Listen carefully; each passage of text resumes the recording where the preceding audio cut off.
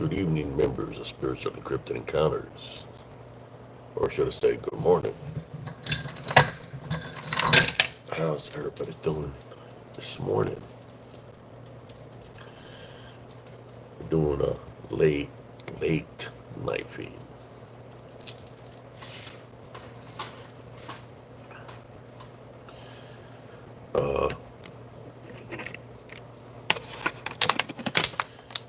Just want to say to all the viewers, to those who view here on YouTube, those who view on my group on Facebook, Spiritual Encrypted Encounters, and those who view my short reels, TikTok under CS.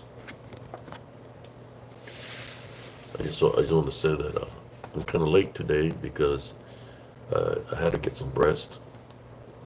Uh, the reason I had to get some rest is because I won the grand. I know y'all remember last night when I was showing you that the grand was going to go off. Well, the grand didn't go up till like the afternoon, so I was awake all day, and I won that grand. I won part of the grand. It was like $865 that I won. So I'm feeling pretty blessed. And my stepson, he won the minor, which was like $117. So it's like I'm feeling blessed right now. How you doing, Runner? Yes, it was amazing. It just popped on my screen. Uh, it's like it was a delay of it going off or something, and it lasted all day. I was awake, and I managed to win part of that grand. So I'm very, very happy. Thank you, Jesus Christ. Uh, I would say thank Jesus Christ for everything, which is a pretty awesome feeling. When I was playing for it and it just popped on the screen, because he could have gone another way. Because before I won it, I only won like 300 and something dollars. When it went off this time, only two people won it, and I was one of the individuals. So I got 865. The other person got 920. But I already have money in there, so it's like I have a 910 overall, $910.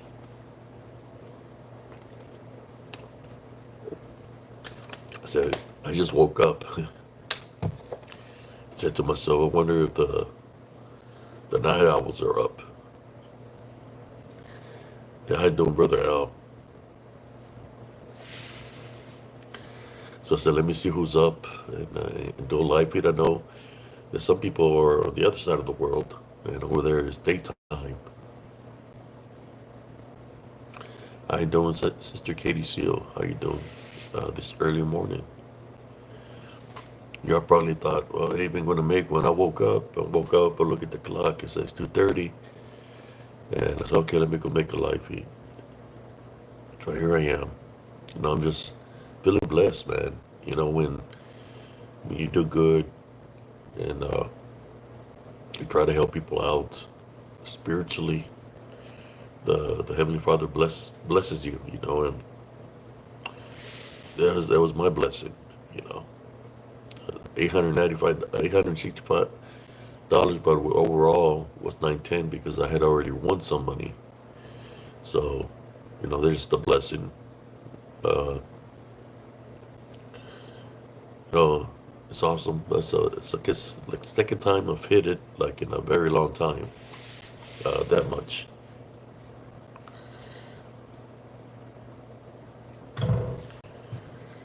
How's everybody doing this morning? I hope everybody's doing great. How you doing, Sister Delina? Today I'll leave the conversation up to y'all. What y'all want to discuss? What topic y'all want to discuss today? Is there's what I noticed. One thing that I noticed, brothers and sisters, there a lot of those people creating a lot of AI stuff to make it seem like something happened or some kind of story happened, saying it's a myth or a legend, but then when you look it up, it doesn't even exist. Uh, I think the one I witnessed was dealing with a crippled man that had no arms and no legs. They said he would give people three wishes, and the wishes he would give the people would die. It would be the opposite. They say it was a man that would elevate himself, but he had no arms and no legs. So I looked it up. Even such a character existed because some of the pictures looked like AI to me. You know, like they were man-made. And when I looked up for such an individual, it didn't even exist. So you got to be careful of what you're seeing out there. That's all I can tell you.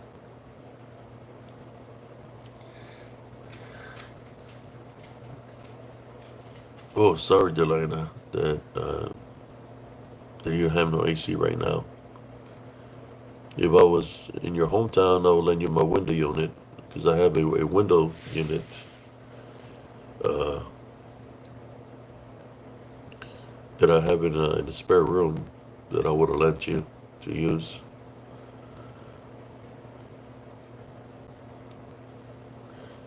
We normally keep like a window unit just in case something happens. We had one time we had two window units just in case, at least for the bedrooms to stay fresh.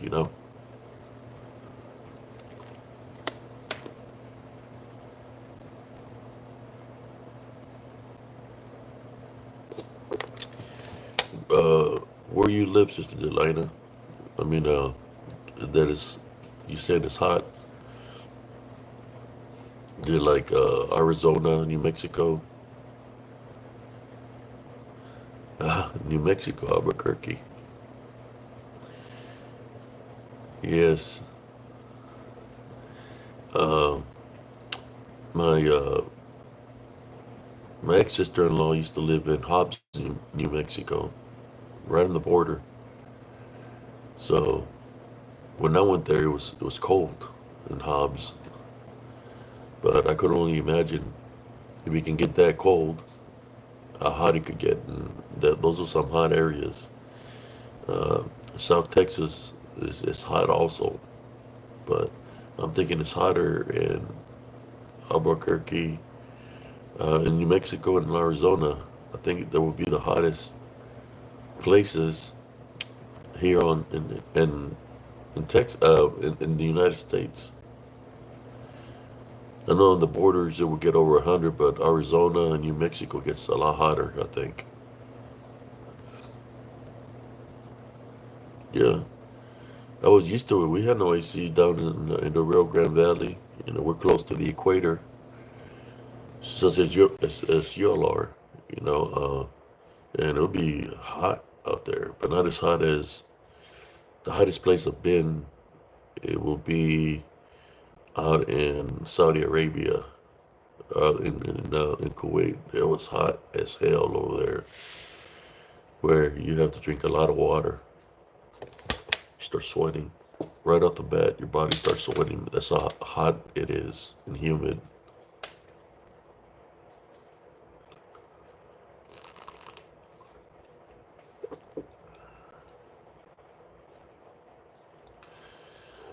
Sorry to hear about Delina. I know I hear there's a lot of people that pass away during those heat waves due to dehydration.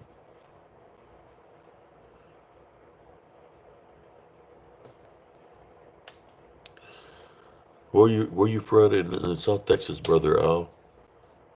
Where are you from?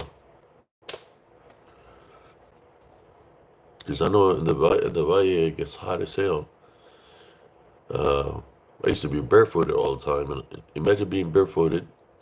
Because that's when I was a kid. That's how it was back in the 70s. They have a picture of when I was a kid. The full picture of the picture where I just took my face.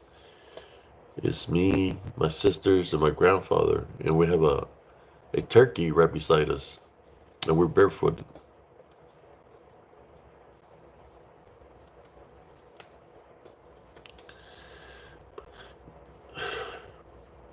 In Saudi Arabia, you know what? I don't know really. I never paid attention to the heat because I didn't have, back then when I was out there, we didn't have this kind of equipment, the cell phones like we have now. The only thing we knew is to drink water and to stay hydrated. But I know it was hot because I went there. I was weighing like when I went out there, I was weighing like 225. When I came back, I was weighing like 155 pounds. That's how hot Saudi Arabia is. I went weighing from 225 to 165 pounds. Or, yeah, well, I think about 155 or 165 pounds. I can remember. But I lost a lot of weight. How you doing, Spirit Brothers UK?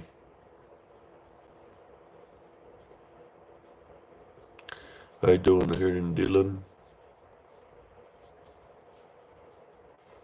Oh yeah, it was like hot as hell. It was hot as hell during the day, but then when the sun set, you better get out your cold weather gear. I mean your cold weather gear and put it on because then it gets super cold at nighttime.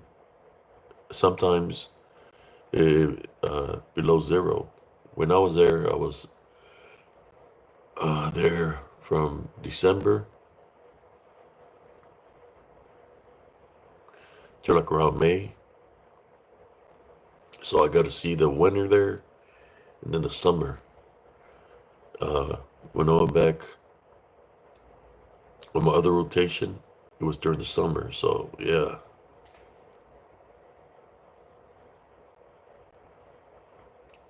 that's good. That's right, brother Al. San Antonio.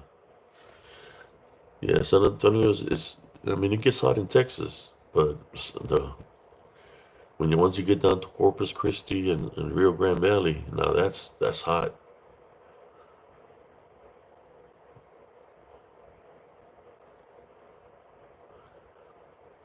How you doing, her day, Dylan? Yeah,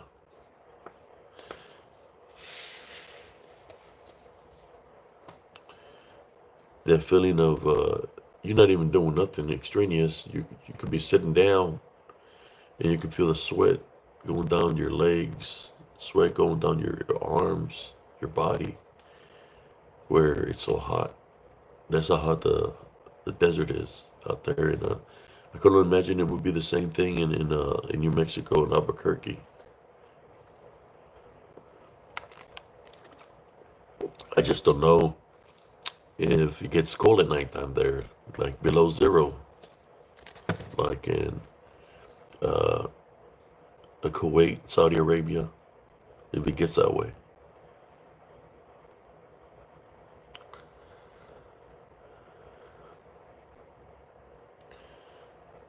Thank you, brother Al Gore.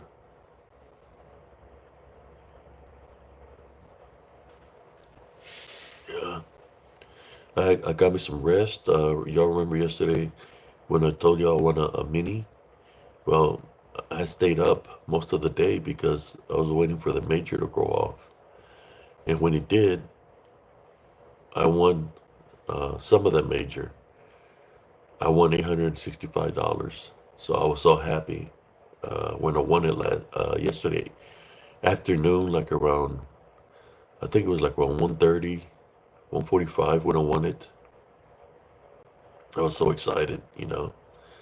And I said to myself, when I do the live, I'm going to do it off my phone. So I remember yesterday I said, I'm doing my live off the laptop because I'm waiting for this to go off. It didn't go off till afternoon. I just thank God that I was able to win it. So that was a big blessing. When you do the good works, blessings come your way.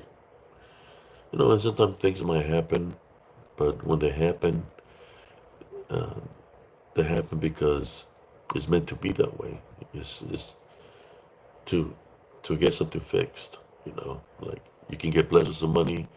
You might have car problems or something, and it's the money is blessed to you to use it to fix your problem. It's kind of like the Heavenly Father knows in advance that you're going to need that money, right?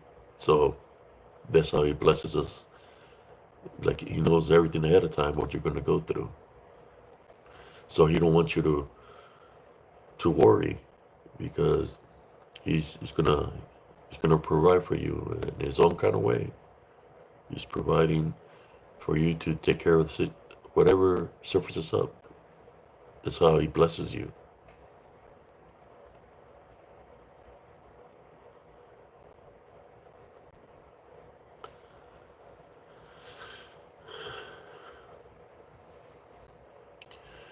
Yes, brother Tony. What you was in 1968 will be Vietnam. I think Vietnam was from what 67 to 68 or 69. Well, I can't remember how many years it was. It was quite a bit of years. I knew I had some friends, well, people that I knew that served in Vietnam, and I could only imagine, being in that environment. It was a jungle warfare. A lot of mosquitoes, leeches, scorpions, snakes.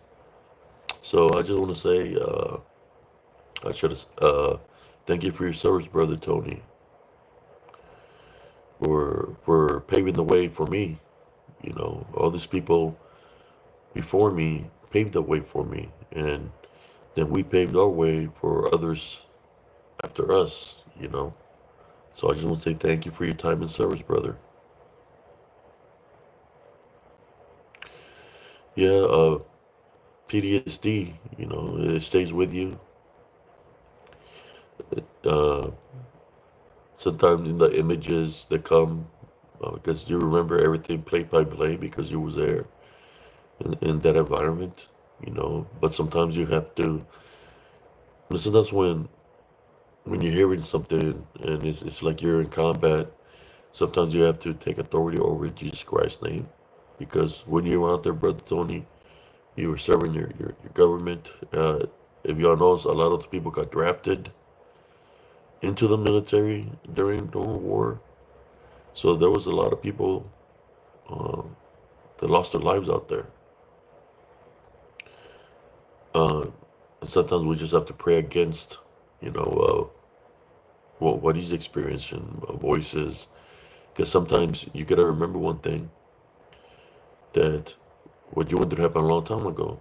But these unseen forces, demonic forces, they can mimic, right? Things of the past. They can mimic a voice. If you're hearing it, you might have a spiritual bondage. So I would like to pray for Brother Tony right now, my brother Tony. If you like, I can pray. I would like to pray for you at this time. At this time, I would like to pray for Brother Tony and all the veterans, or everybody that's here right now in this group. Uh, we're speaking to the voices that Brother Tony hears when they come to him, whether he's awake or asleep. We want to take authority over you in Jesus Christ's name. We tie, bind, and rebuke you in Jesus Christ's name. Leave Brother Tony alone.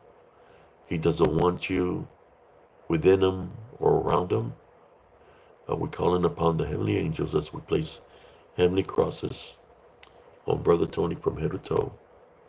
We're placing heavenly spiritual crosses on his doorways and on his windows and any passageway in his house. We call upon the heavenly to do a clean sweep of this location and a personal sweep of his personal foundation. Uh, Brother Tony shouldn't be feeling any kind of guilt of what happened out there. If something happened, he can ask God for forgiveness. He has to forgive his enemies through a love foundation. At the same time, If there's any demons manifesting to pretend to be the enemy or an experience that experienced out there, we tie, bind, and rebuke you in Jesus Christ's name. You're gonna allow around Brother Tony. We tie, bind, and rebuke in Jesus Christ's name at this time. Amen.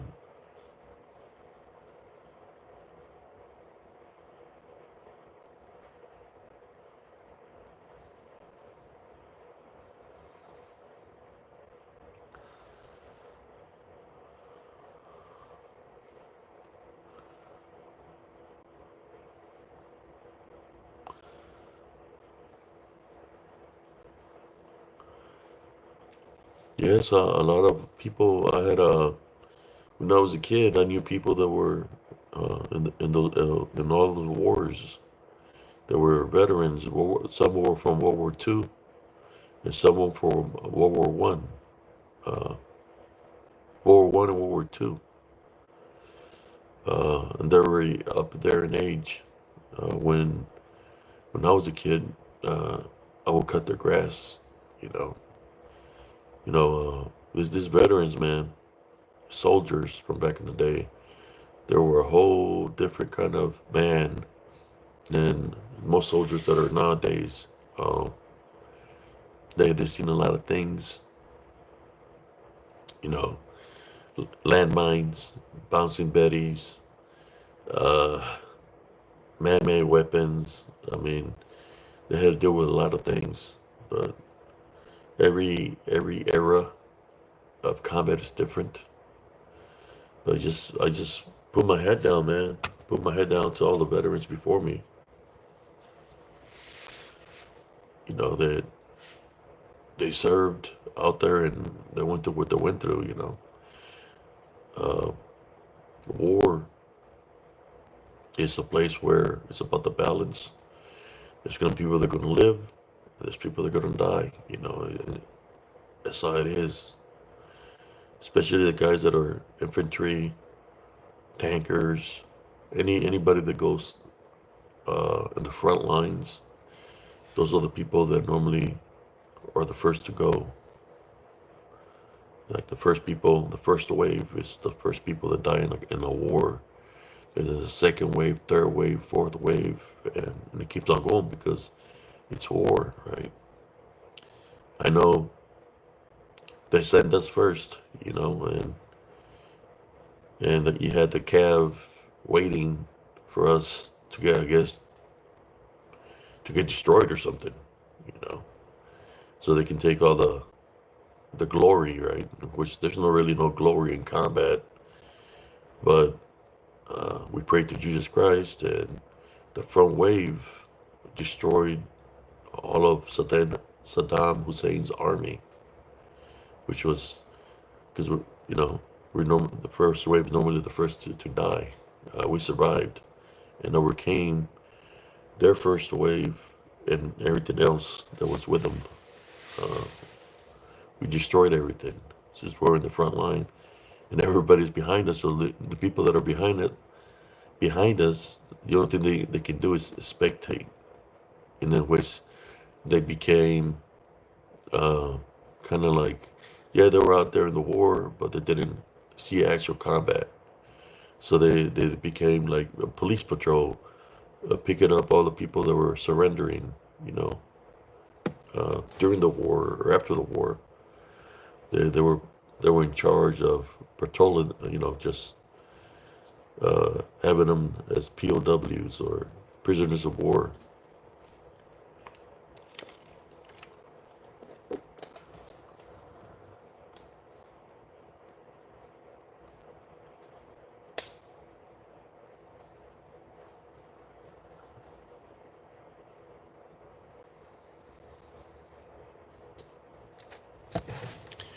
Yeah, the wars nowadays. Back then it was different. They didn't have the protection that they have now. There were metal pots, you know, on their head. The Cavaliers were made out of metal, so a bullet could easily penetrate them. Uh, they had no body armor, so You know, if a bullet hits an arm and a leg, that's it. You know, the body goes down. Now they have body armor. The soldiers can wear body armors on their to cover their main organs, right? But you know, they can still wind up getting hurt if they hit a mine or they get shot like in the legs, on the arms. But yeah, the soldiers back then, there was no protection, man, and they were getting hit by all kinds of things, artillery, mortars, uh, chemicals. It's sad, man.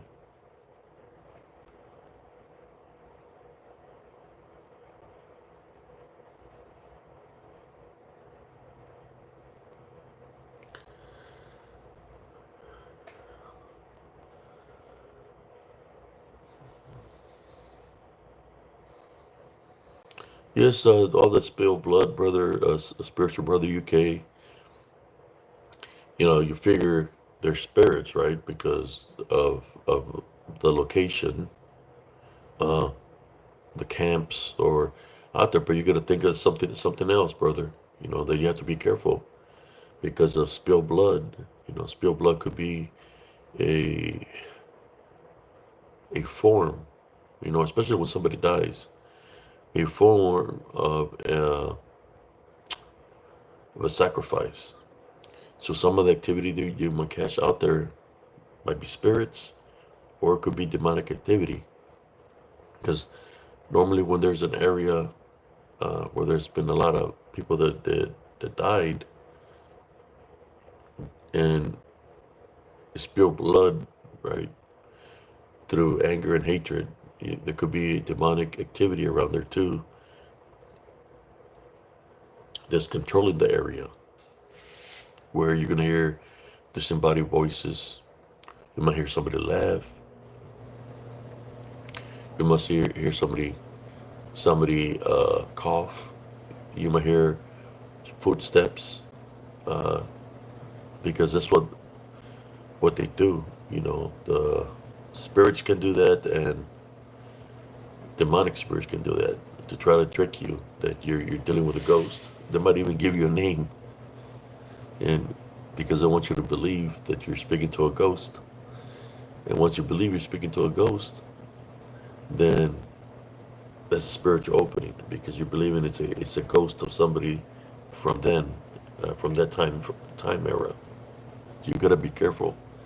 I always, when I go and investigate, I always pray before, during, and after. If the activity picks up, I pray. Uh, and activity, and if it's still picking up, I continue to pray. And when I leave, I pray for nothing to follow me home.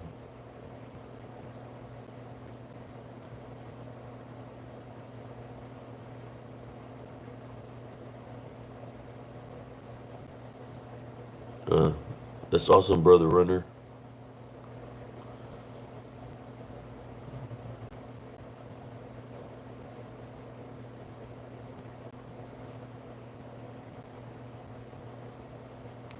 Oh yeah. When you got to think about it, where there's death, is because there's a just when there's a war, there's also the balance out there, the balance between good and evil. I witnessed it, man, and I'm more than sure people that were in those wars, World War One, World War Two, or any war that they've witnessed the balance. You know, I'm talking about demonic activity, things that are unexplainable. I believe some of the wars, the people would spot UFOs in the air. You know, why would they spot a UFO in the air? You got to remember that orbs, shadow figures. I'm more sure they've seen all this out there because it's about life and death. So you're gonna see all this kind of activity. I wouldn't be surprised if you look into some of the stories that they probably spotted a werewolf out there, or a vampire, or seeing a Bigfoot out there.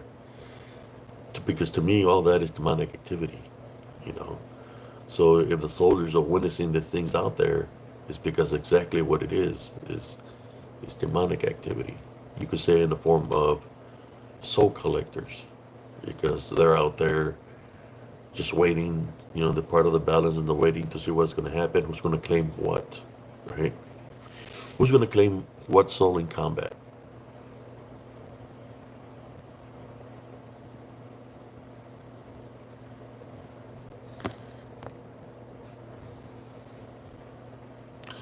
Yeah, bunkers, underground bunkers. When I was out there in Operation Deerstone, there was underground bunkers. Believe it or not, they had underground bunkers. They had underground mortar pools in the desert. Nothing up on top of the sand, but those things underneath the sand. They had uh, underground mortar pools, underground bunkers, tunnels. Uh, in the battle I was in the battle on Medina Ridge, we stopped at a certain point. I spoke to this guy that was one of the shoppers. There was a support. He said he was out there in the front lines with us. And he said that if we would have gone 30 more feet, that we were going to run into a uh, underground obstacle that was full of mines because it's underground. If and our tanks would have landed in there, and that would have been the end of the first wave. I think that's what he told me, that they found a location out there that was like maybe 50 feet away from where we stopped. If we would have gone 50 more feet, the first wave of the tanks would have landed into a underground landmine obstacle that was covered by the sand. So I'm glad that we didn't go any further.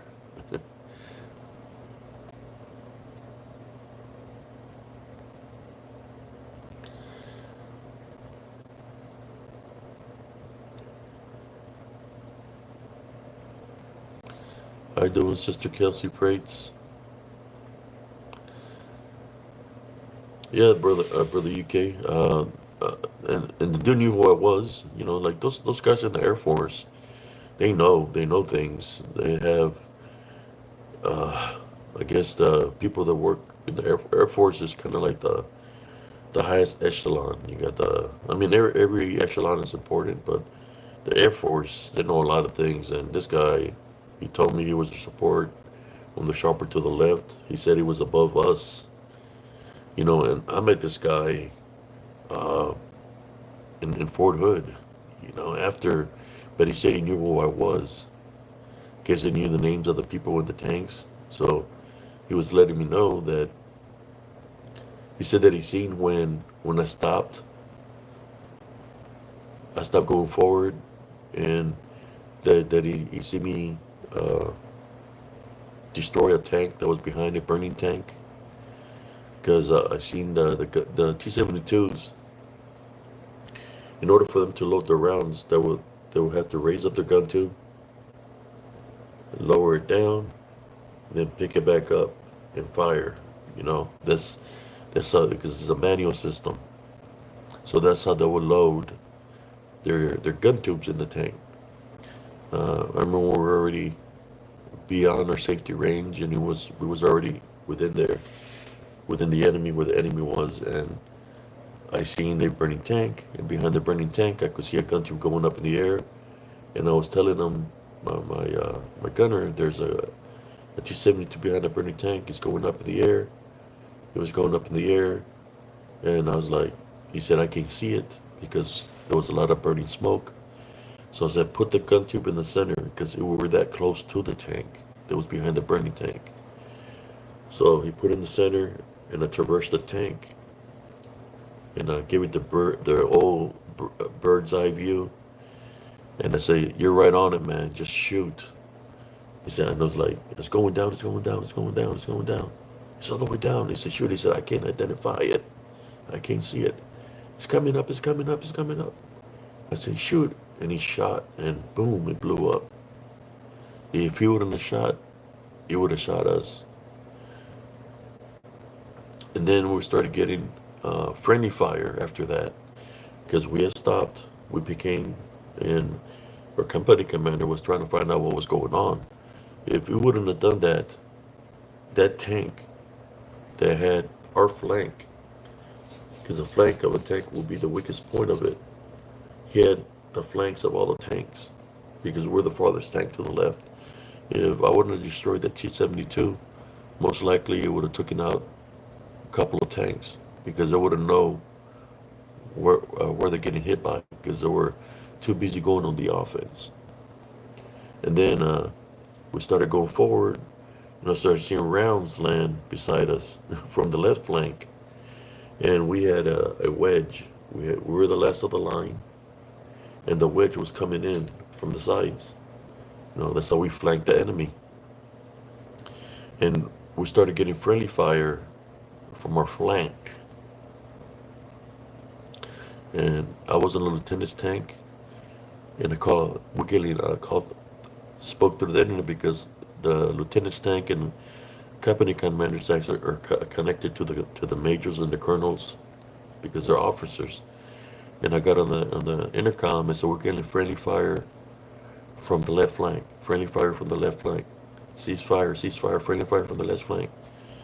And they told those flanks from the left to cease fire because it was friendly fire. If I wouldn't have done that, most likely we would have gotten shot. We would have gotten killed. I did a lot of things that I never got recognized for. That protected the crew.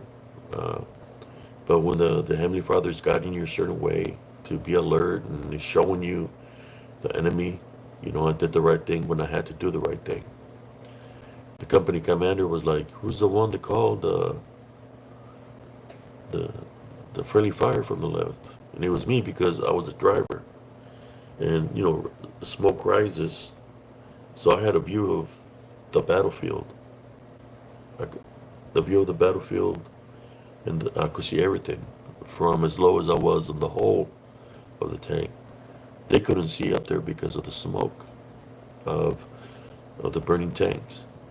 And there was already smoke in the air from burning oil wells, but it was more the smoke of all the burning tanks that they couldn't see. But I was the one that called this fire.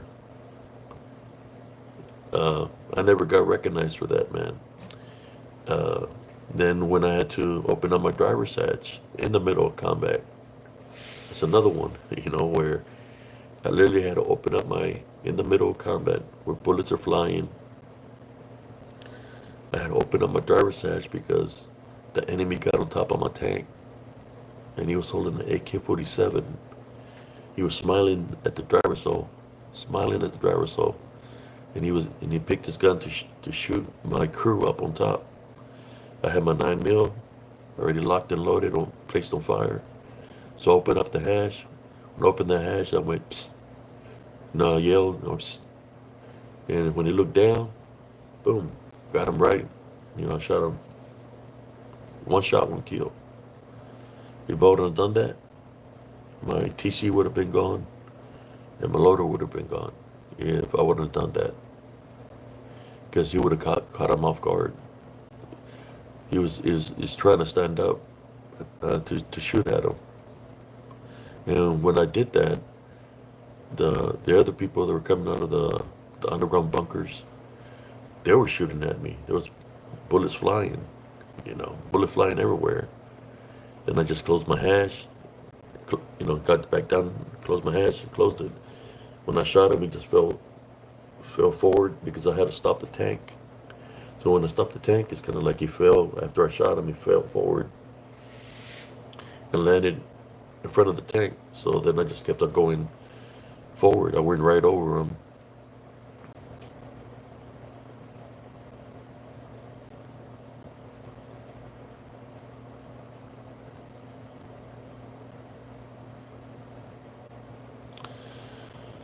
Yeah.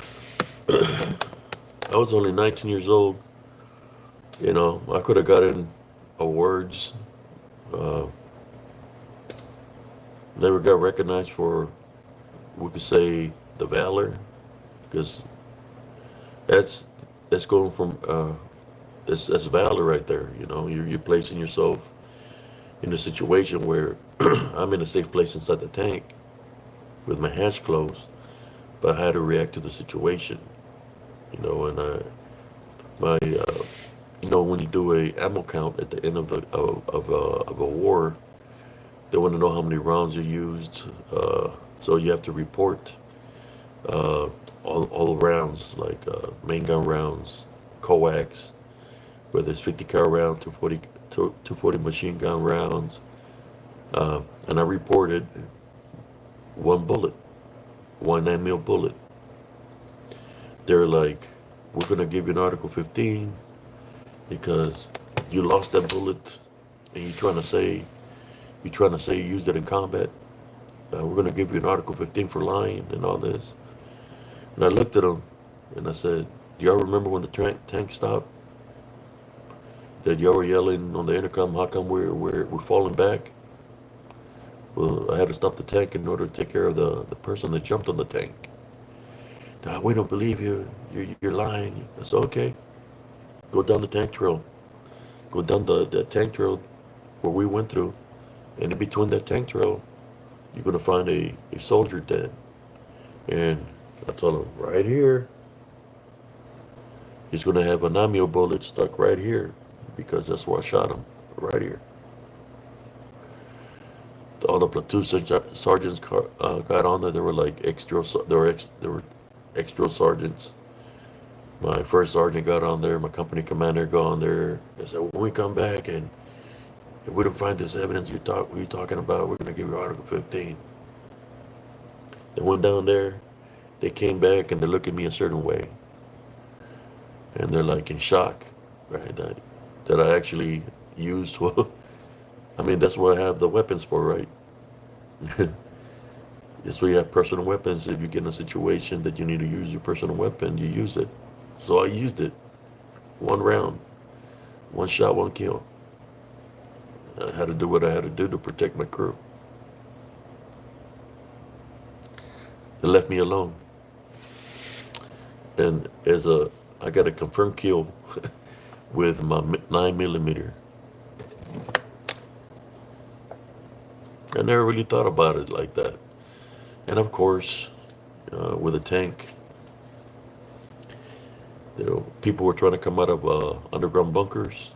They got 65 tons on them because, like I said before, I could see everything happening in front of me. So every place I seen people coming out of the sand, I took the tank, ran over the bunker, see other people coming out over here. So I'm going like to the right, to the left, to the right, to the left, running over the underground obstacles that have people. So they got 65 tons on them, you know, because I had to protect my crew. Man, I'm sorry I'm talking about this. But you know, when you're in a combat environment, you got to do what you got to do, especially to protect those that are on your tank. It's a 4-man crew, so I had to protect my brothers in arms, right? Just like the gunner was doing his job, he was shooting.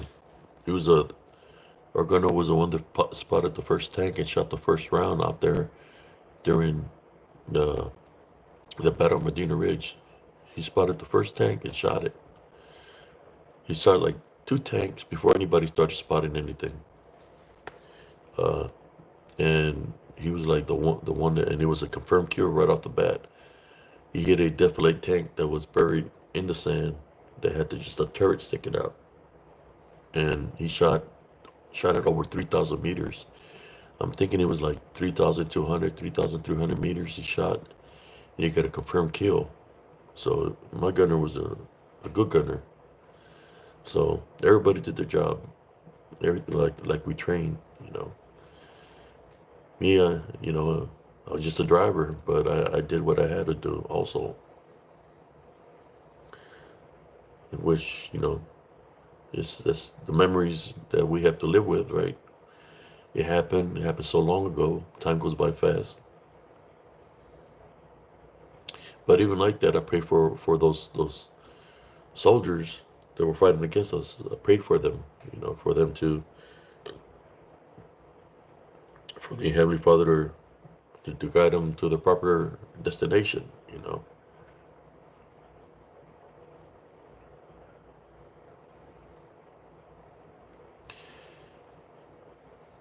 Yemen.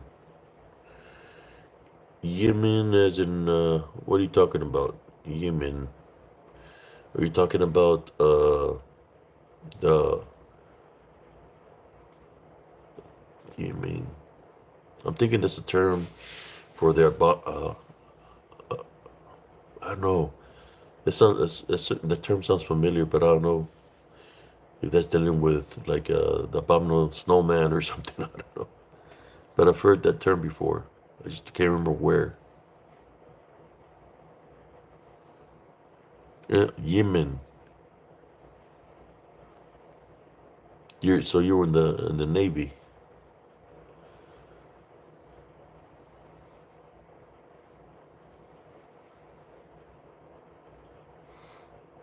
Yeah, my brother was in the Navy. He was in the U.S. USS Abraham Lincoln when he was in the military. He served like 4 years. Then he got out. He was working for Domino's. Then he started working building the naval ships. But then after that, he decided he was going to college, so he became a teacher. So he's been living in San Diego for over 30 years now. He got married. He's a art teacher slash, you get your doctorate. His wife is a English major slash doctorate. There's doctors or what, or doctrines that they give him. So he's been living up there. He's doing good for himself after he served the Navy.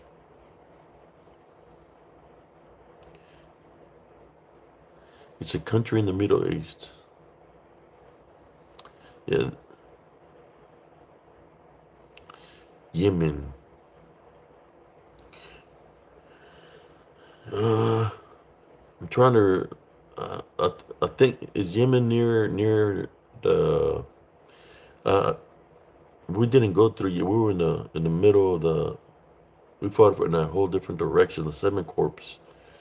Uh, but Yemen was out there towards where the oil fields were and the airfields, I believe.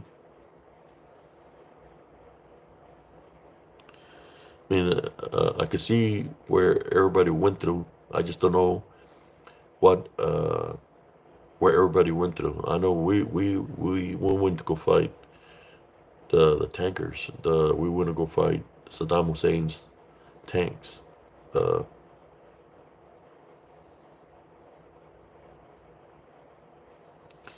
Nobody enters the Red Sea without Yemeni approvals.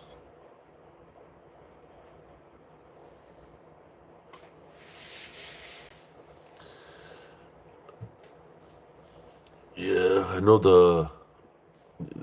where we got downloaded our tanks. The waters there in Kuwait, the bay in Kuwait. The waters were like you can't see. It's like gray, like dark gray. Dark gray water, dark gray and black. The ocean.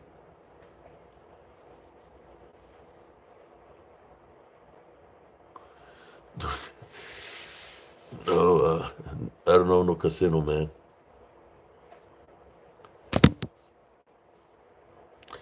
But you could say if I did own one or was a player, I'd be a billionaire because I survived combat.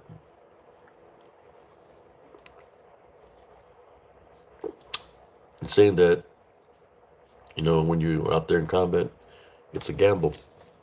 You either gonna live or you're gonna die.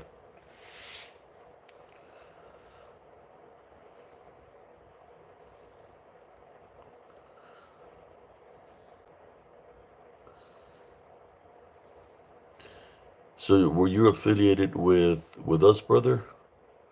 Jalal Azar? Were you affiliated with Say we were really aggressive fighter due to the 10 years of the U.S. war with us. So when you said that the U.S. was fighting with you or against you, I mean, I don't understand that if they were fighting with you, you're or against you, because I remember. I mean, you talking about.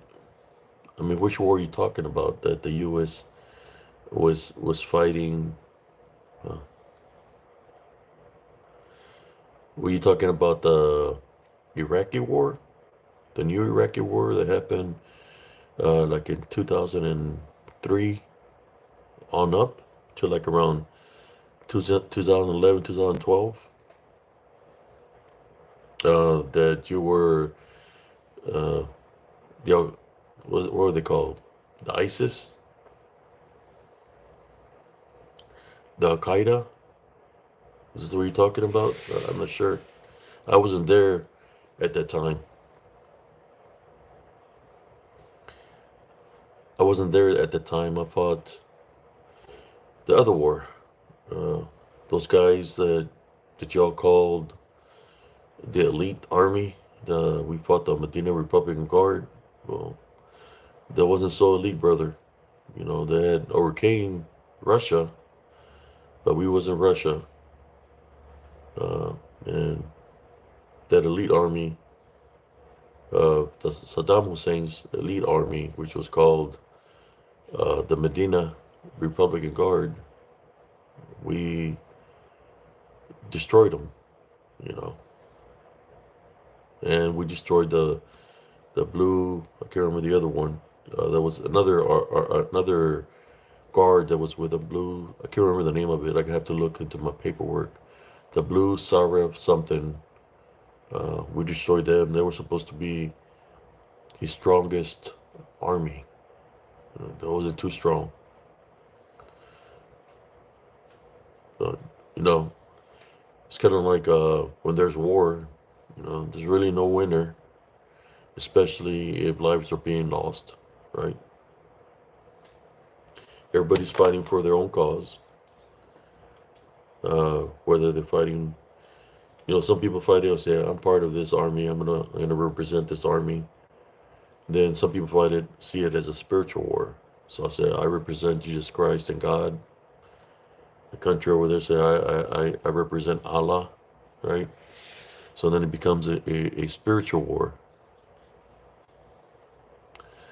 Yeah, Saddam Hussein got sprung, man. That was an evil man. That's why he died the way he died. He got hung. He killed a lot of women and children.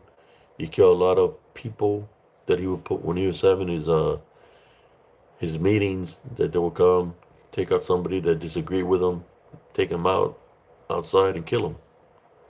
He was an evil man. He thought that he had pictures of himself on a white horse. He thought he was somebody uh, of spiritual high importance. He found himself off the white horse with a noose on his head, and they got him for uh, war crimes that were against the Geneva Conventions. I don't know if he was a legend, brother. Well, Amir. I mean, the way his fate ended at the end, that everybody seen it on the news or on TV where they hung him. That's not a legend ending. That's all I can say. And they're finding out. Right. Y'all had chemicals. You had blood agents, and y'all had anthrax. You had the chemicals you were using to killing innocent children, innocent women, because you would use certain towns in Iraq to test chemical warfare. That's why y'all got defeated, man. You're going against Jesus Christ, or should I say, you're going against your own God. You wanna call him Allah? You were going against your own God. That's what the fate of what happened to all your armies got destroyed, man. We could have destroyed them and most likely gone into the Iraqi border at the time and continued the mission. But our mission wasn't to fight y'all in the our army was big then. Our jobs orders were to liberate Kuwait. So that's what we did. We sent the enemy back across the border.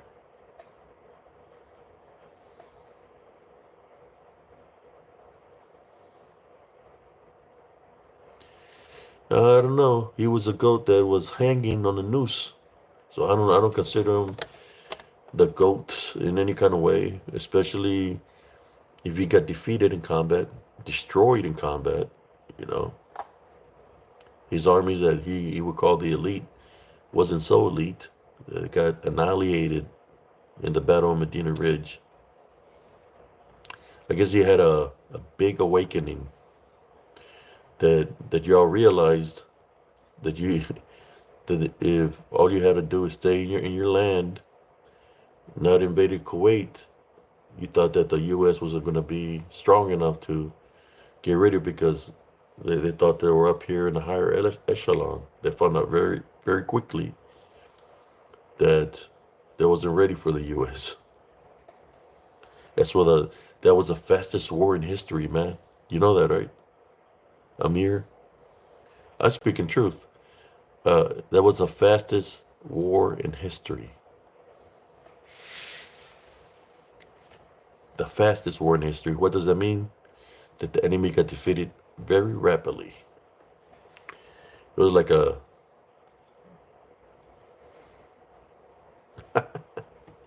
no, brother, right here. First Armor Division. This is what they were facing. Siempre fui.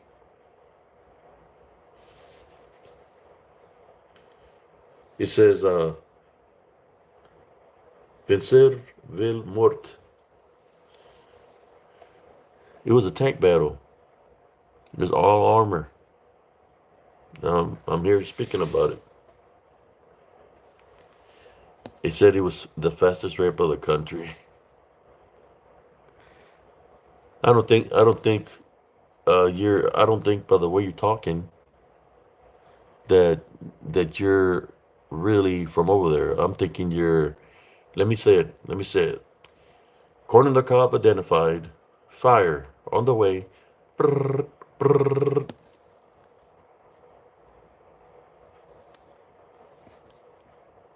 Brrr, brrr. Ceasefire, ceasefire. Target identified. Let me see who else is here. Uh,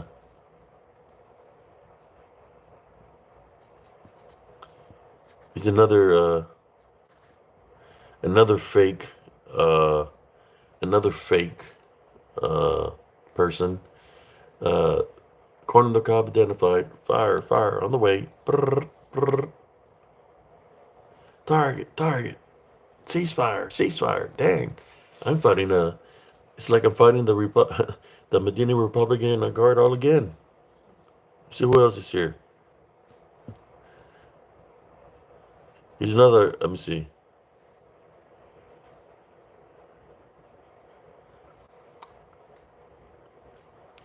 Target identified. Fire on the way. Brrr, brrr.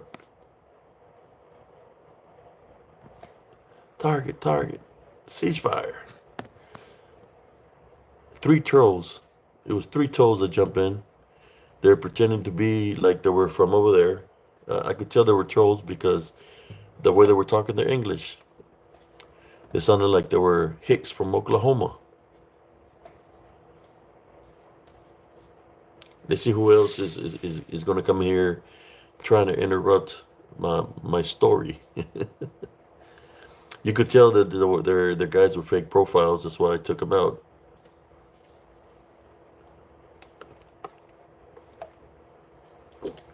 They're like, yeah.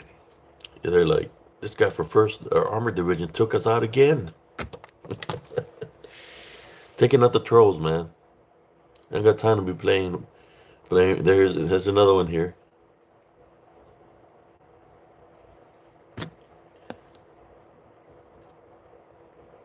Target. Corner cob identified. Fire on the way. Brrr, brrr. Target. Ceasefire. There he goes. Troll identified. Corner the cob. Way deep down his throat. Identified. Fire on the way. Brrr. Target. Ceasefire. Taking out the trolls, man. Here's another one. Target identified.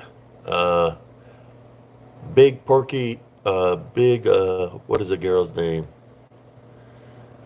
Uh, Porky. Not Porky the pig. Well, I'm thinking Miss Porky. What's the name of the pig from?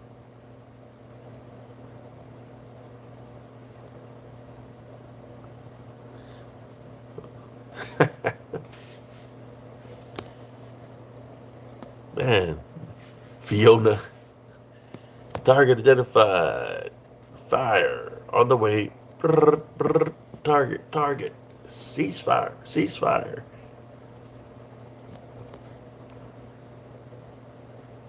Yeah, we eliminated Miss Piggy. Yeah, I know who it is. I recognized them. I was just playing along with them. I knew who it was. That's the same people that interfere in my live feeds. Yeah, if they're on that meth or that crack, you know. Man, we collected $20 today. Let's go buy a rock. Pretending they're from over there from another country. Come on.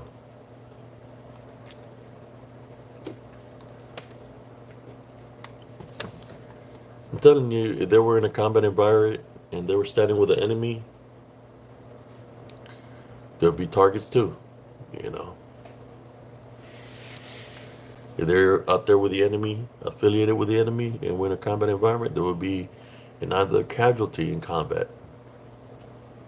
That's the truth. Either you're with us or against us. Miss Piggy, Fiona, Lulu, Big Lulu. I don't know. Them people are them people. The way they look is only the way they look would be only how a mother would love them, because they definitely don't got no looks. Uh, like if you go to their home, you could hear the banjo playing. Ding ding ding ding ding ding ding. Here you go. Mikey with the corner of the cob identified. Fire on the way. Target, ceasefire.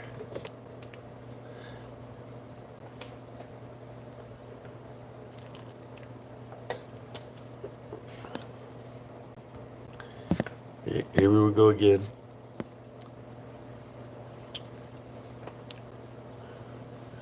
Bigger Mikey identified. Fire on the way. Target, ceasefire. You know, when you do the lives and you look at the regulars that come in all the time, and all of a sudden you see this other people just surfacing up, it's because it's a guy with his fake profiles. He's got so many. So I'm booting them out and having fun. I don't have my equipment connected to make the sound effects. Mikey the Gobbler. I wouldn't be surprised, as he's always talking about corn on the cobs, that he's into some weird stuff. You know, I guess he might think he's a female or something. So he's a McGobbler. Oh man. That's funny, he's a McGobbler.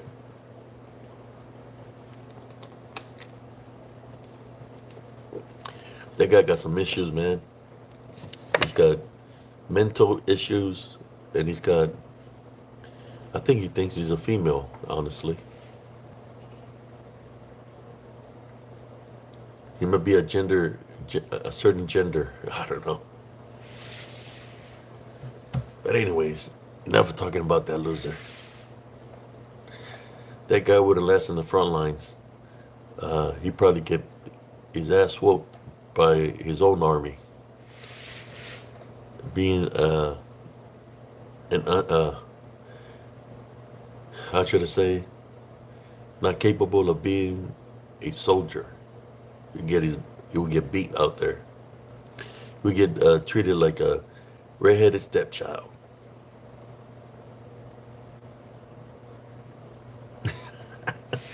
Murphy said he likes the corn on the cob buttered. He probably does. He probably likes a song too. Super freak, super freaky. Ding, ding, ding, ding, ding, ding, ding. Super freak, super freak, super freaky.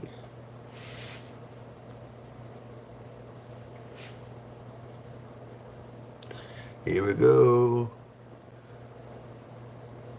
Here we go. Buttered corn on the cob identified. Fire on the way.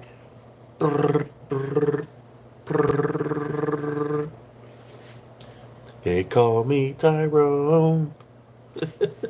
He's using all the fake profiles that he's used before, and I'm caching them because I remember them and I'm booting them out. Because I don't got time, and I don't got time for his nonsense.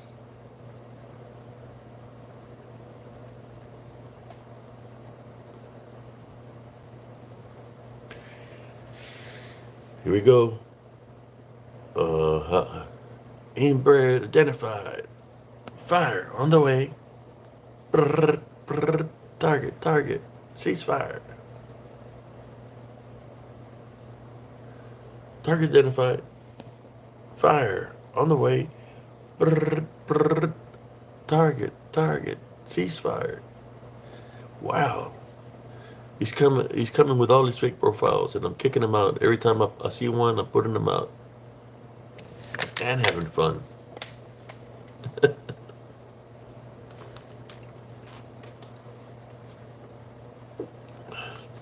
I'm gonna make a short reel.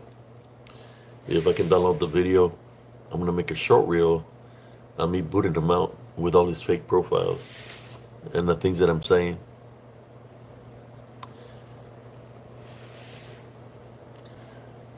Here we go. Corner cop from more KC identified. Fire on the way. Target. Ceasefire. We all know who the regulars are.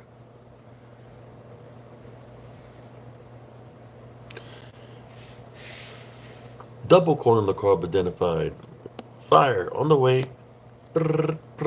Target. Ceasefire.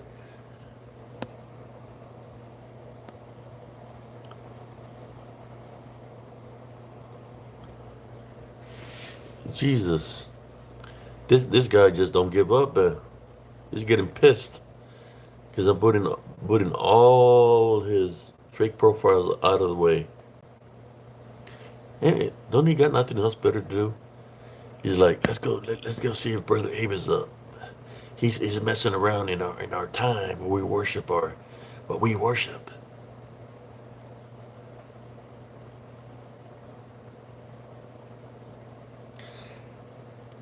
Said we're gonna mess with them. We get back on the crack, get back on the meth.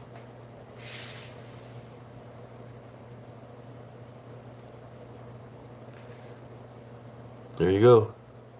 Target identified. Fire on the way. Target. Ceasefire. Target identified. Fire on the way. Target. Ceasefire.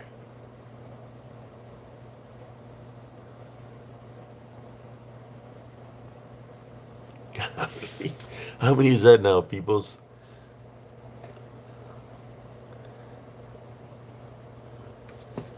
I'm booting them as they come in. I'll let them stay in for a little bit and then boot them out. Shit, he wants to help my viewers, my view count. Go ahead, keep on bringing them.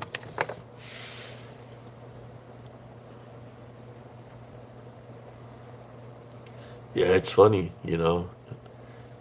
Uh,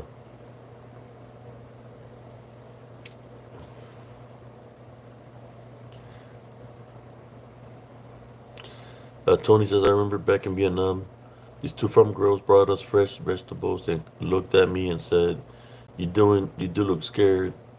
I replied, it's my time, and here's nothing I can do about it. Maybe a lot of Vietnam soldiers had run out of food, out of rations, so a lot of them were real skinny up there fighting the front lines.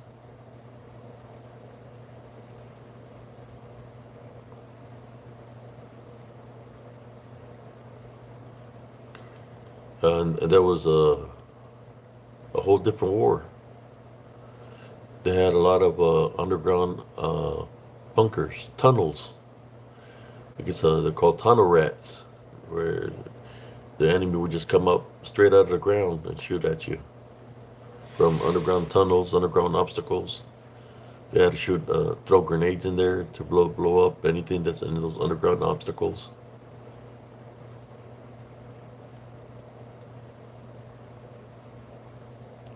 But yeah, what was it we're talking about? Well, let's get rid steer away from the combat or from who's done what out in the combat. Uh, since we're talking about warfare, we can talk about the spiritual warfare that's amongst us. You know,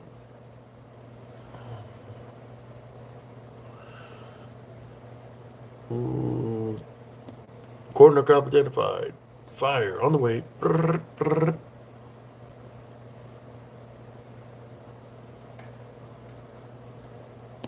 Corner cop identified. Fire on the way.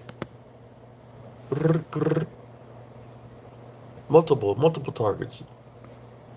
Identified. Fire on the way. Brrr, brrr. Identified. Fire on the way. Brrr, brrr. Jesus Christ. This guy just don't stop.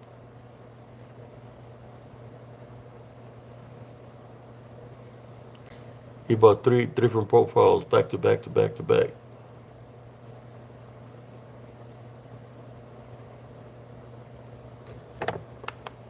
I'm sorry, y'all. Uh, how's everybody doing this morning? I hope everybody's doing great.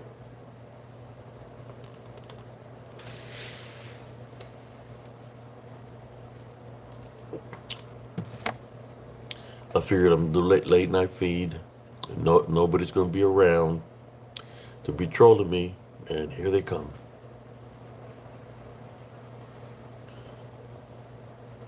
Corner cub identified. Fire on the way.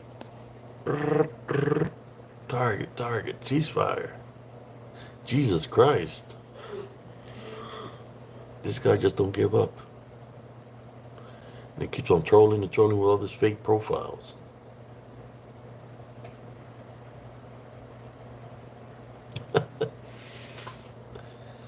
Oh my God.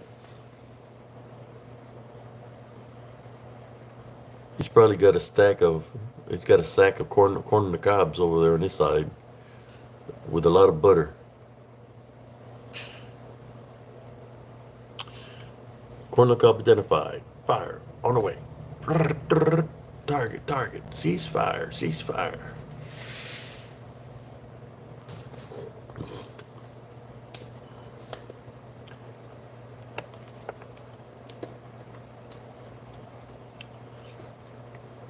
Yeah. One after another. That's how sick this guy is. I would teach him a lesson in life if I were run into him. Give him the whooping his daddy never gave him.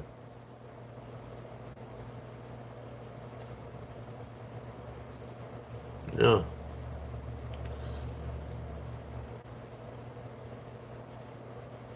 I'm being honest. I'll give him the ass whooping his daddy never gave him.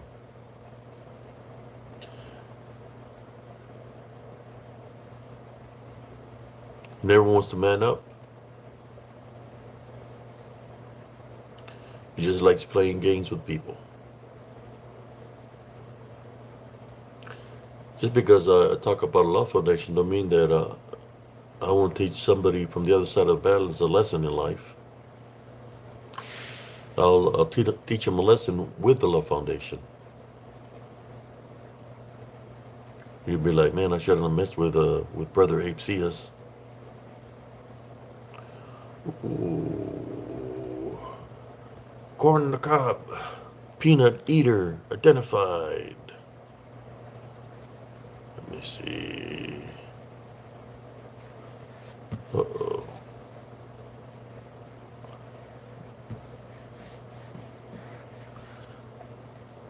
Mm-hmm.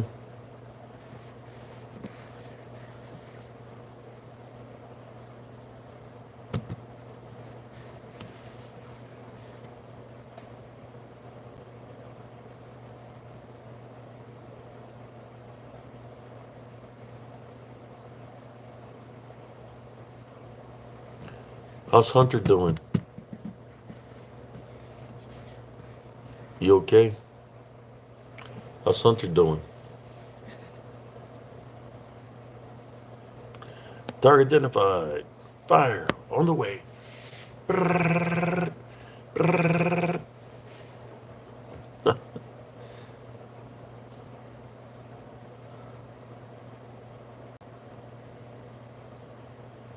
Oh, he wouldn't make it in the penitentiary. Target identified. Fire on the way. Ceasefire, ceasefire. Target, target.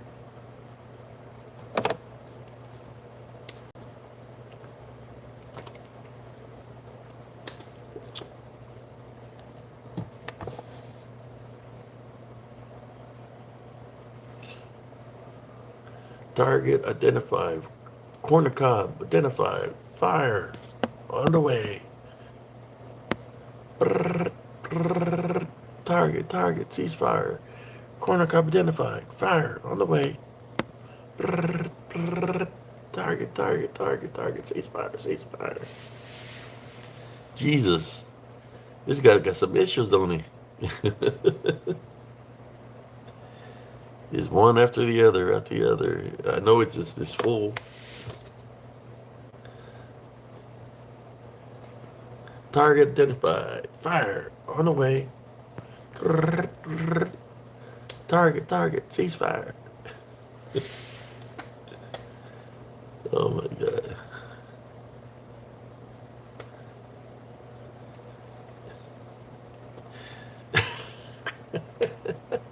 Smurfy. To go mustard like it, you must grow some balls. Yeah, you ain't got no ball.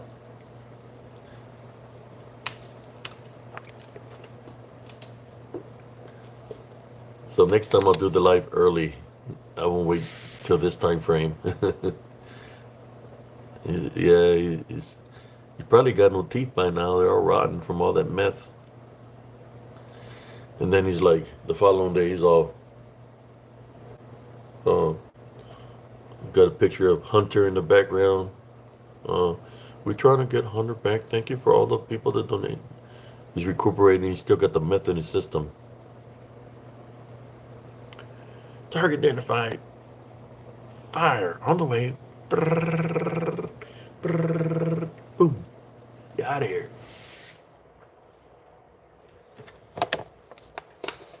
I think I'm doing pretty good job of booting them out tonight. Instead of letting them speak, booting them out. And whoever's reviewing, I'm booting out the trolls of Oklahoma. We all know his name. Remember the commercial of Mikey with the Wheaties? That he was, Mikey can do it, and he's eating the Wheaties. Well, this is Mikey without the Wheaties. I guess he's Bruce Jenner. You just put it that way, or Caitlyn Jenner now. So his name is Michaela.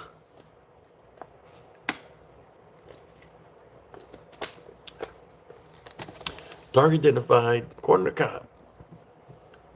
Two corner cobs in his mouth. Identified. Fire on the way. Brrr, brrr. Target. Ceasefire. Yeah, hey, Mikey, he likes it. He likes it. He didn't corner the cops. He's probably like, damn, it's Kiki. He's like, how does he know it's me? How does he know? Michaela. Dirty Michaela. He probably don't take a shower. Don't take a shower. It smells like chemicals from all the meth that they be smoking over there in Timbuktu, Oklahoma.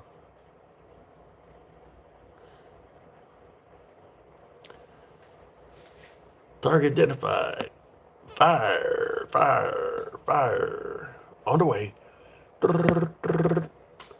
Target. Ceasefire. Oh, I don't know, having fun talking about the stories I was talking about.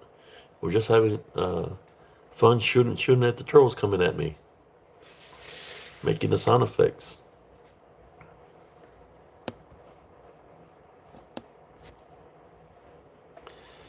Yeah.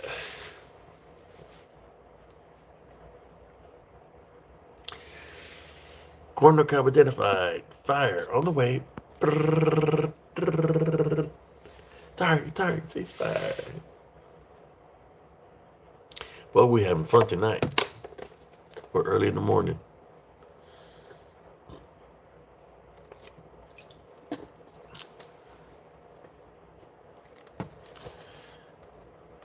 Oh, here we go. Target identified. Fire on the way. Target identified. Fire on the way. Damn, that was a double whammy right there, back to back. You see how bad he is of a troll? And then he says that it's not him doing anything. Target identified. Fire on the way.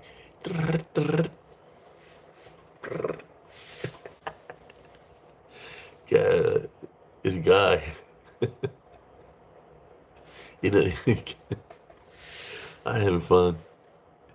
Target identified. Fire on the way.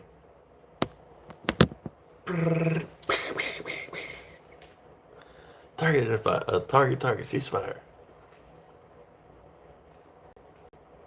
Come on, who's next?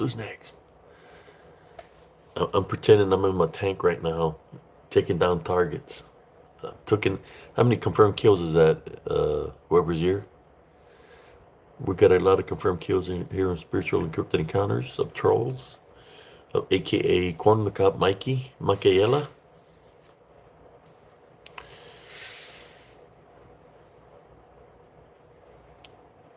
I'm sorry, guys, that this is happening, but that's what happens when you have method trolls. Uh, Method trolls without a job to troll you. They just want to come in. They want to interrupt, like when you're just trying to say something or speak about something. They want to interfere.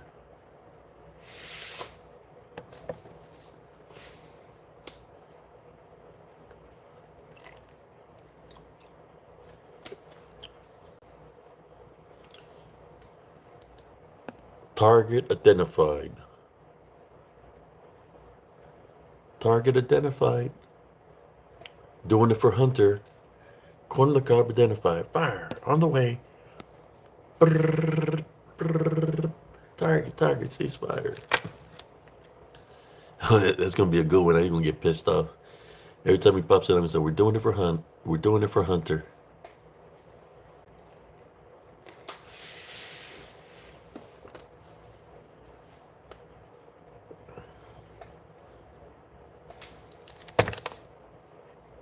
He keeps on coming. I keep on booting it out. I already know it's him.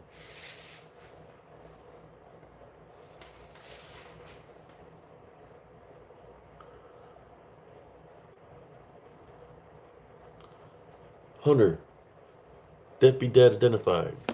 Fire. On the way. Brrr, brrr. Target, ceasefire. Damn, I got Hunter behind me shooting at him. Hunter. Deadbeat Dad identified. Fire. On the way. Brrr, brrr. Target, ceasefire.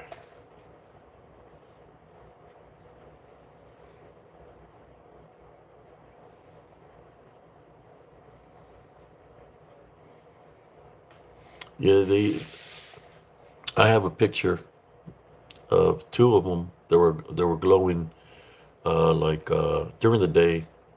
They had like a yellowish glow to them that looked like clouds. If I find that picture, I have to look into spiritual encrypted encounters, and I'll circle them so you can see where they're at, or point an arrow to them. And I seen them move. I thought there were clouds at first, and I seen them move very rapidly. But you got to remember, this DDN, they can mimic anything dealing with the elements. You know what's up in the air? Elements of the sky, right? Air, that's an element.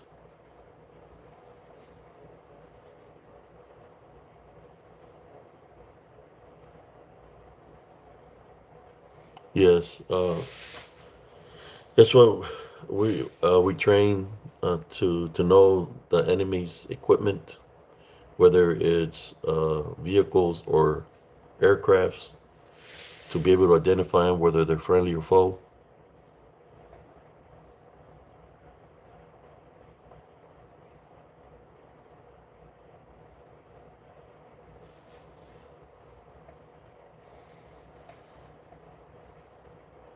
There's different kinds. The one I seen back in 1970, I say 74. I was a kid. There was a lot of clouds in the sky down in the Rio Grande Valley, and I seen something pass that looked like a big aircraft. It looked kind of like a triangle, but it was white. You know, I said it may be just my imagination. But right after that, the sound barrier started breaking, where you could hear boom, boom, boom. This is 1974. The sound barrier being breaking in the sky. Boom, boom, boom. And you could hear the sound barrier being broken all throughout the city. Following day, uh, they were talking about identified flying objects spotted in the air, where people have seen it going breaking the sound barrier within our town. So yes, something was breaking the sound barrier, but you got to think about something. Sometimes when you hear a breaking of a sound barrier, it could be something entering our world from another dimension. So all those booms that were breaking, boom, boom. How many things entered our world that were from another dimension? You hear it where it says, some people say it sounds like a crash, sounds like metal to metal. Well, sound barrier kind of sounds like that too.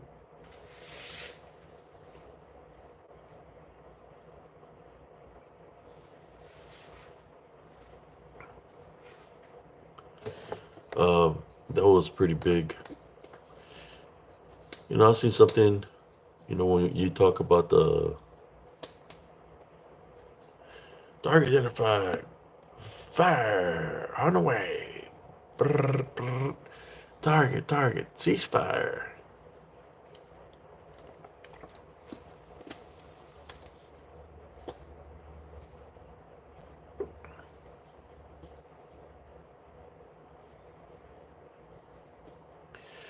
Yeah, I know what you're talking about. I used to see that.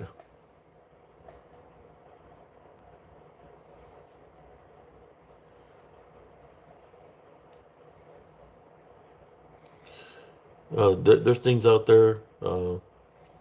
Now, this is what I'm trying to tell you. You got to remember that Satan was the angel of light at one point in time. So what does that mean? That it can make things like that look that way. It can manifest to look like a UFO to an orb, something of light. That's what a UFO is. It has different color lights, so it has a capability. So just got to be careful of what you're believing in because that could be a spiritual opening. You go from seeing a UFO to start having activity at your house, spiritual activity, paranormal activity. Uh, I'm just saying that's what normally happens when you see a UFO, you start believing it's a UFO, you start having paranormal activity at your house.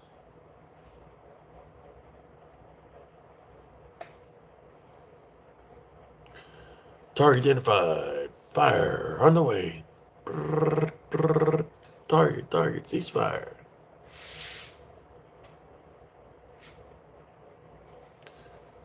These guys just don't give up. I seen one uh, when I was out there in Fort Ord, California. We were training. It came from the sky. It was just staying stationary in the sky, right?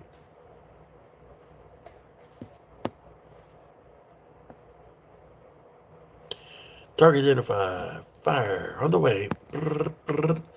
Target, ceasefire.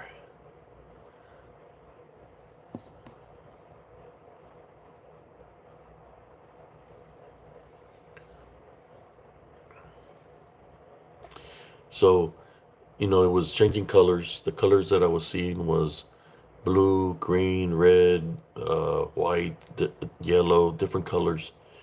And then he started doing a figure eight. It was moving slow. It started going real fast. Doing the number eight. As it did the number eight, went back straight up into the atmosphere. Number eight, that by itself is telling you something. That signifies that it's a spiritual battle. Normally on the eighth day is when you have results of a spiritual battle. Target identified. Fire on the way.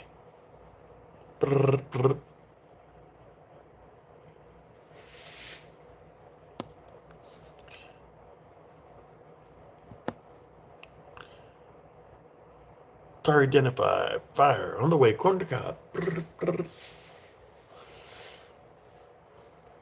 Yeah, it took off and everybody was making the number eight. Number eight, it's like when you fight spiritually against people that are dabbling in the dark arts or something demonic. Normally by the eighth day is when you have positive results on the eighth day. Seventh and eighth day. Infinity. And the eighth day you get results. So that's letting me know that it's something like a demonic battle, and it's whatever was there was trying to find a way back to maybe to me, right? So I didn't believe it was a UFO because it was on the eighth day.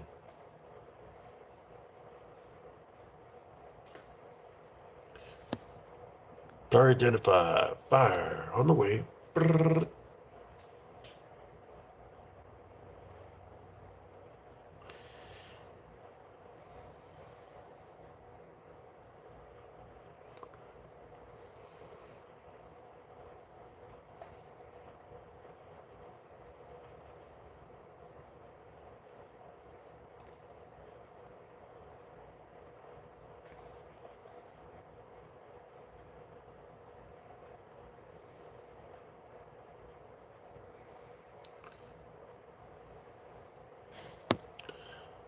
Uh, Spiritual Brothers UK, I got a question for you. Are you the one that is friends with Corner the Cop, Michaela? The one that the so-called Zimzell, you got a different name? Dogman UK? Is that you?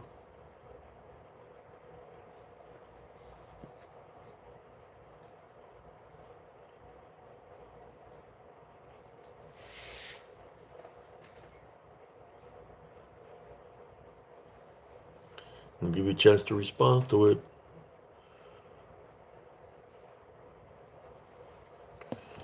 In saying that,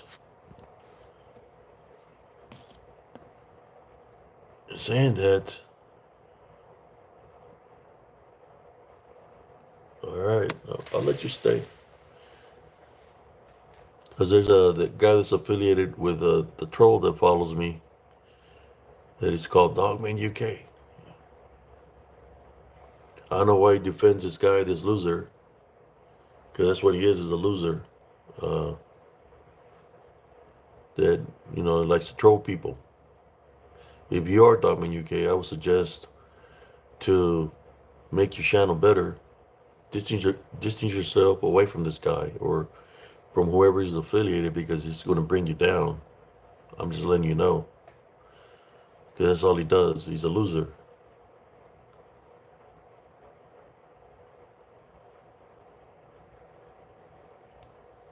Send me a link. I got Spiritual Encrypted Encounters on Facebook. Um, I'm under Abe CS. Send me a link through Messenger and I'll check it out.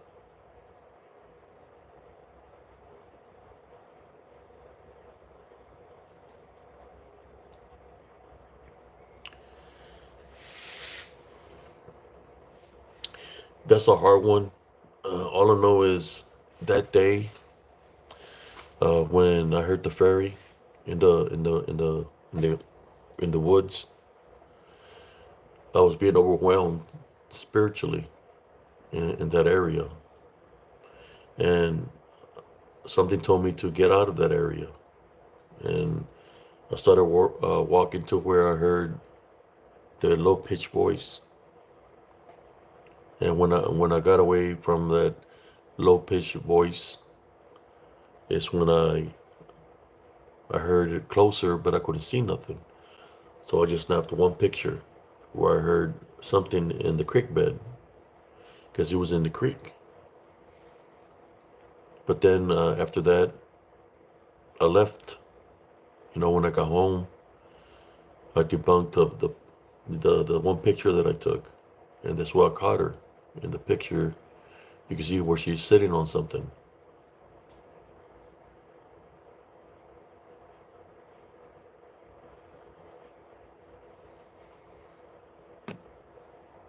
Target identified.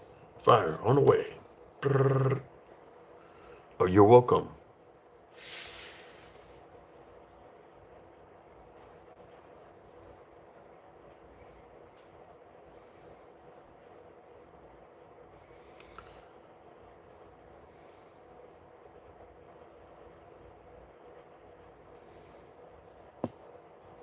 Target identified. Fire on the way. Target identified. Fire on the way. I'm just saying, UK, this guy is full of crap.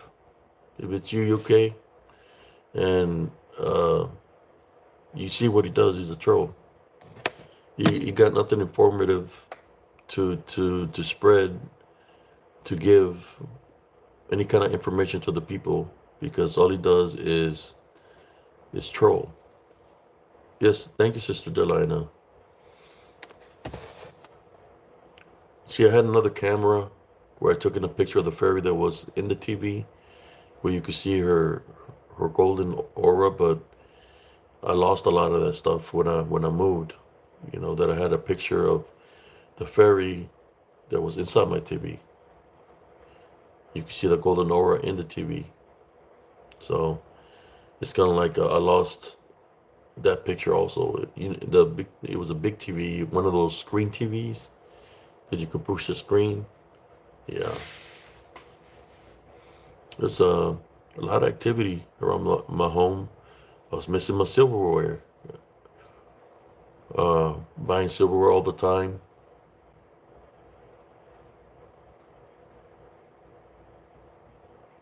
Well, that's good. I just do this works the way I do them.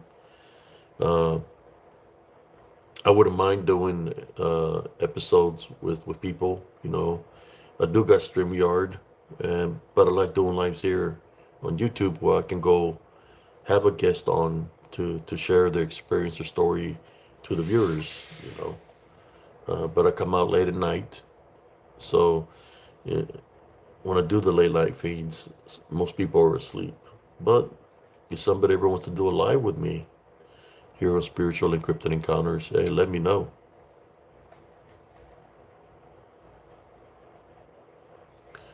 Target identified. Fire on the way. Yeah, that guy just don't give up. The only thing he does is begs for money from his Michaela. He's always talking about Hunter. That his Hunter safe with home with his mother. They took him for a reason. He's a deadbeat dad. I mean, don't want to keep his house clean. Doesn't want to work. How do you expect to raise somebody if you don't want to work? That you depend on doing live feeds and asking people for money to make ends meet. It's crazy.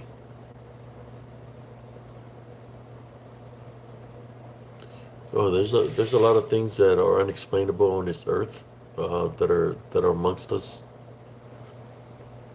Uh, there's dimensions after dimension after dimension after dimensions after dimensions, and in each dimension, there's something in those dimensions that they can see us, and then sometimes we can see them looking at us. When I capture some of the pictures, what I'm witnessing, yeah, something's looking at me, but they're not here in full physical form. They're here more as in disembodied form, in spirit form. So it's more of a spiritual dimension where maybe it existed at one point in time, a long time ago, but they're in spirit form. You see, they're not alive. They're in spirit form, not just here on Earth, but if you look in the sky, I don't know if anybody's witnessed this. I've seen some big insect-like beings up there in the sky um, that look like giant. How should I say? Uh, what's the proper word that I'm trying to think of here? Dragonflies. They look like giant dragonflies, but they're not. They're some kind of uh, insect slash spaceship of some sort.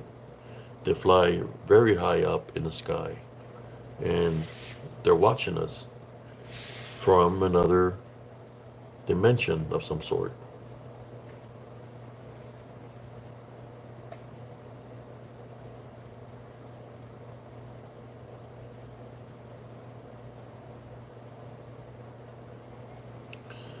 Target identified. Corner cob, fire on the way.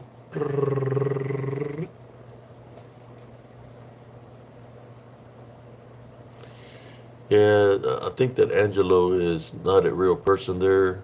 UK, that's Dirty Mike with the fake profiles. Michaela, Shrek.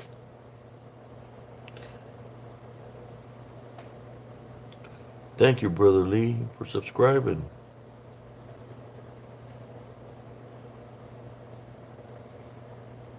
Now I give people chances. I don't mind uh, talking to people. I don't mind doing shows. People that take take it seriously. You know, I don't mind. But it's when people come trolling and just messing around. It's people that are not going to change their ways. They don't want to hear about a love foundation there because they already know where they want to be in life. So let me see what time it is. Okay. So they don't want change. I'm trying to give them the remedy for the whole. How should I say? For their life to change for the better. You do good things, do God's works. He blesses you. He protects you and blesses you. That's all I'm saying. He blesses me daily. That I don't have to be begging anybody for money, or I don't have to be uh, put in a situation in my life that I need help in some kind of way because I'm doing the right things spiritually. So he blesses me in that way. That I don't have to. You see here, I'm not asking for donations or anything. I just talk to y'all as my brothers and sisters, right, in Christ.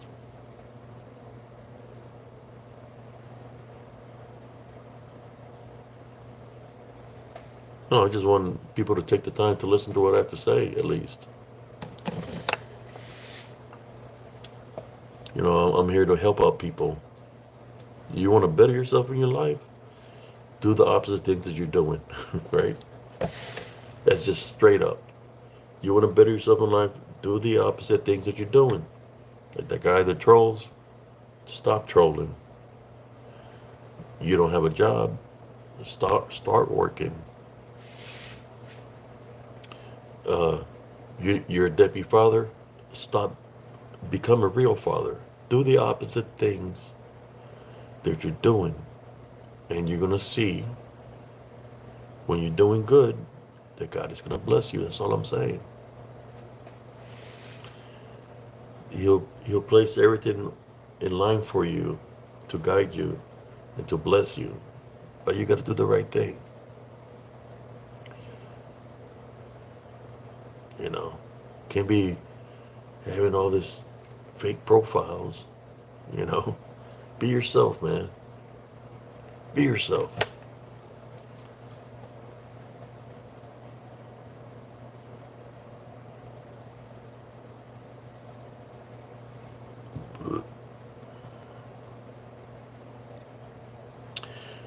This good spirit brother UK.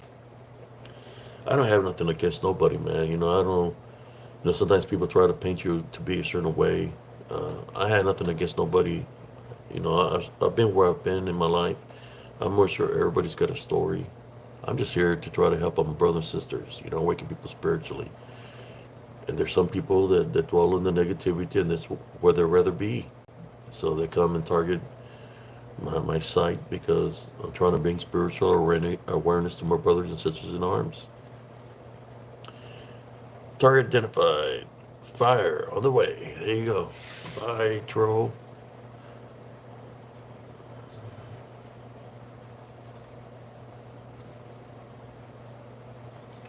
This good brother, UK, just be careful when you're out there investigating, and make sure that when you do your investigations that you protect yourself spiritually before, during, and after, because you don't want nothing to attach itself to you. So be careful.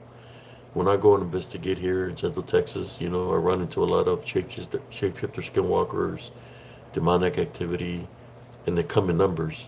So you have to stay spiritually prepared at all times, protected.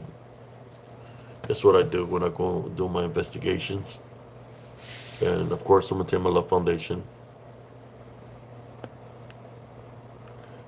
Target identified. Fire on the way. Brrr. Eliminated. He keeps on coming with his fake profiles. I guess he don't take life seriously. That's why he's in the situation that he's in. You know.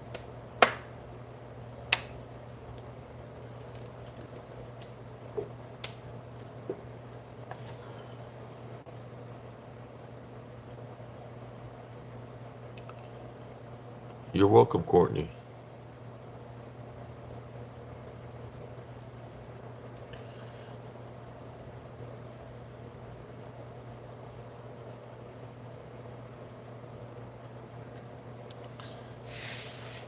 At 2 o'clock, in like 11 more minutes, I'm probably going to call it a night. But I want to say to everybody here that subscribed and hits the like button, I appreciate y'all here in Spiritual Encrypted Encounters. What I'm going to try to do is try to do like an afternoon live feed, or early morning live feed, or midday live feed, and then I'll do late night feed. That's what I plan to do. Try to do two live feeds per day. You know. Uh, I just want to say thank you for everybody who's subscribed here, Spiritual Encrypted Encounters. I appreciate y'all. Uh, you are somebody. Even the trolls are somebody. The person that can is being a troll, even that person is a somebody. God just wants people to awaken spiritually and accept Him as their Lord, their Lord and Savior, to believe in Him, so He can have a relationship with Him. It's like He will say to them, "How do you expect me to help you if you don't allow me in to help you?" Right. So in saying that, we have the faith to believe, a love foundation. We have to have forgiveness, because forgiveness is part of love. No hatred, no anger, no vengeance, no fear, no believing in other things that we can give power to, and cutting and severing any generational curses when you forgive. When you do that, then the Heavenly Father blesses you with the spiritual gift of discernment to have a lot of spiritual abilities, because He gives you this to what's to come spiritually against you, and you're able to overcome the things that come against you spiritually through Jesus Christ's name. That's the key. He'll show you things. It'll become first to nature, because He'll use you as that vessel to make a difference in this world, just like He uses me as a vessel. That sometimes I could be talking about something and the whole topic just changes, and I'm just flowing and it comes naturally. It's because He uses me as a vessel.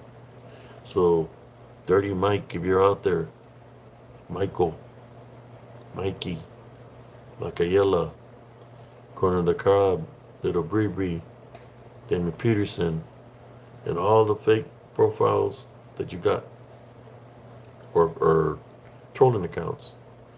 I just want you to know that Jesus Christ is seeing all your transgressions of what you do. All I'm going to say to you is this: be useful, man. Be useful by doing good things, helping in arms, or any brother and sisters. Be useful, and you'll see that your life will change. But you'll want to change. So at this time, I would say this to you,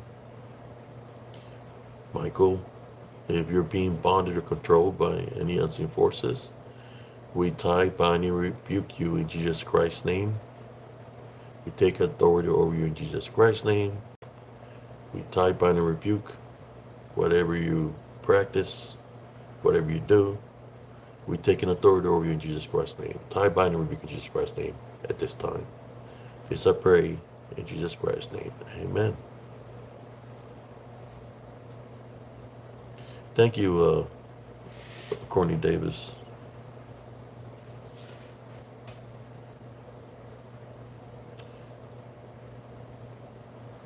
I'm going to let some of this names come on. We got Hello Kitty,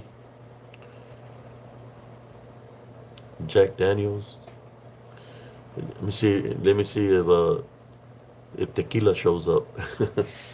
We got Jack Daniels. Let's see if tequila shows up. How you doing, Hello Kitty? Buenos días. Guten Morgen. Good morning.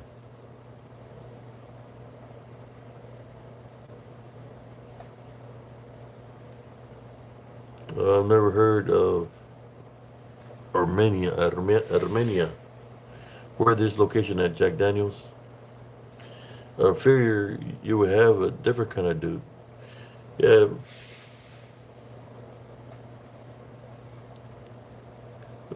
I mean, I've prayed for Mike before.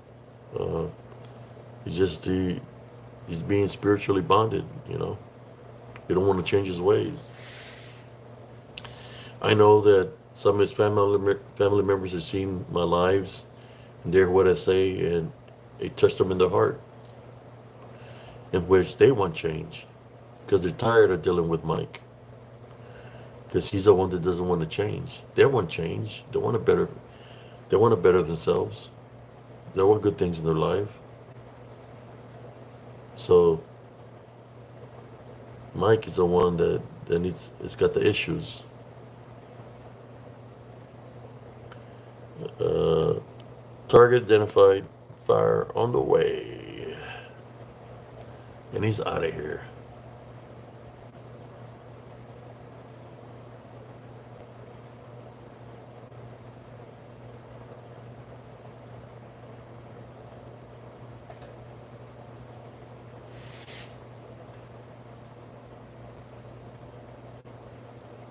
How you doing, Sanjita Jimmy?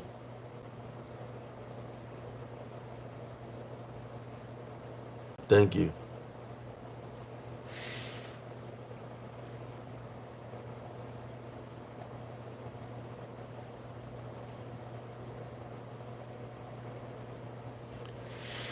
Yeah, I have so much. I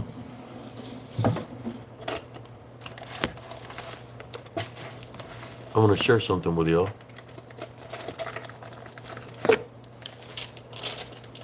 I got this beautiful uh,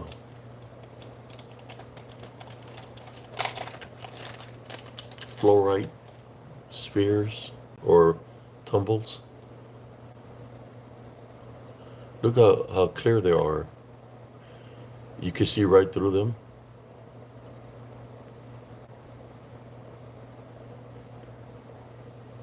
Very beautiful tumbles that I have here.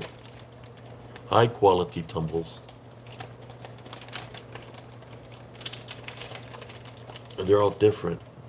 You know, if people were to be my friends, I would bless somebody with something, right? Look at this one. Looks like a little world in here. Look at that.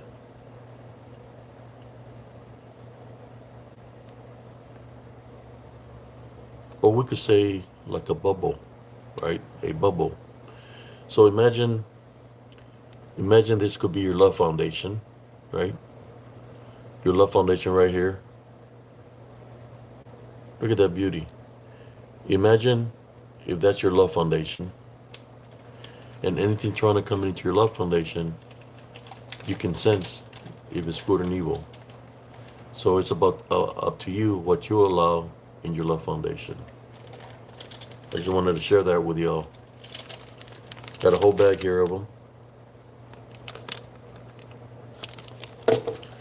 I collect minerals. I collect specimens. I got a giant amethyst point here. Well, it's pretty good size.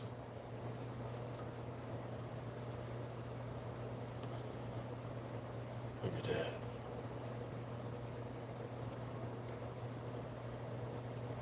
It's got like a rainbow in here. See if we can spot it. I keep this one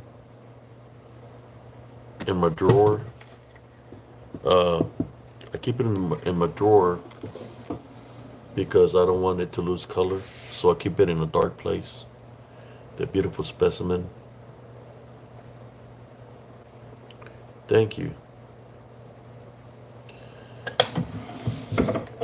I got this room where I do my live feeds. It's a big living room, and I have specimens everywhere, brothers and sisters. Here's I just bought this here. This is a selenite. It's got like a point there. Selenite. It's a selenite wand.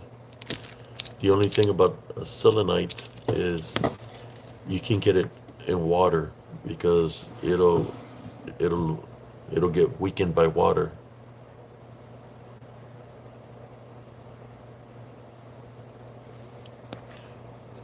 Target identified. Fire on the way.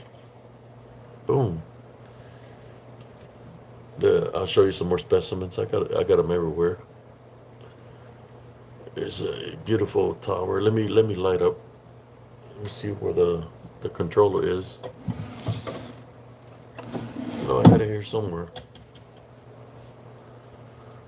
I don't know where I put it. Oh, okay. I can light it from here.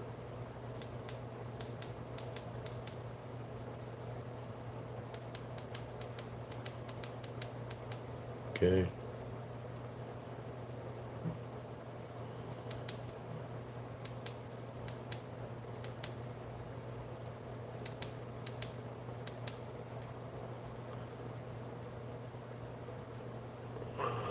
This is a free form. Who likes mushrooms?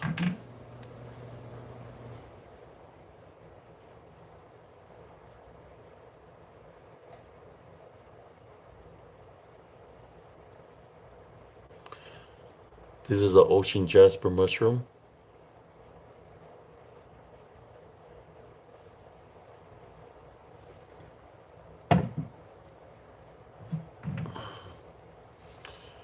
This is a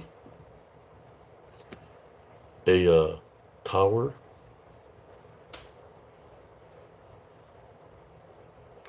It's got smoky quartz in it. It's like peach moonstone with smoky quartz in it. You can see some of the smoky in it.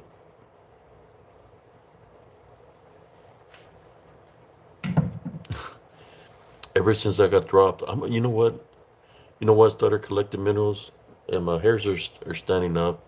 It's when I got shoved off that cliff by the DDN. They tried to take me out of this world, but I survived that fall. I was in crutches for about 2 to 3 months. I have a picture of when I was up there, right before I got shoved off of it.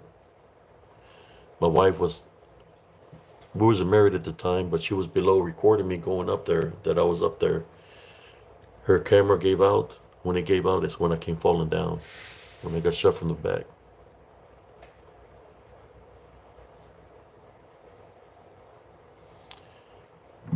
Here is a beautiful, I can't remember the name of this specimen.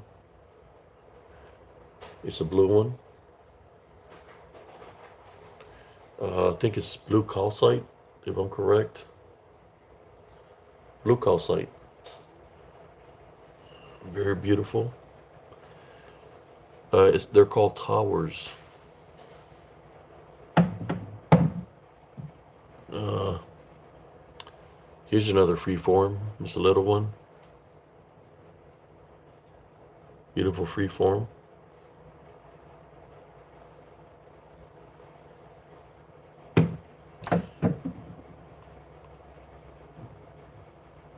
Well, it's because it's got a protection on top.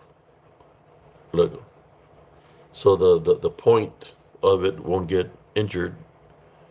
So it's got a piece to they put like a piece of like a gum or something out here on the tip, you see, to protect the tips from getting broken.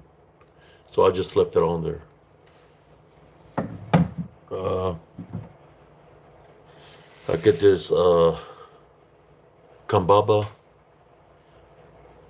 square that it's missing this corner, but it stands up. You could stand it. It stands up from that corner. From this corner, it'll stand up. Kambaba jasper.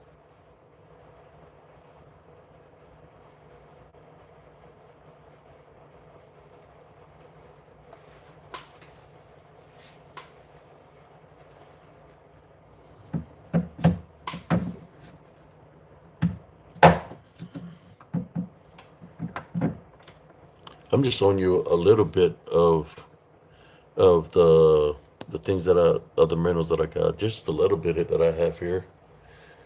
I'll show you a sphere. This is a smoky quartz sphere. Look at that. Look at this beauty. Smoky quartz, natural elements, that are within Earth. But of course, they make them to look like a sphere. This was underground, brothers and sisters, within the Earth. Smoky quartz.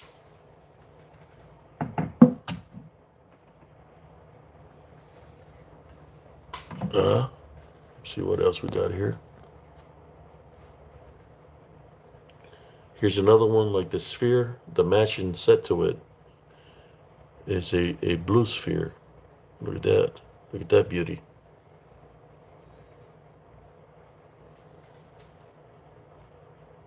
Pretty good sized sphere. See, if people were my friends, I'll bless people with stuff.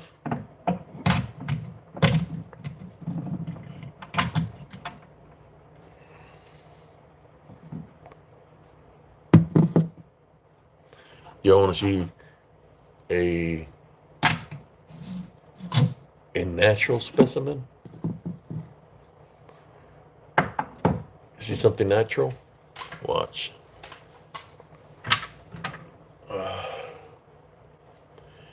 Natural specimen. Yes.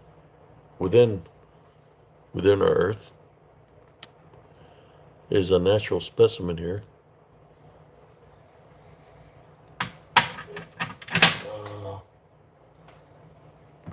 I got a big one back here. Let's see what it is. Cave calcite.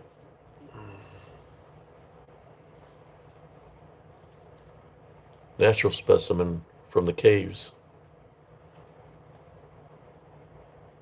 Look at that. I got some lava rock also. But the lava rock looks different.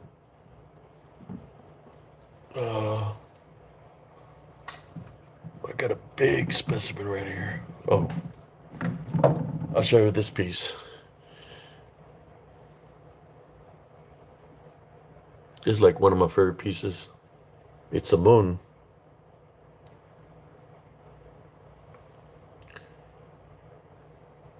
Moss agate. Moss agate. See, it's got an opening there, but it's the moon. See, I can see it better like that with the light.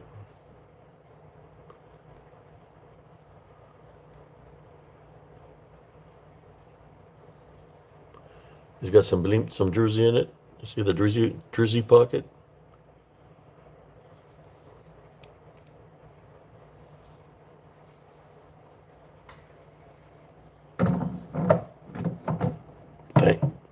Thank you.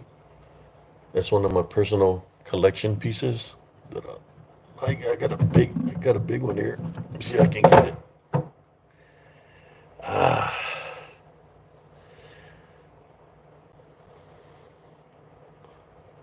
look at this. This specimen is a apophyllite specimen. Look at this beauty.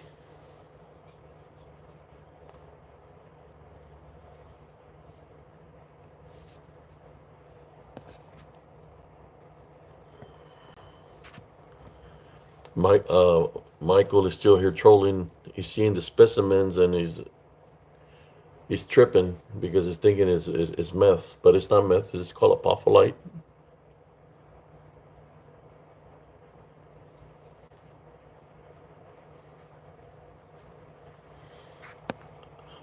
Mike's getting pissed off. He's like, man, I wish I wouldn't have trolled Abe. He would have hooked me up with some of those specimens. It's an apophyllite.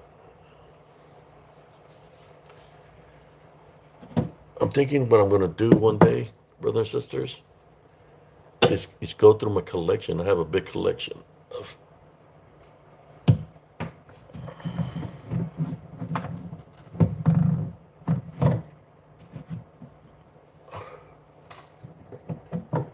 I have a big collection of specimens.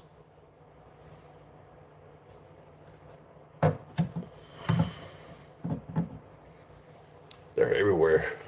Look at this little palm stones. Look at the clarity of that.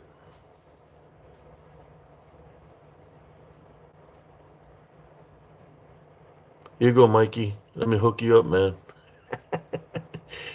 It's one for Mikey. Look at that. Look at that beauty, y'all.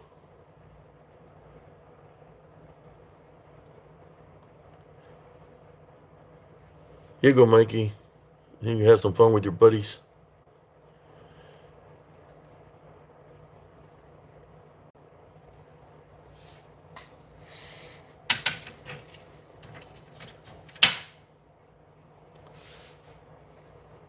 Look at this one. It went from talking all kinds of stuff. Now it turned into the Specimen show.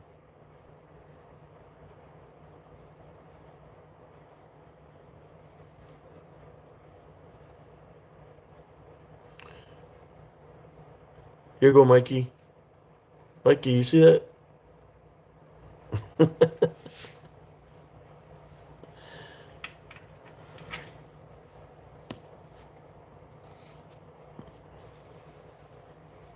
Mikey's gone.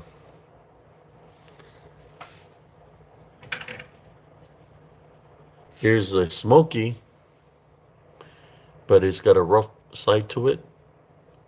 Then it's got a polished side to it. Pretty cool, eh?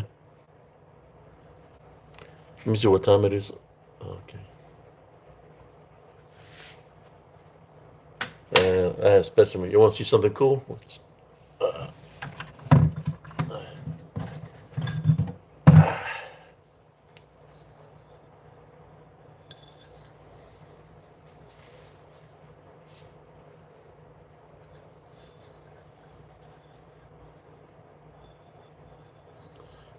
A tabby quartz.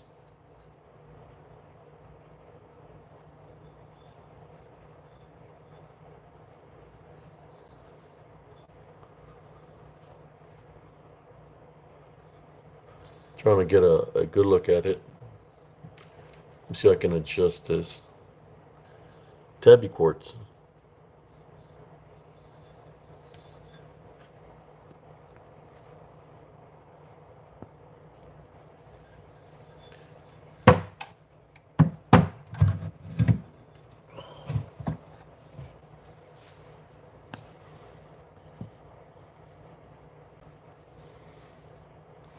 No, I've never been over there, Corny Davis. I would like to go. I have my friends that go over there all the time. Uh, that they're vendors. They sell. They go to the. I know you know Seth Kane, which is they call him the treasure guy. He goes over there, and I have a lot of the friends that are vendors that go to our go to those shows.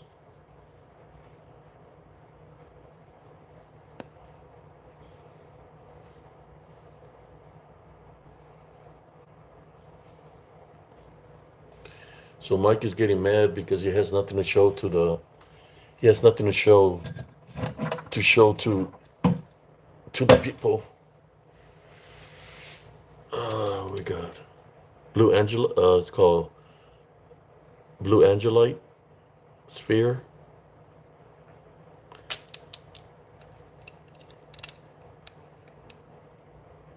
Beautiful purple amethyst tumble. Very dark. And we got a green, looks like cynic quartz of some sort, color green. Pretty nice.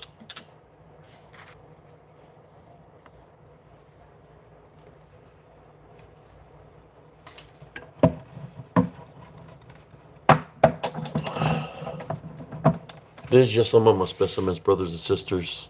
Oh,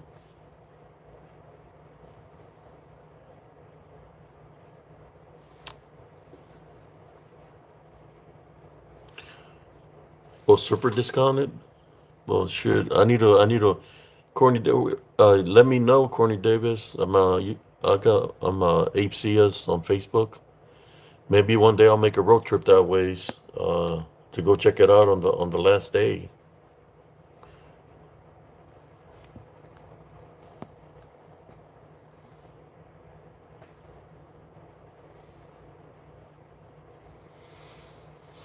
But yeah, I got a lot of minerals here. This is just this one. I got this one back there. You see them? Look, those cabinets there, it's full of minerals. See that dream catcher? I got the ojo, the eye thing over there.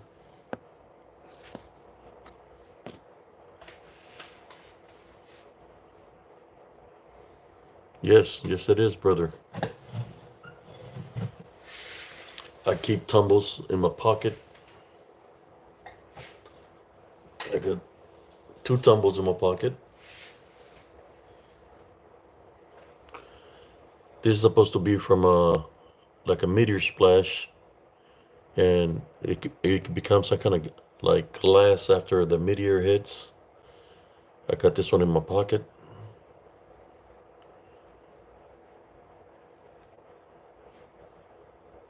From the impact. And I got blessed with this one. It's real nice. I had it in my pocket yesterday when I won that grand.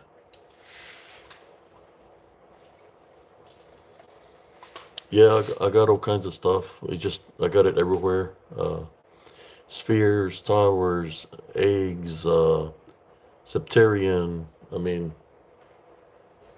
I got a bunch of stuff in that nature.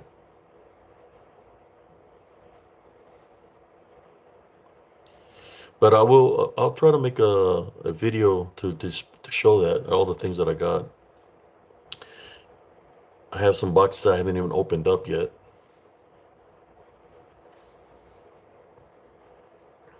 I got boxes down here I haven't opened up. No, I was thinking about selling, start selling myself, but I'm not sure yet.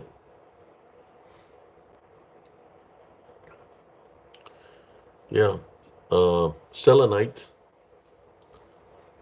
which is this one, uh, that protects you. It brings your guardian angels and your angels to you to protect you. And the black tourmaline guards you from negative energies. But in saying that, brothers and sisters, I have to go now. Uh,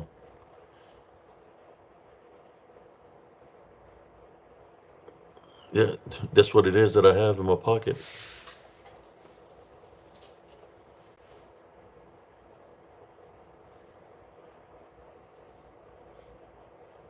I think it's called Labillian glass or something like that.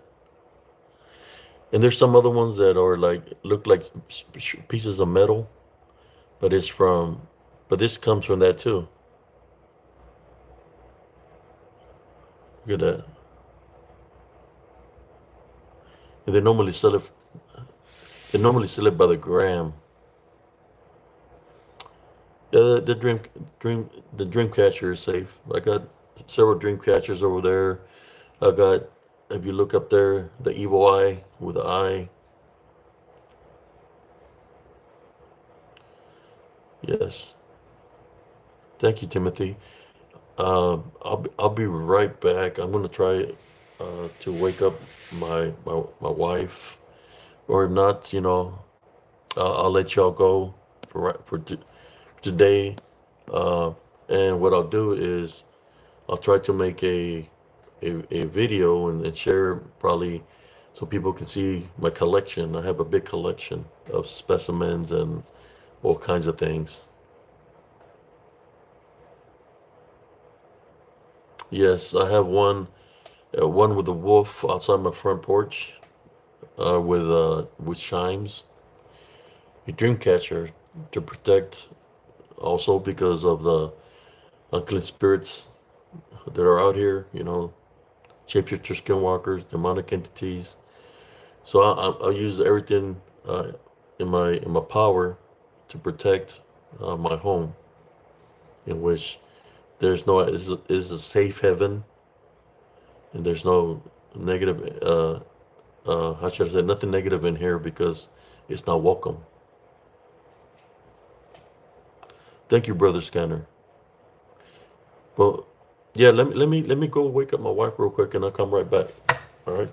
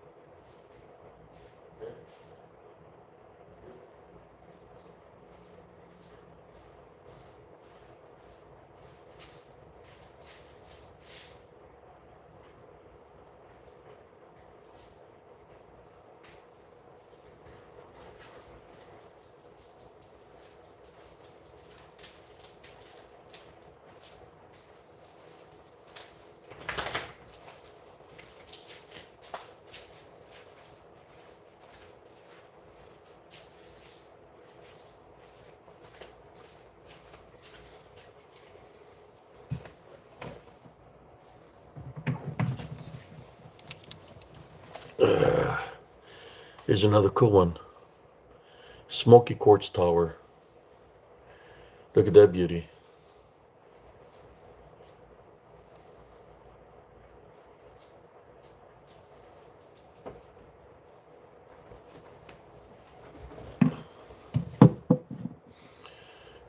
Yes, I have 4 German Shepherds. So I turn on. I can't remember the names of them, the shelves, but they they display all my minerals.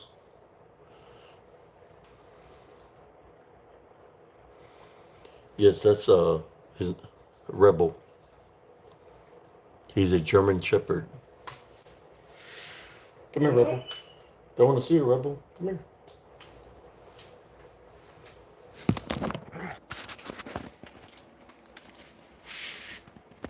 Here, Rebel.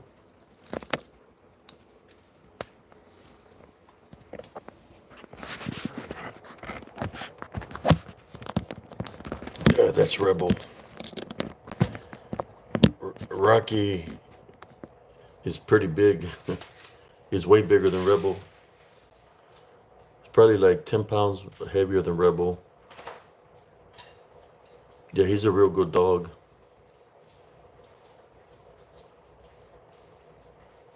I raised them since he was small, all of them. I raised all 4 of them since they were small. So they're very obedient dogs. Uh, they have their own personality, you know, how they act. We got Rebel. We got Oddball. We got um, Rocky. And we got Belle. Four German Shepherds. There you go. Let me start getting rid of some of this trolls real quick. Okay, I got rid of 2 there. Let me see how many more have showed up.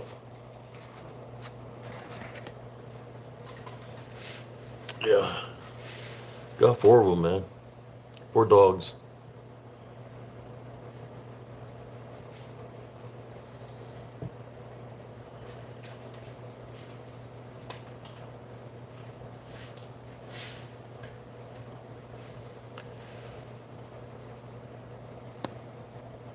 But oh,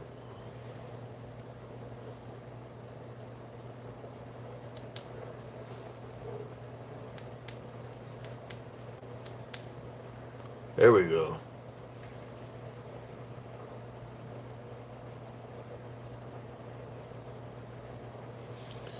So that's a view I like to show the people is my my displays that I got back there. It's just I need to focus on getting me a new laptop because the laptop that I got takes away from the color. It doesn't have, it's not that good, so I need to buy me a new laptop. But you know, I made this is like my safe haven place to relax. You know, feel the energy, uh, meditate, train my senses, go into prayer. This is this location here within my house.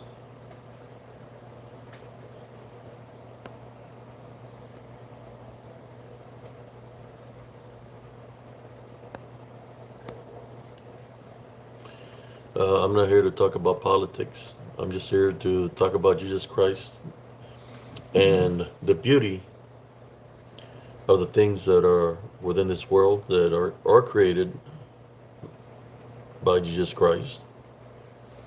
All these things that are here, you know, when we cross over, we leave everything behind, you know. So it's everything I have here is money. So what I'm gonna do one day is I'm gonna get some price tags and price everything, every single mineral that's here. Put a price tag on it. So if something ever happens to me, you know, they'll know for around how much they can sell it for. And they'll give them a range of how much.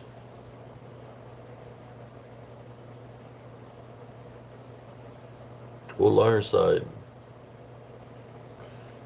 a Unicrest from 1st Armored Division, Noah's 135 Armor. My Unicrest when I was in 212 Cav on Fort Hood, now it's called Fort Cavazos. It's a military hat or from old Ironside.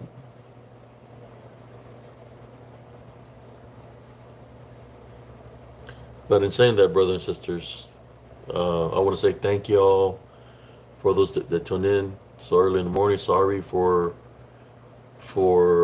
going on late, but I hope you all enjoyed the talk, the playing around, and the showing of some of these minerals that I have, these beautiful specimens, you know, that I have.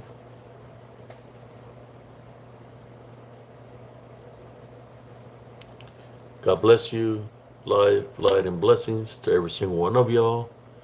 Thank you for thank you for tuning in here on Spiritual Encrypted Encounters. Uh, getting rid of I've been getting rid of corner the comp mic all night long.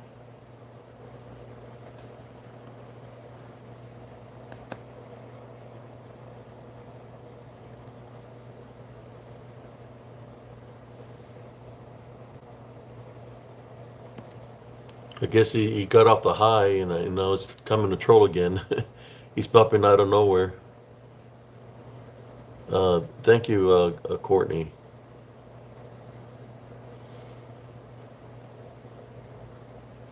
I don't believe in cryptids.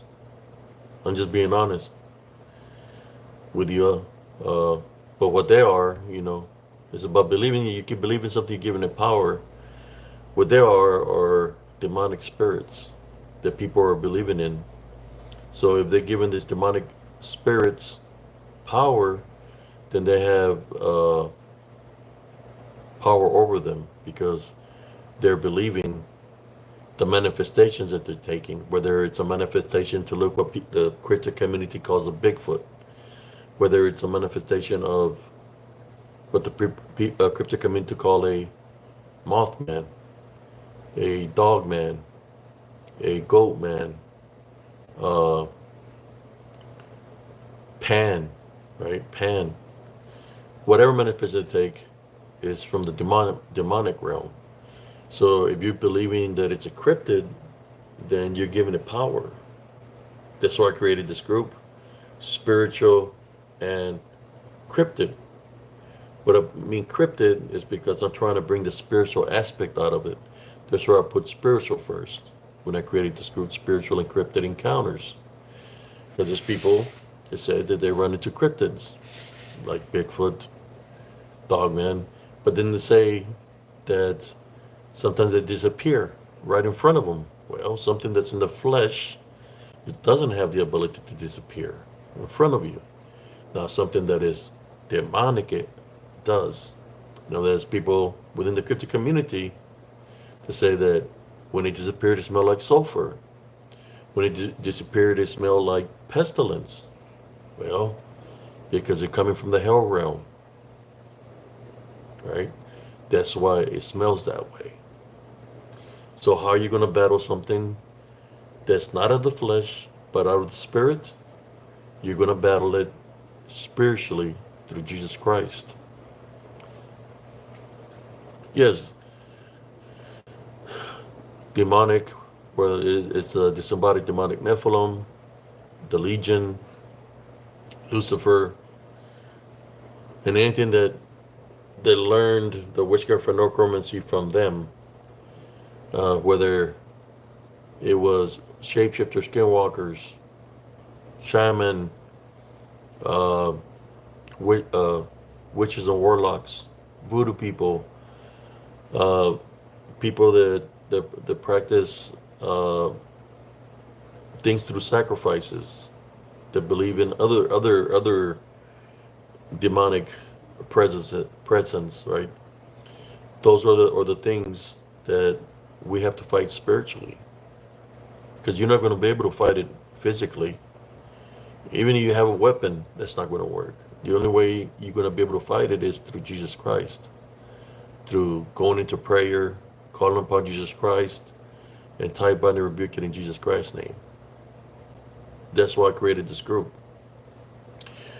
to bring the spiritual awareness to any community, whether it's cryptid community, paranormal community, spiritual community, alien community, UFO community, for wherever it comes from, whatever genre they want to believe in. I'm here to let you know that there's a lot of people getting deceived of believing in these things.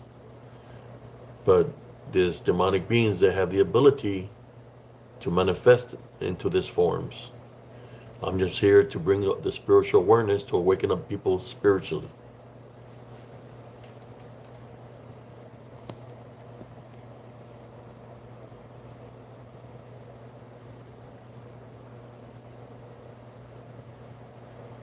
Exactly. And you have the spiritual knowledge, and you go investigate and you witness these things.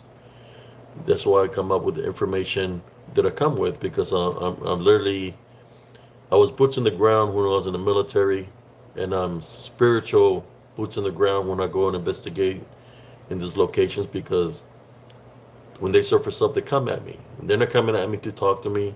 They come at me because they dislike me, because I'm attending Law Foundation. They know of the works that I do and their time frame when they're supposed to be the strongest. So they come at me in a negative way. The people that worship them come in a negative way to me, because I don't fear them.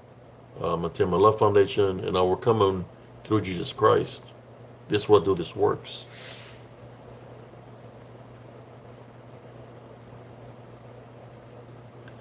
You're welcome, Beyond the Legend.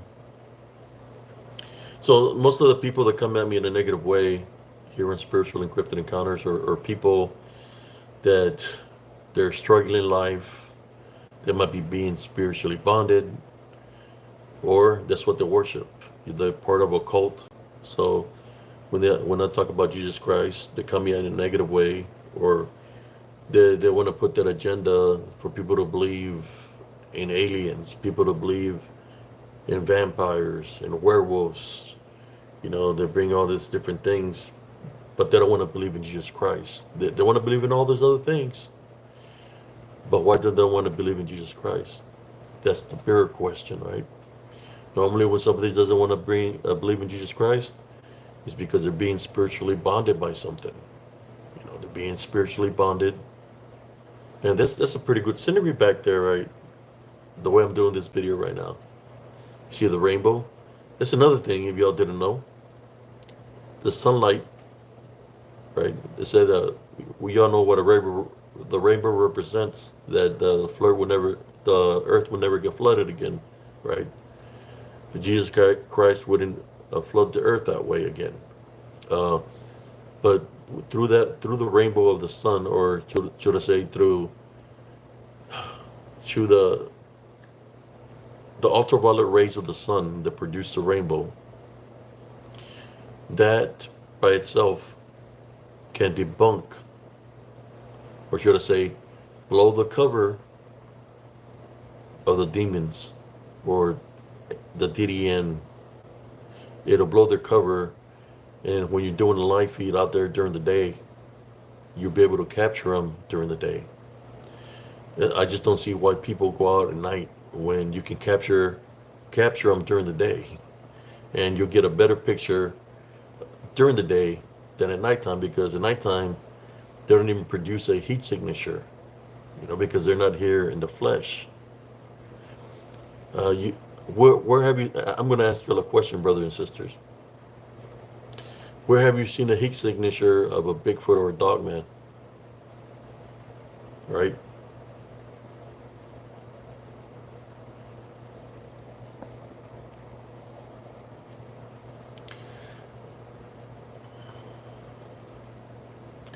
Now those dream catchers that I got up there, I bought those at a garage sale real cheap.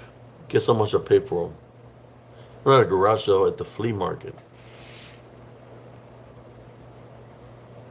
The big one right there, 50 cents. The other one up there, $1. I thought they were pretty cool, and I just placed them in the house.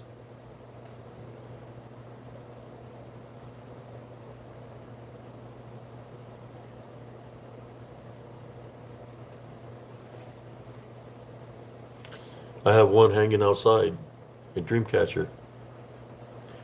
Yeah, there's a lot of hoaxers out there that are dressed as Bigfoots, that are wearing costumes. That's all I see. Whether it's Instagram, whether it's TikTok or YouTube, people pretending to be Bigfoots, people pretending to be Dogman. That's all I see. Pretenders. Look at my short reels, guys. Look at the short reels here on Spiritual Encrypted Encounters, and you'll see what I'm talking about, how they really look. Don't believe all the BS that they're putting out there with people in costume.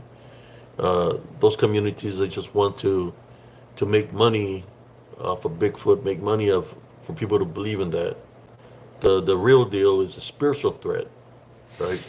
It's about your spirit, and that's what they target, is your spirit. If they can control the vessel and attack the vessel, they can control the vessel in the form of possession. So to me, it's not about money, because of conventions or anything like that. Me, it's about awakening my brothers and sisters to let you know what this war is about. And it's about your spirit. It's about my spirit. It's about we're all chosen children of God, and our destiny is supposed to make it into the kingdom of heaven. That's what it's about. Those things that are fallen, they're jealous of us. They've been jealous. That's why they were destroying the earth back then. That's why the flood got created. And they're jealous because we have the image of God, and we're spirits that have the opportunity to make it into the kingdom of heaven. So don't let anything here on earth deceive you from make it into the kingdom of heaven. That's all I can say. You are somebody.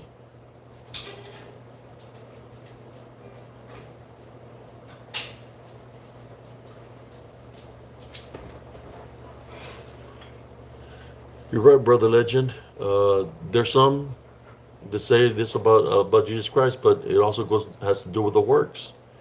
I hear it even from Corner of the Cob guy from Oklahoma. He says verses from the Bible, and he try to say about Jesus Christ, this and that, but then he goes off with his alter ego, and he trolls people all night, doing the negative works. So, is he really truly believing in Jesus Christ if he's doing evil works? He goes by the works, right? That you do.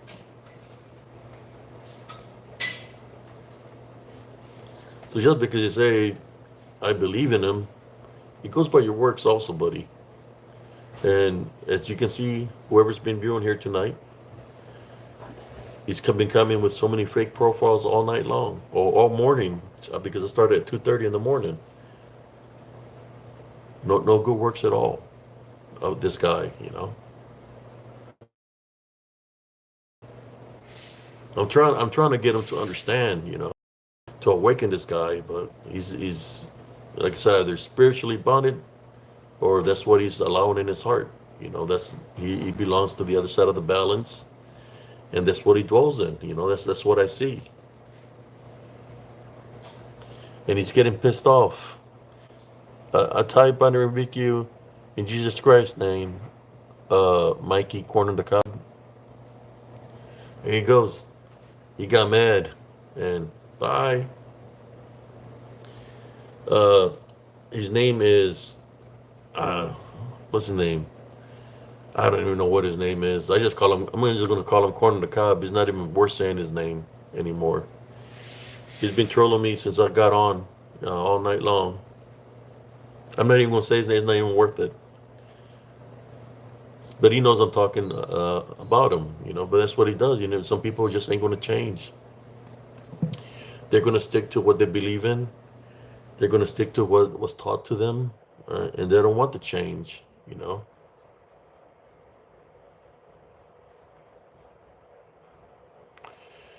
No, it's not that he's scared that he doesn't know Jesus. It's because that's what he does. I'm not afraid of the guy, you know. Like I said, I'll teach him a lesson in life. Uh, but he likes to mess with people, talk crap to people, probably has mental manipulation and physical manipulation over his own family. His sister, Fiona, daughter, sister, whatever, his son that's not with him no more, because he's got issues. And the issues is he thinks that he can do whatever the hell he want to do, that he can't be touched. So I'm just sorry to say here, according to Calvin, that you can be touched. You probably got touched. That's what's the problem with you. You just got to change your ways, man.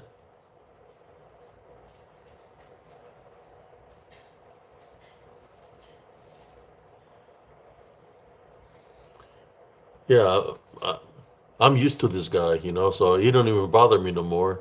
No matter how many profiles he comes up on here, I just boot him out, boot him out. I spend most of the night, you know, saying stories about booting him out also because he keeps on jumping in with his fake profiles. I mean, he's literally a loser. I mean, this guy doesn't work. He's still on his mommy's titty. Excuse my language. I'm just being truthful. And he wants people to give him money, to donate money to him because he's fighting for his son Hunter. Uh, but his son is with his mother, and his mother's taking care of him. So if there should be any donations going to somebody, it should be going to the mother because that's where the son is with the mother. You know, he's just a loser, man, a deadbeat dad. And he talks to a woman very badly, very disrespectful. That you know, he just is says racist things to women of color. You know, sick individual. Well, some of those people like that, they just need a good old. I'm gonna be honest with you, a good old ass whooping. You know, he's probably never gotten a. Maybe he's already gotten beat so many times. I don't know, but that's what he needs. You know, a good old ass whooping. I'm just being honest, and I'm that guy to teach him that valuable lesson in life. Him and his bodies of losers. You know. No, I've never met him, but he's just a-hole. He's a piece of crap.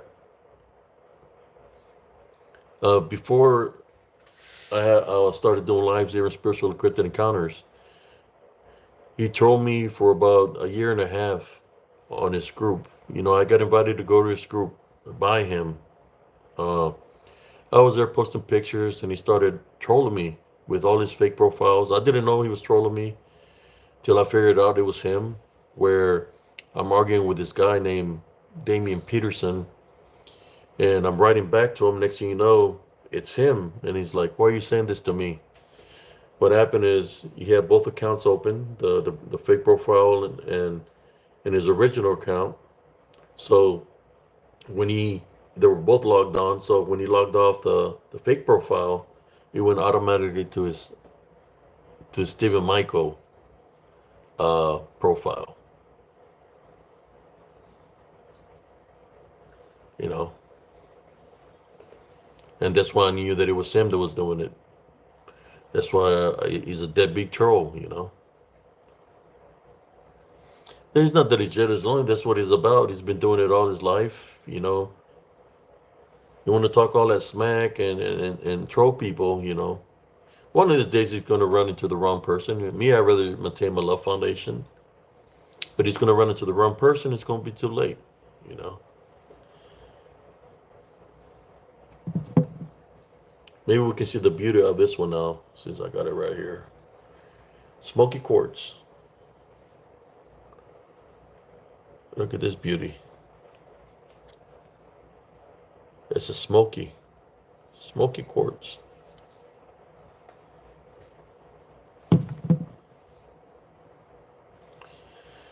Oh, and I'm not worried about the guy. Uh, he just to me, he's just a loser. He's not going to change his ways till it's too late. I mean, golly, I feel sorry for the guy, actually. I mean, he lost his son. How do you expect to keep your son if you're keeping your home a mess?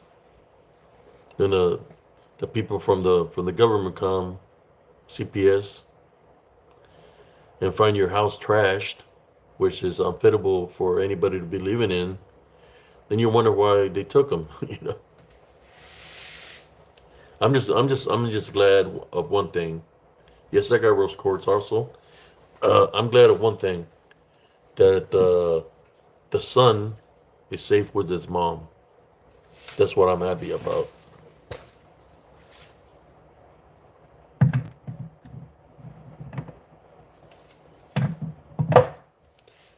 Let me show you a rose quartz.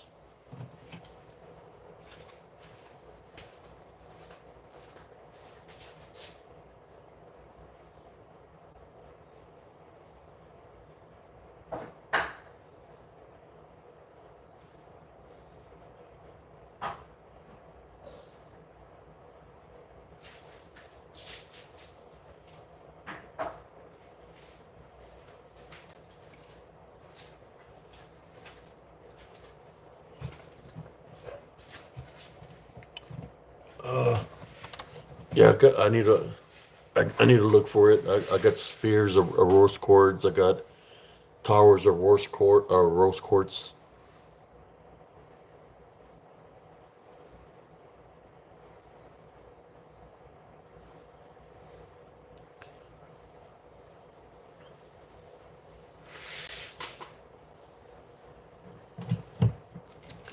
But I do feel sorry for the guy.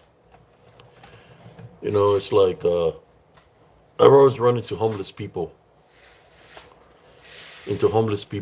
where they have no place to go. Just the other day, there was a lady just sleeping along a building during the day when it's hot, and the mosquitoes were biting her back, and she's just moving and trembling along the brick wall. She's barefooted.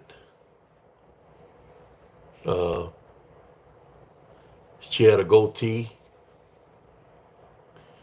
Then my mom said, my wife said, "Is that a man?" Because she had a goatee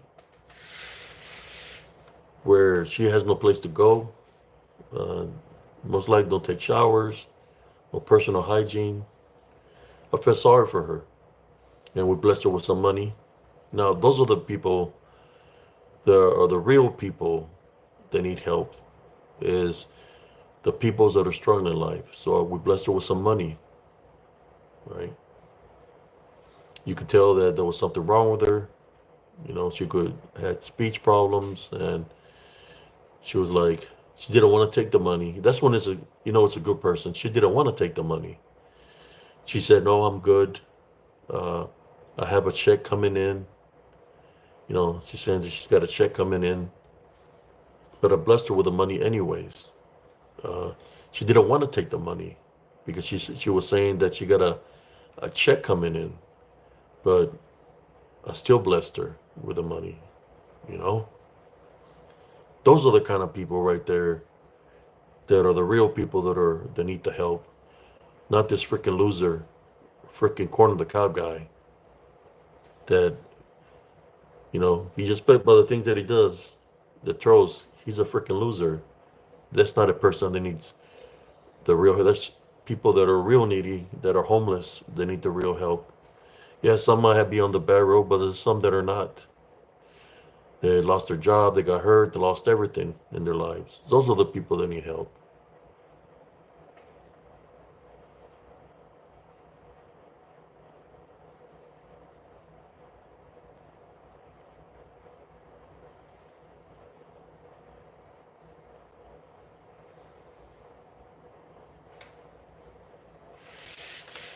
Those are the people that need the real help. I've run into people. I mean, y'all got me going now. And he's not nothing dealing with the guy. I try to help the guy. I prayed for him. I try to give him guidance like I will give my soldiers that were under me. You know, a lot of my soldiers that were under me, they respect me. They respect me as an individual. Uh,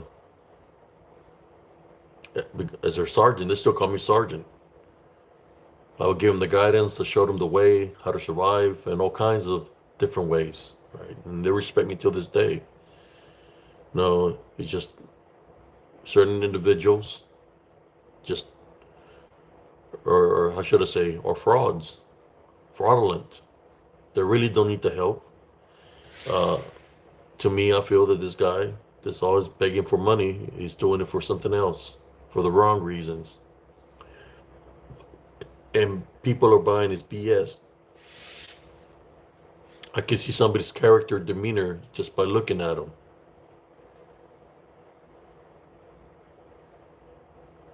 Oh, I'm just saying that he does all these things and he wants people to feel sorry. I don't feel sorry for him because I run into real people that I genuinely feel sorry for because they are really struggling. And I've run into a lot of homeless people.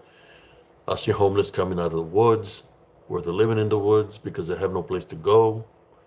They're out there in the woods. They're playing themselves in danger because there's snakes, there's coyotes, javelinas, wildcats, cougars. So they're just trying to find a place to survive. Right? Those are the people that need the help. I'm just being honest. You know.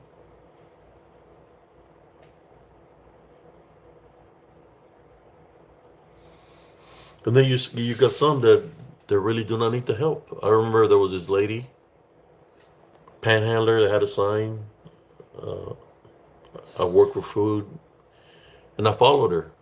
You know, she was dressed a certain way, but the way she was dressed, because I know the homeless, she didn't look like she was homeless.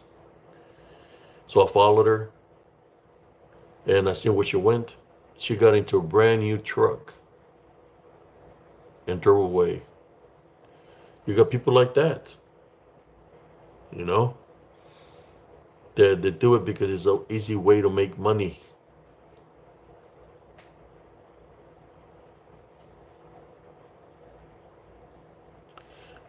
A blessing a day, something, so long you do something, because you might never know. When they get placed in front of you, Jesus Christ is trying to see if you're going to be passionate and help them out. He's going to see, it's a test to see what you're going to do, to see if you're going to help I was at a store one day and I had paid for a drink. There was this guy that had some wrinkled up dollars and change. So I recognized that he was homeless, and I gave him my money, whatever the change I had. I gave him the money, and I blessed him with it. And he said, "Oh, thank you." You know, those are spiritual tests to see what you're going to do. Just like sometimes I run into some of the homeless, they have negative attachments.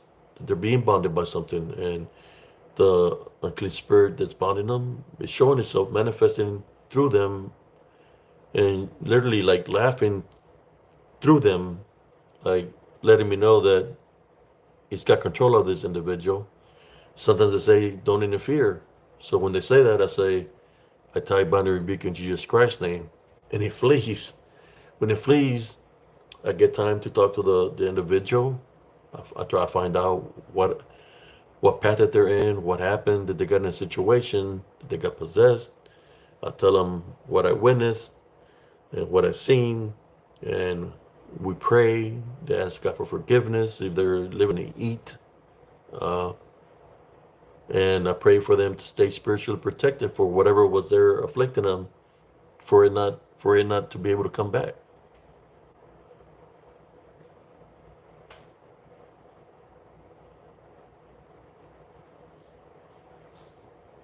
Yeah.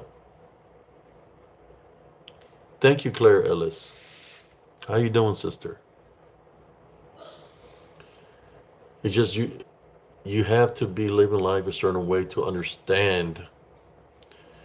You have to take your mentality of thinking as a human being. You have to raise your vibration and see things in a spiritual aspect to be able to identify the unseen enemy. And this is the works that I do here in Spiritually Encrypted Encounters. And I've been doing it for a very long time like this, since I was a kid, all the way up to now. Since I was two, even I remember when I was young, when I was a couple of weeks old. I remember all the way back then. That's how strong spiritually I am, that I remember the things that would happen. It wasn't an easy path for me to where I am right now, but what cannot bring you down would just make you stronger. So this is where I'm here, sharing my wisdom and knowledge to all my brothers and sisters here on Spiritual Encrypted Encounters. How you doing, Jesus Carvajal, primo, cousin? How you doing?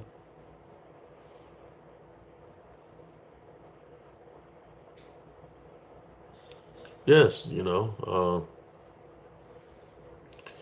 it's about it's, when you get placed in a situation, it's kind of like a spiritual test, just to see what you're going to do.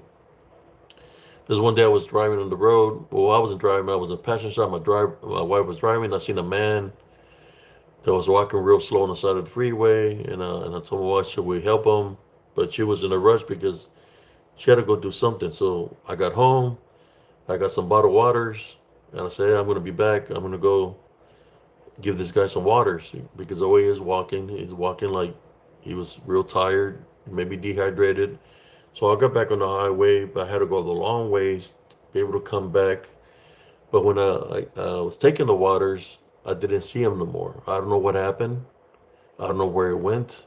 As slow as he's walking, the only thing I could think of is that somebody else might have helped him. You know, when you see things like that, those are spiritual tests to see what's in your heart, to see if you have kindness, if you have you're passionate to your fellow brothers and sisters.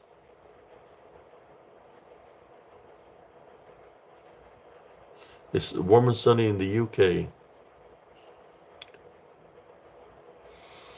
Yeah, it's been kind of hot here in Texas, but this is the works that I do. Uh, why this guy that continues to troll me? What does he have against me? The only thing I can say is he's not even dealing with the people I do a podcast on Fridays with Brother Josh Turner or Sister Nellie Turner. I know he targets them, but I believe somebody put him up to troll me. You know, somebody that he's working for put him up to troll me. But at the same time, it's like I'm not even worried about the guy. You know, he's below me right now. He will always be below me because if he's not placing Jesus Christ in his life, then he's always going to be below me. Anybody that practices the witchcraft or necromancy that's affiliated with anything that's fallen, that's below me because I'm attending my love foundation, my relationship with Jesus Christ, my faith, and that's where I stand. They're all below me. So if they surface up, type on and in Jesus Christ's name.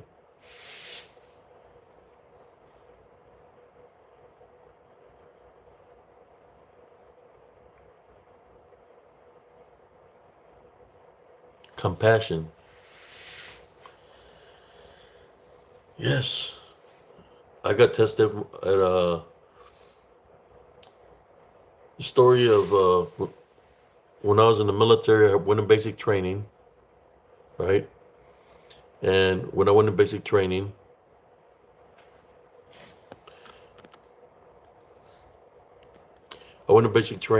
right? I got rid of Dirty Mike with his fake profile again. I was in basic training, and they gave us 2 weeks off for Christmas. So they stopped basic. They gave us 2 weeks to go on Christmas leave. Then we had to report back to basic. Well, I had gone home for 2 weeks. Then I was taking the bus, the Greyhound, back all the way to Fort Knox, Kentucky. You know, and they don't give you a ticket to go flying on an airplane to land there. It was literally a Greyhound. So I hung my dress screens because that's how I left, and I had to go report back in my dress screens. I'm going in the bus, and I see there's this two things happen. There's this guy, this real skinny. We stop in Corpus Christi, and he's holding his stomach, and he's saying that he's real. I said, "What's the matter?" Uh, and he's like, "I'm very hungry." His lips were all chapped, and he was just holding his stomach, saying he was real hungry, real hungry. I said, "Come on." I got him off, and I got him something to eat, and I bought him some extra stuff for him to have because he was going to Dallas. He shared me the story where back in the 80s, and this you traveled in the Greyhound, the military that make you go on the bus. Uh, so it's kind of like the guy was telling me where he was coming from. He was coming from Honduras, and he said that he was only 15 years old, and he was telling me the story how they had him fighting the army over there had him fighting at a very young age. He said that they only get one meal a day, which would be a little bit of beans and a little bit of rice. So they're always hungry. He said they were so hungry that when they were fighting against each other, if they killed like a wild boar, that they would call a ceasefire, and both sides that were fighting against each other, they would eat the boar because they were hungry, and then they separate, and they will fight later on. After the peace treaty. He showed me his hands. His hands were all cut up. I mean, his palms were all cut up, where they would torture him if he didn't want to follow the orders. They will make him hold pieces of glass as punishment. So he had all kinds of marks where he was tortured from his own army. But like I said, he was forced to fight at a young age. And he was crying when he was telling me the story, and I could see the pain in him. So, I had already bought him some food, and then I blessed him with some more money to have. And he asked me, "How is it here in the States?" He said, "If you stay out of trouble and you're really coming here to work, you can make something happen. Uh, he had family in Dallas, and that's where he was going to Dallas, and he was just crying, man. So I seen him get dropped off in Dallas. He told me thank you, and he was smiling because I told him he can accomplish anything if he sets his mind to it here in the United States. You just got to stay out of trouble.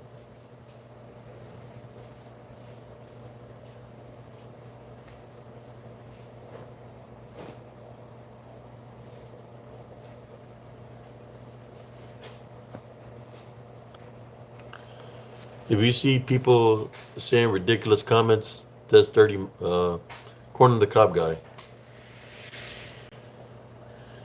Then there was this one time there was this kid running around. But at the same time when we got in Corpus, the little boy was kept on running around in between the great and the Greyhound. When he was getting off the steps, he slipped on the step, cut his head open.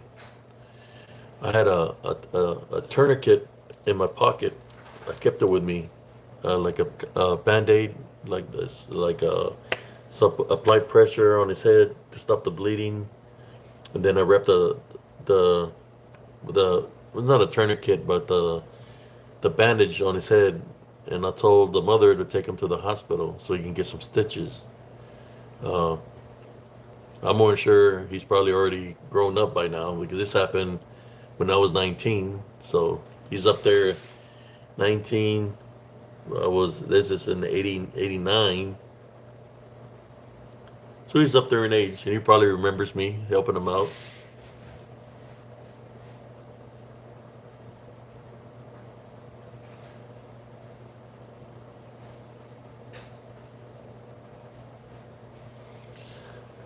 So, there's a lot of evil everywhere around the world. When you think that you're going through something that's bad, there's always somebody going through something worse. So that's where the compassion, right? The compassion comes from. Do unto others what you expect done unto you.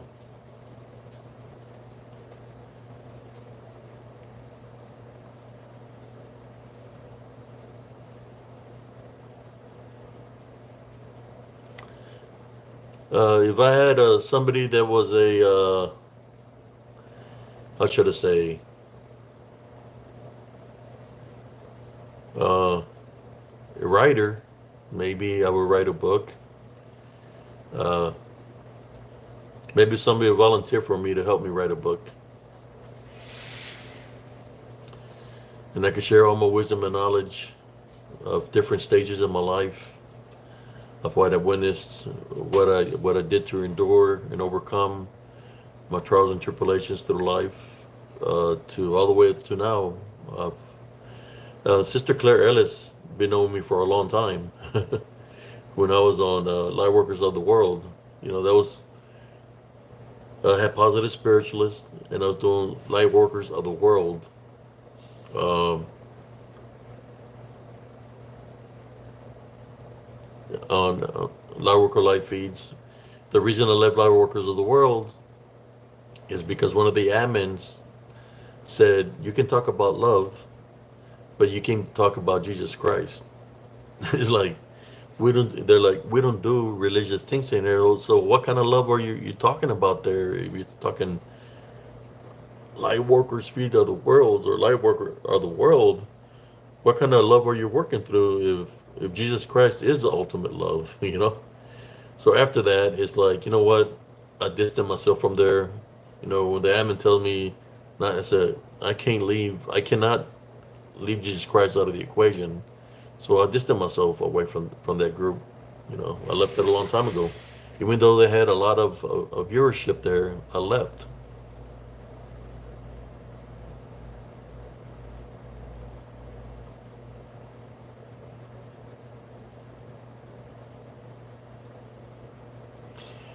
What I'm gonna do, Katie Seal, I have 3 pictures of when I was up on top of that cliff.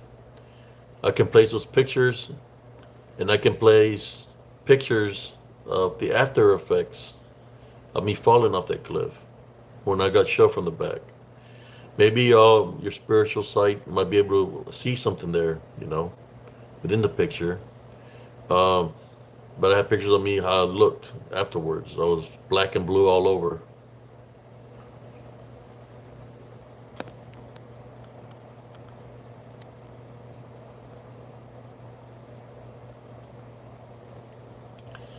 And there he is, still trolling. Man, he's been trolling since 2:30 this morning.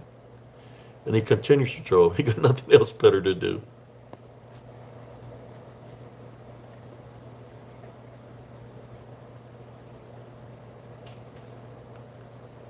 Spiritual encrypted encounters. We talk about a lot of things spiritually. We talk about Jesus Christ. We talk about the unseen spiritual battles of the balance. Uh, bring the spiritual aspect into play. Uh, what people call cryptids. What they're really witnessing is not cryptids. It's they're demonic in nature. Talk about how to protect yourself, protect your next of kin, of what to do, what not to do. Uh, if if you like this, then you're more than welcome to stay here. I'm just here to try to awaken my brothers and sisters in Christ. Even if somebody's in a bad path and they're believing in other things, I'm here for y'all. Just trying to bring the spiritual aspect and awaken my brother and sister spiritually.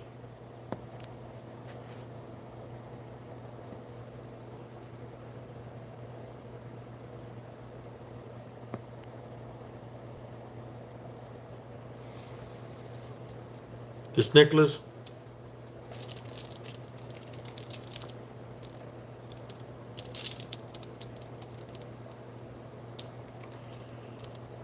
it's got all kinds of beautiful beads, carnelian.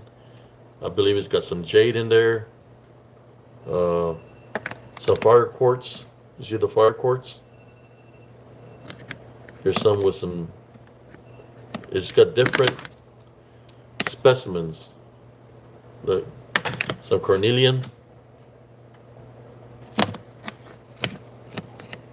Some moss agate.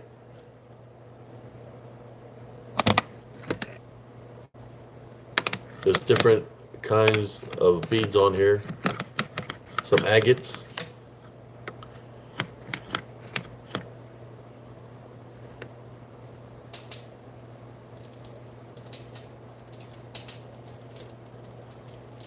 It's pretty long, look.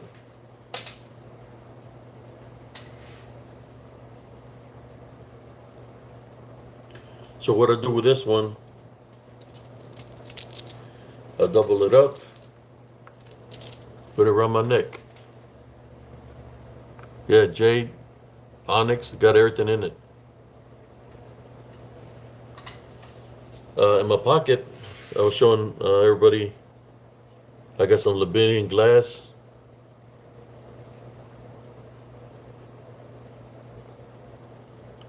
I got this little, I got blessed with this one. Kind of looks like a pink moss agate of some sort. It's colored pink. Maybe I can show it better.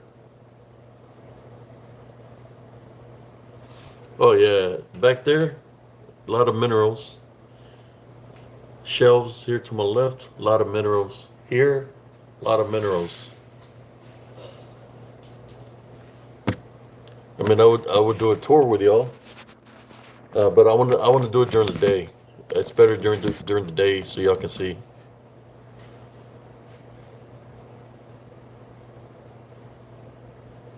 Oh, I just keep it with me, for good luck, protection. Around my neck, I got the selenite, black tourmaline, rainbow obsidian, just different kinds. Minerals everywhere.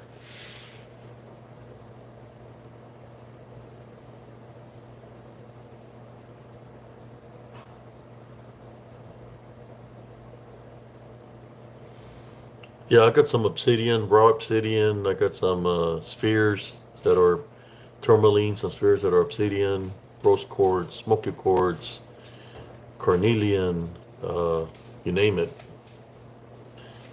Got a lot of spheres over there. Towers, raw specimens. I have boxes that I haven't opened up. Just a lot of minerals everywhere.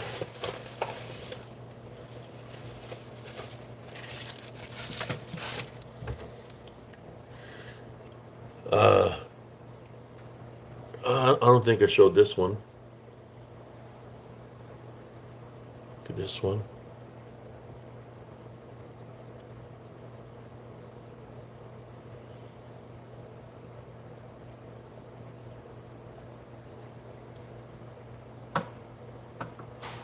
And then they have this ones that they're not real spheres, but they have ships in them.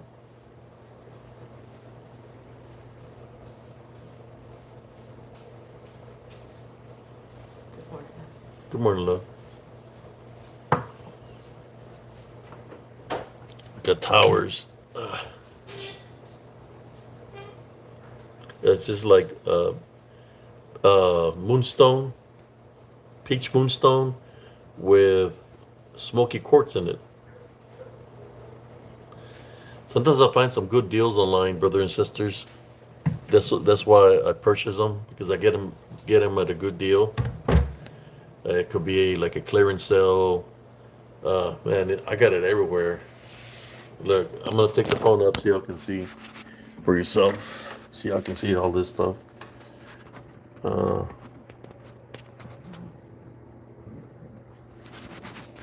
it just I got the lights off right now, so if I could switch the camera around so y'all can see. So I wanted to do a live probably another day to show all the minerals that I have.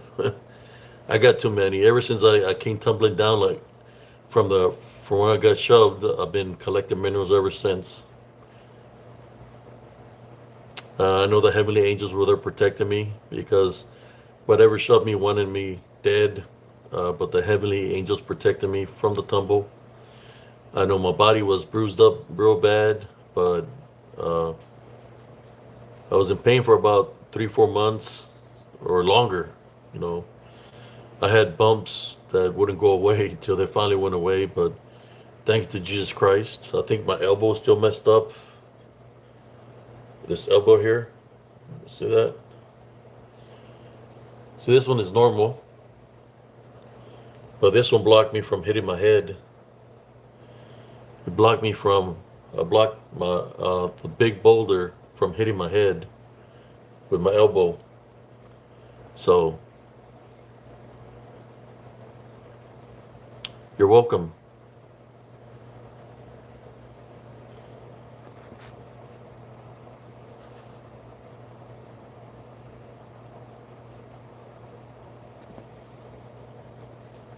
What I'll do is I'll place the day that I came tumbling down.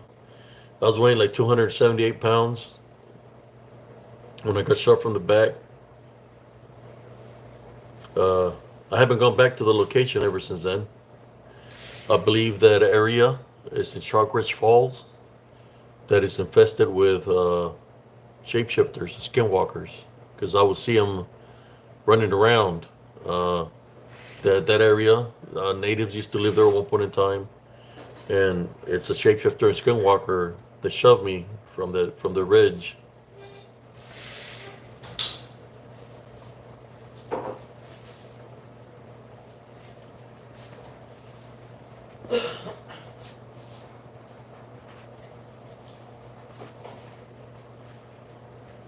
Yeah, but I have no pain. Bye, darling. Have a good day. You too. Love you. Love you too. Hello, everyone. She said hello, everybody. Good morning. Good morning. Morning. It's early. She's got to go to work.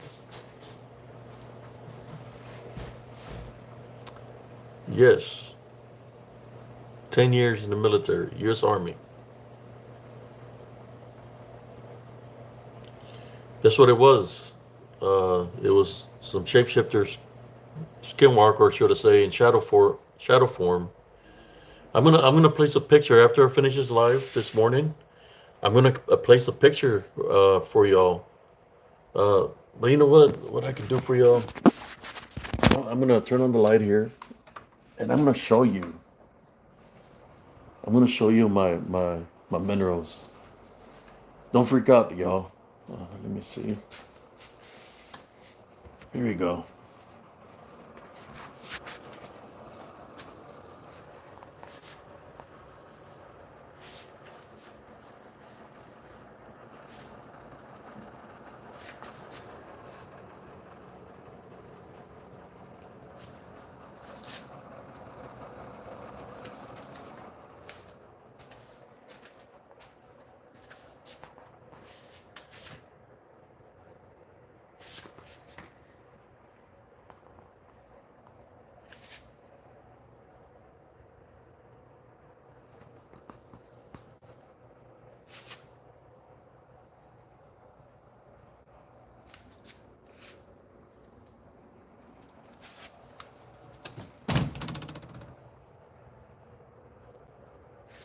All this one here, they glow in the dark. It goes all the way down there. Uh, this one is nothing but spheres, right in here. This is from the movie Godzilla. I got a little lava lamp. Check it out.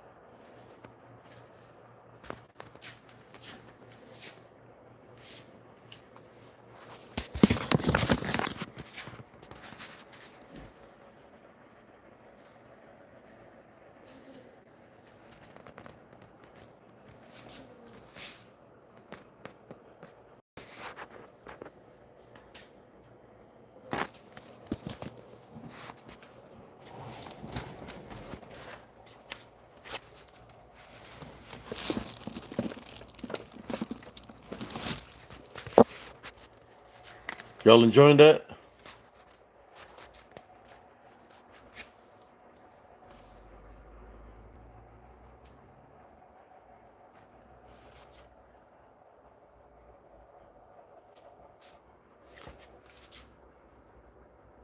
Little kitty cat over there.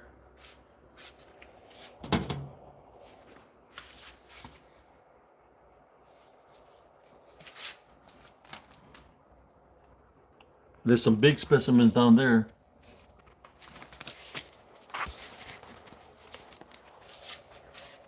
I need to fix this one here. I need to fix that.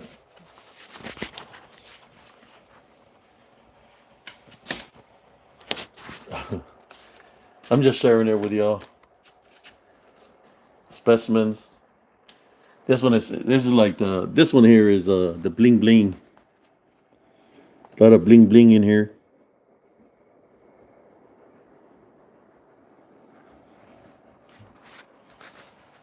Yeah, I have a lot of specimens. Then here in this cabinet, I started building this one up with specimens, and in my room, I have a lot more specimens. I have specimens. I got a room in the garage where I have a lot of specimens there too in the garage.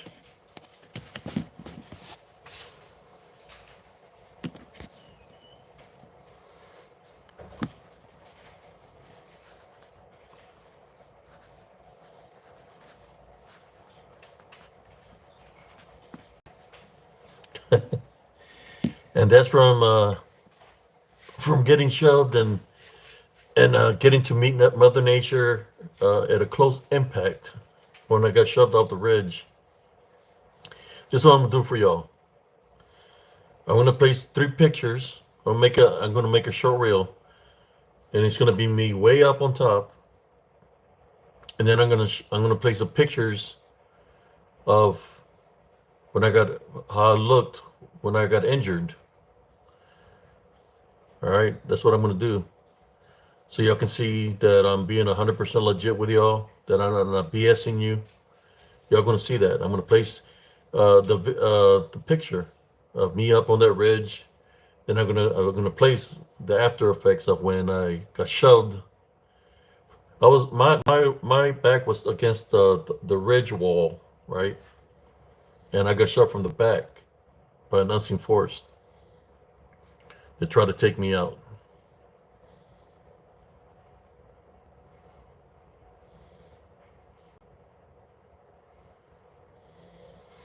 Somebody said, "What's my OnlyFans?" What the hell?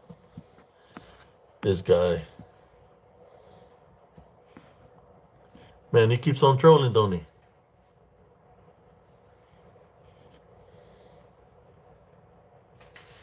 That's how the collection started.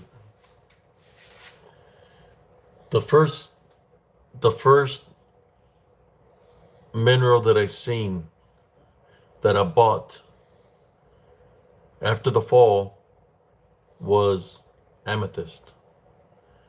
I bought the amethyst at a estate sale. I liked how they looked, and ever since then, I just went on a collection spree. You know, the accident happened about 3 years ago. Oh, not a year. Was it 3 years ago? I can't remember when it actually happened. I have to look at the video or the date of when I placed that picture. So I've been collecting for a while, and I have all this collection. I have a big room in the garage that has a lot of minerals in there too that I haven't placed that they're still boxed up. I have boxes here. I have a couple of boxes that I haven't unboxed behind the sofa. So yeah.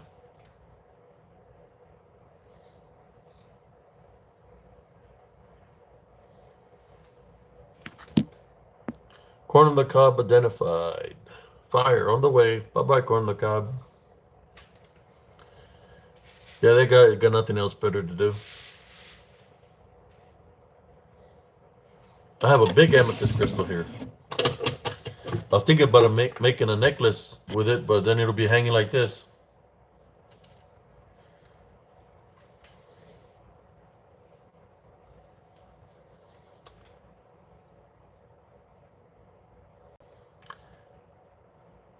So y'all can get a better look at it. Amethyst crystal point.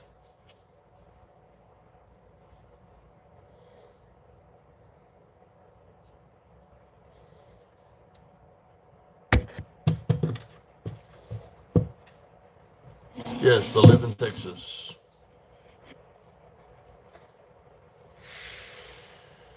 I believe in that location there's an area where there's an opening and it's like a cave, and I think there might be minerals in it, but I never went to look. When I was in the army, I seen it, but I never went into it because in caves there could be rattlesnakes also, and of course you don't want to get trapped in a cave. No way out of it.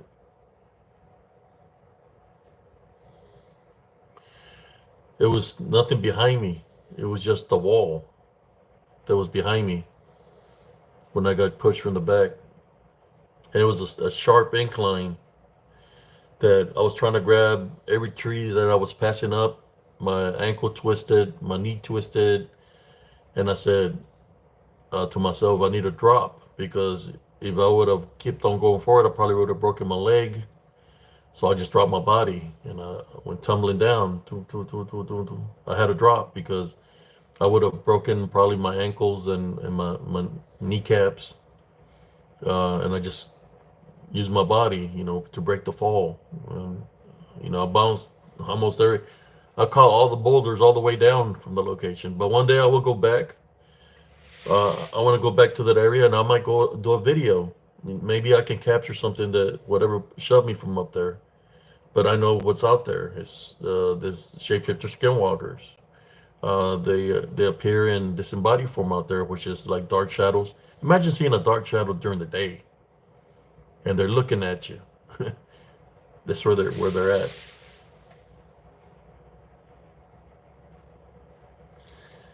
Ah, man, I say it was far. So it was steep. I'm not sure. I didn't get a measuring tape to measure how far I went down. All I know is a big boulder stopped me from keep on going down, but I had to use my elbow to block it. That's why my elbow's a little bit. It don't hurt, you know.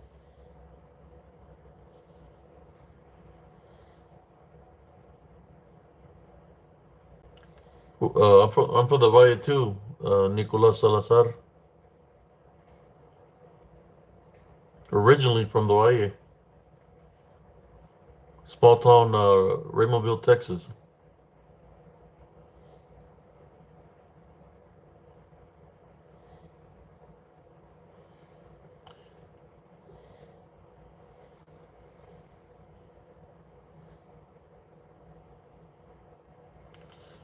Mama's Rescue. My hat is.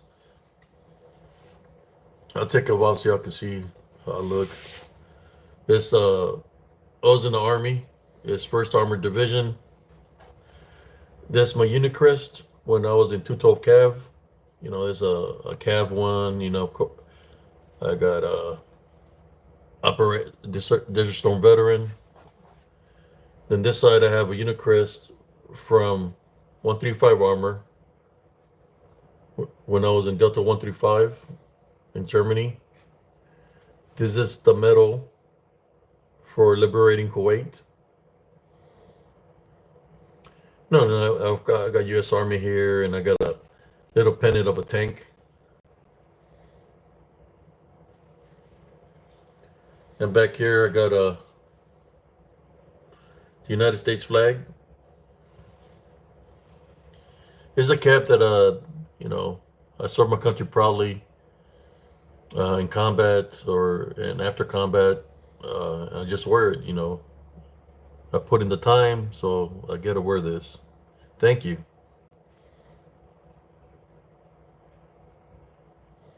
There you go, Bearcats, Raymondville, Texas. Yeah, I left the Valle, the Valley. I left it back in 1989 or 88. I left to Plano, Texas, and then in Plano, I joined the military from Plano, and I left from there to basic training in Fort Knox, Kentucky. But I'm originally from the Valle. I was a Bearcat. Uh, I was uh, I was in track. I never got to do football, even though I was good at football. I never got to do it because I was working two jobs, and my boss. I used to work at a Walmart, the only Walmart that they had there at that time, and he told me. I told him that the coach wanted me to play football too, and he said I could only let you play one sport because I need you to work, you know. So I only got to do track, but I did want to play football. I would have been. I believe I would have been good, but you know everything happens for a reason. So I just did the. He supported me doing track. The boss that I had. So that's what I stayed with track. You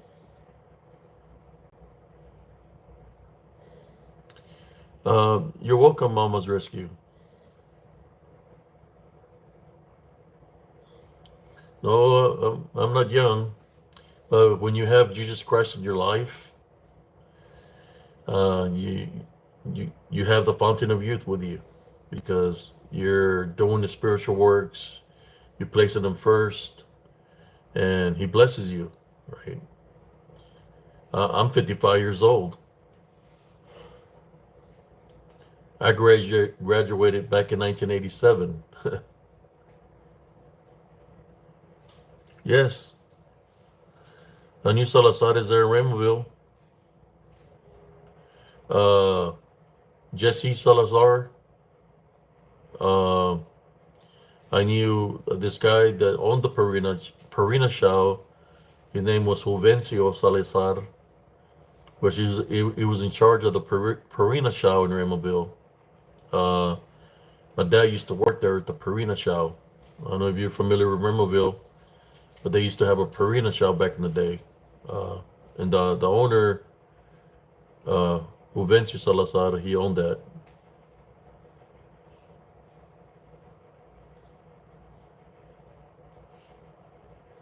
You get somebody from Edinburgh, Scotland. Well, Edinburgh, Scotland, there's a town in the valley called Edinburgh, where I live in the Rio Grande Valley. Nice to meet you. There's a sheriff. The sheriff is Salazar, of Raymondville. The one that's sheriff right now. I grew up with him. Well, he was younger than me. He was my brother's age, but he's a sheriff there now.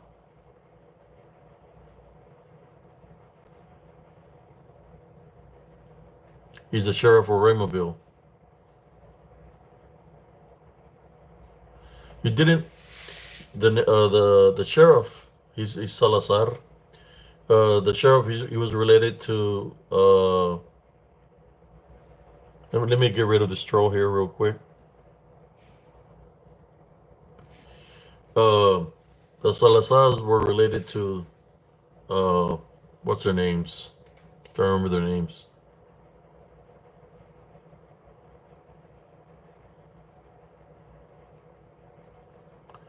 Oh, they're your cousins. They're related to the they lived right across me. Just remember their name. Do you know what was their last name? Whew. One of the Salazars was married to the his wife was related to the neighbors across me. So that's how I know the Salazars. I knew you know JJ Salazar. JJ Salazar. Uh, he had a can't remember. JJ Salazar was in. I was in track with him. He was older than me. I believe he lives in Dallas now. He's a fireman or something like that. He was pretty good at track, man. He could jump those hurdles real good. JJ Salazar, but they're all related. Same Salazars. Uh,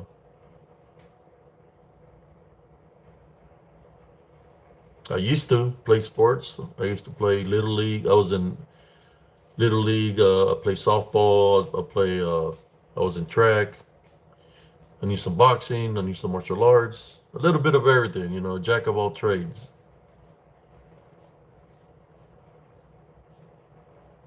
Oh, okay. Nice to meet you there, brother Nicholas Salazar. Where do you live, Nicholas? Nicholas. Yeah, say hi to your uncle JJ. Tell him Abram see us. Say hi to him. We used to be in track. Uh, I was a long distance runner. I was a freshman running with varsity. When I was a freshman, he was in varsity. It was JJ Salazar, Billy Stevenson, uh, Chencho Martinez, and I was a freshman. And I got to run with them. I think they were juniors and they went to they were varsity. When I was a sophomore, I was still running with them. But I think JJ, I was only ran with him for 1 year because he graduated.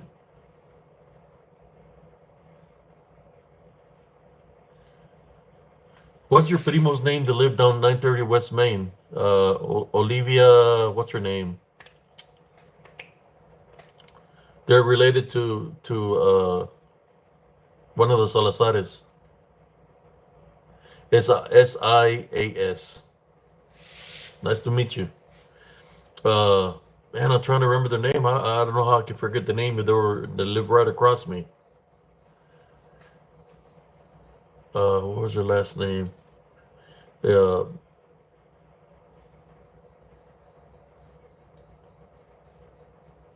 Man, I'm trying to remember their last name. I just can't remember on top of my head right now. But yeah, I remember everybody, man. So you're a truck driver. Where are you truck driving at right now? On the road.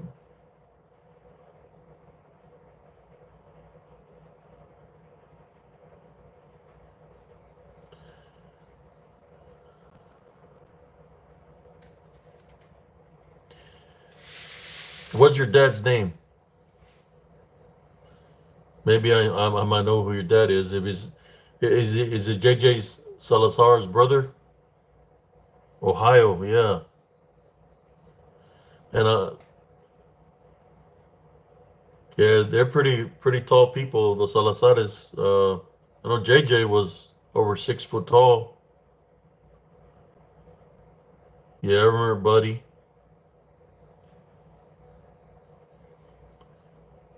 I think there was a Jesse. There was a Benny. Yeah, Benny Salazar. I know. I remember Benny.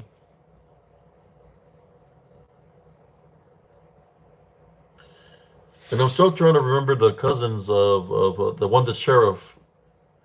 The one that's sheriff of Willacy County right now. He's a Salazar. Uh, his dad is brothers of JJ, one of the older brothers, I believe, of JJ Salazar, but he's the oldest one.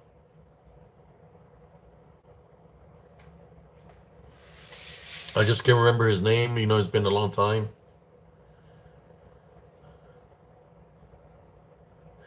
And I'm still trying to remember the last names of my neighbors that lived across the street from me because the the older Salazar was married to the sister, and I would always see him, you know.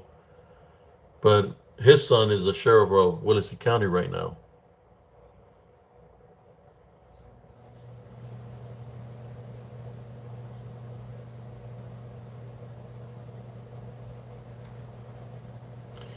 You're welcome, brother.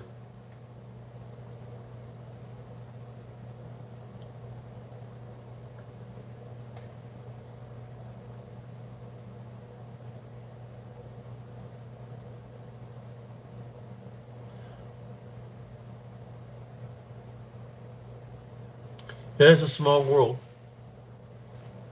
I used to run into people all the time. They were from my hometown or from the when I was in the army. I remember I was in Germany. Uh, I was in Germany and I was at a bar. You know, Germany is a foreign country, and I'm there, and somebody says my name. You know, like they said my nickname, and I'm like, what the hell? And I'm looking like, who's saying my nickname from back home, from my hometown? And it was a it was a brother of a girl that I used to date that he had joined the military. And you know, we said hi. We drank a couple of beers. It was just weird, man. You know, we didn't stay together or nothing like that, but it was cool that I ran into him out there in a foreign country at a bar in Nuremberg. I was in Nuremberg, Germany.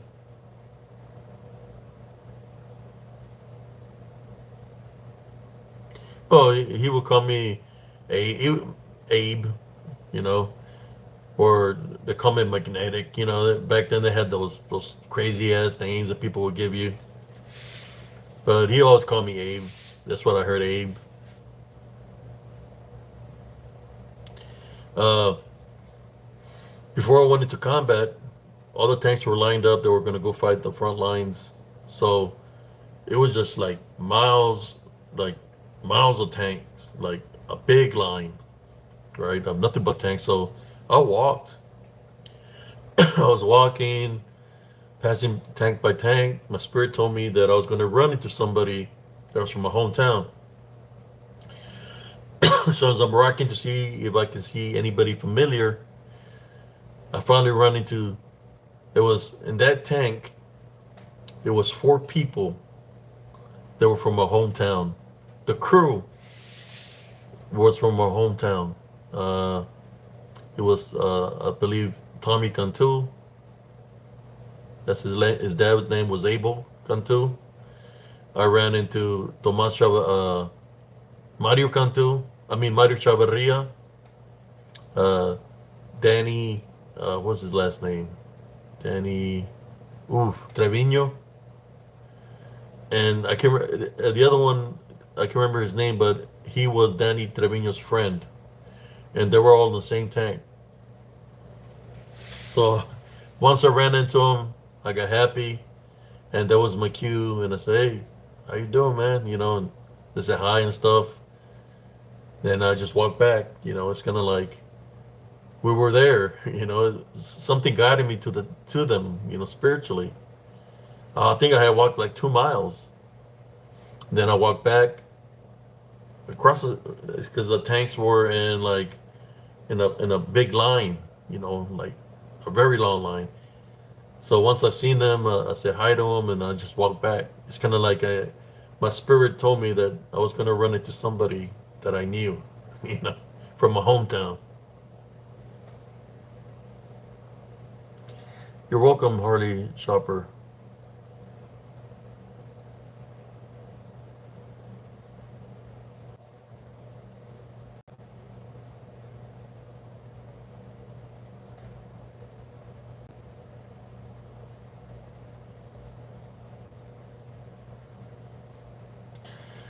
It's one thing for you to make new friends when you're in the military because you make new friends from around the United States. But when your spirit guides you, because you're gonna run into somebody that's from your hometown, and I walked like 2 miles, and I finally found them. It's kind of like my spirit was guiding me to let them know, hey, I'm here with you. Like we're here together. I'm here with you. Then I walked back to my tank. It's pretty. It was a pretty good experience, right? To witness. Uh, this guy's graduated with me. This guy's two of them, three of them, two of them graduated with me.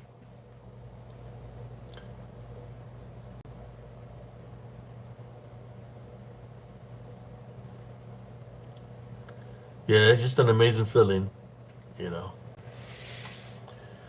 Then, being on Fort Hood, when I came back to the States, I was always running into people that was me from my hometown.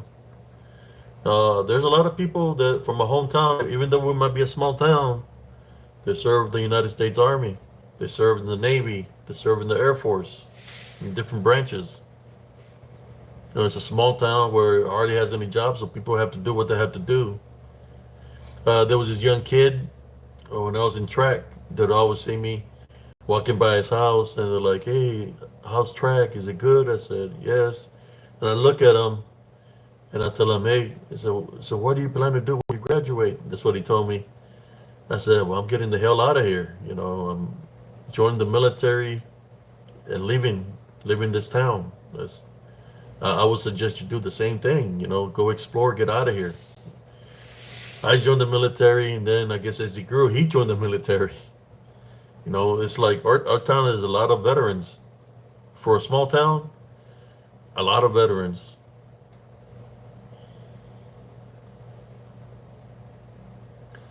My hometown name is Raymondville, Texas.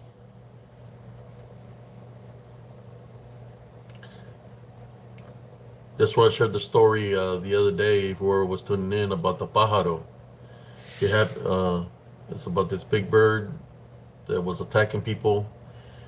But I tell people that it wasn't a big bird. It was not a pterodactyl that was attacking the people. It was something demonic uh, that was attacking people. If you look up the pájaro, Pagaro, then you'll see that happened in my hometown, like in my hometown and the surrounding areas there in the Rio Grande Valley.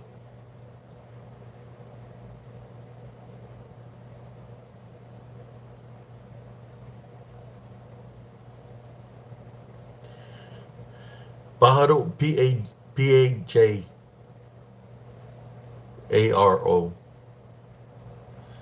The people were saying it was a thunderbird. They were describing different descriptions of this giant bird. That's not what I witnessed. I shared my story the other day of what I witnessed. Uh, it didn't even how it happened. One day I'll make a full video about it. But I told the story of what happened, what I witnessed towards old boys from the valley. So it happened in between the town of Hargill, Texas, and San Manuel, Texas, of what I witnessed. Yeah, he was attacking people, and he was killing animals. Like, cows were being found on top of poles.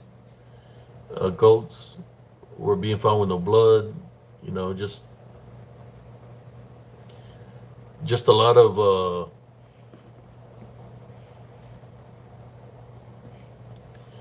of animals that were being killed.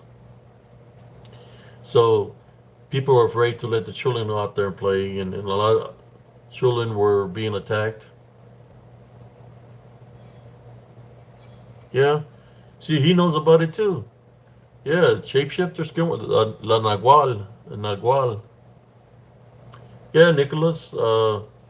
So you know about the shapeshifter skinwalkers that happened there in the 80s and 70s. The brujas and brujos, lechuzas. If somebody would know the truth that I'm speaking, would be Brother Nicholas, because I'm more sure the people before him, his grandmothers, probably told him all these stories.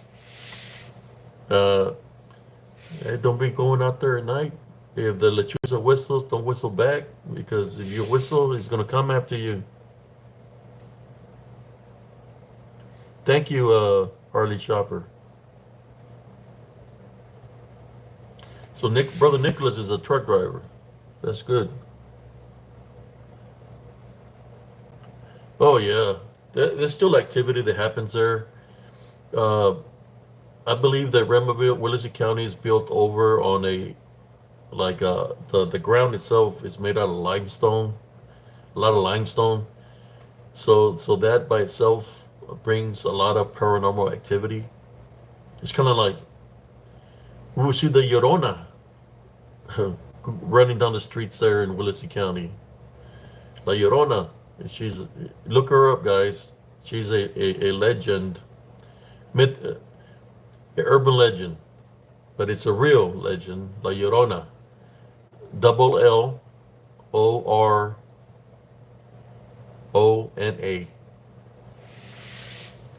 Some people call her the Wailer, the Weeping Lady, and she's called other names in other countries, because that's one thing about the Llorona is that she's spotted all around the world.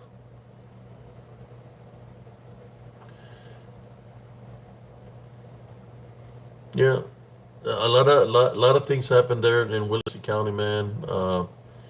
There's certain areas that I wouldn't go to, which would be over there by uh, towards the west side, going down that dirt road that goes towards where there's a canal, a big canal where there's catanes.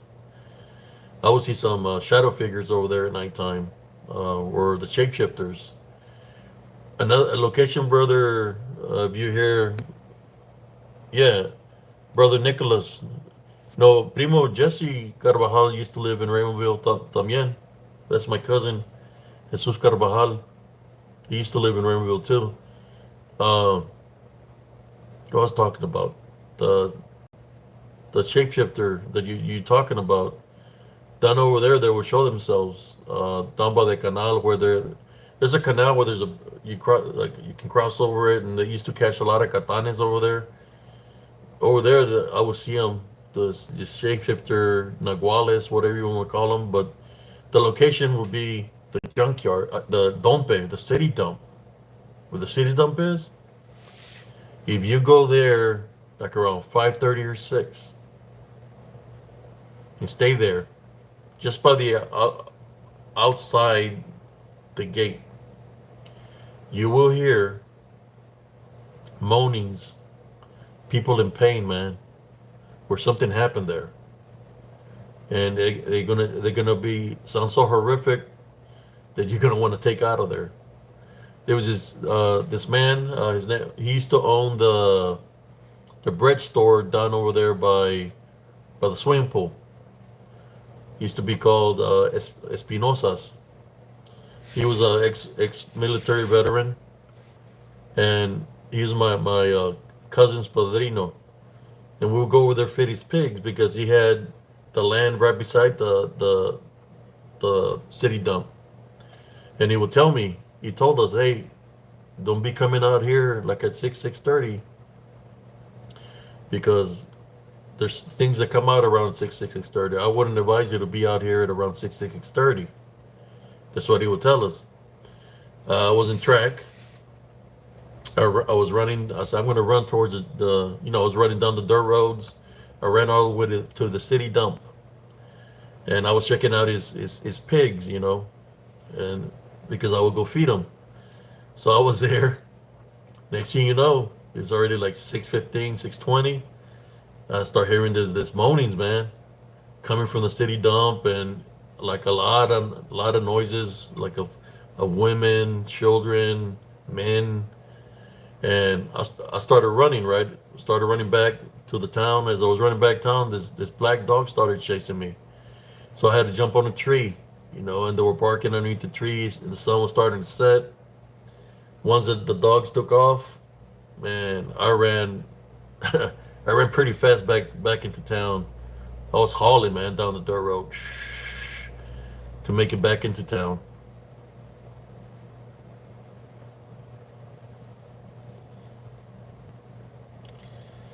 Let me see some of the comments here.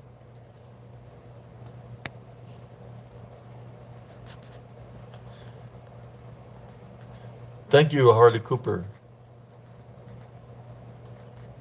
Yeah,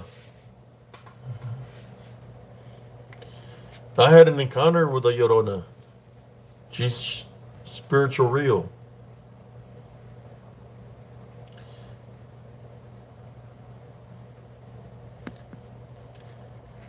Yeah, they're out there, brother Nicolas. During the summer, see, my hairs are standing up a little bit. What I'm about to share with you. In the summer it gets hot in the valley. My mom was cooking in the kitchen. It's daytime. She's cooking, and I'm sitting down watching The Price is Right. It's summertime. Watching The Price is Right, Bob Barker, right?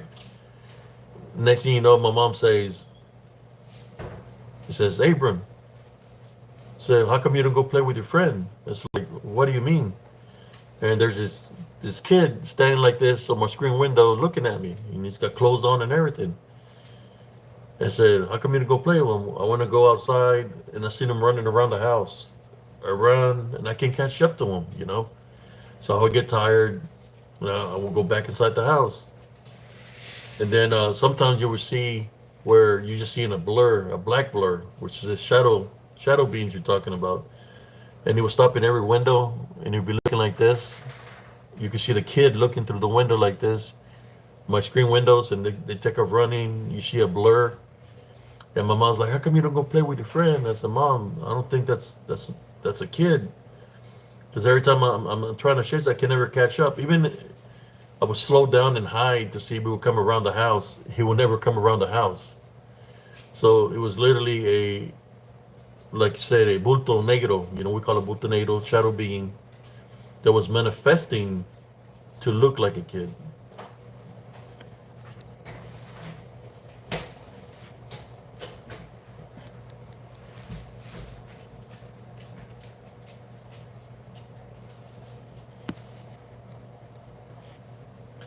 Yeah, they could take manifestations. The shadow beings, if it manifests, it's got to be demonic, right? So he was pretending to be a boy that I never met in school. I never seen this kid. And every time I go out there, my mom will send me in the heat to go play with him. I could never catch up to him because he would move so fast. Uh, but I witnessed that one summer. My brother and sister would see him too. He'll be peeking in the window like this through the tela, through the screen window. He just be looking like that. Then he'd be smiling sometimes, and he would take off. You know, this is during the day.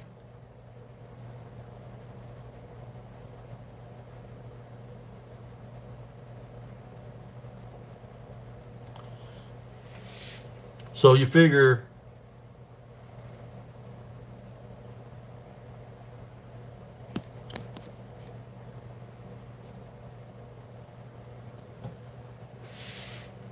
there's a lot of hot spots there in the Rio Grande Valley. Our house was bad, man.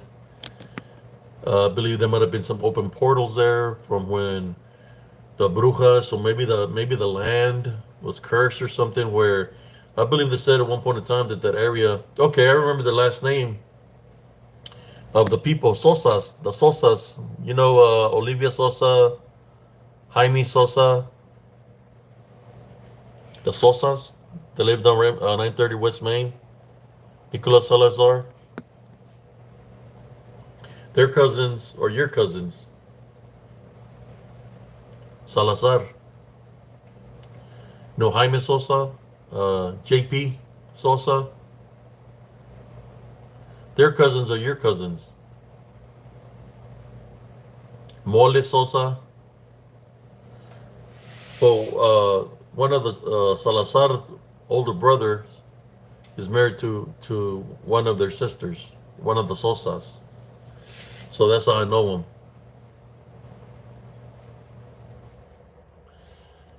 Yeah, I can share what happened to me when I met the Llorona. I shared it last time, but I've been going on for 4 hours. Oh my God! When you're talking good, it just keeps on rolling, keeps on rolling.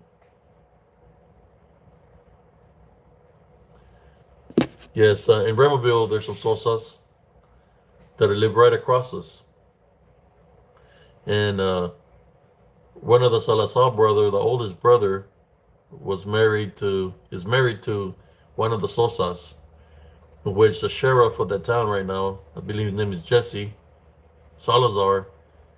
He's he's he's part Sosa because his mother is Sosa.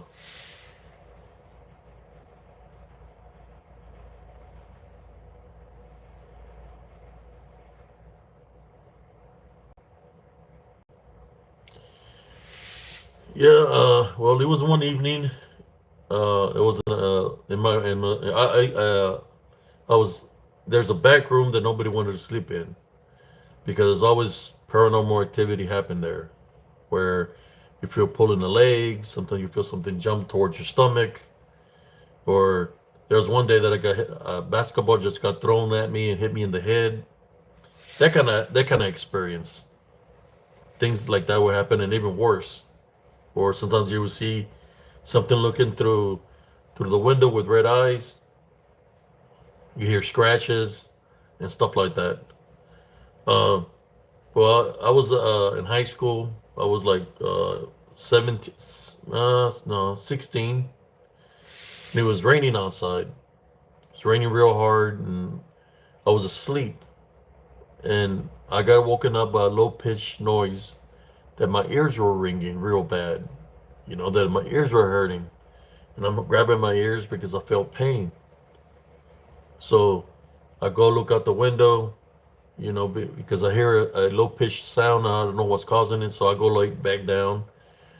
And next thing you know, I hear a woman crying. And the distance is like, guess what I hear?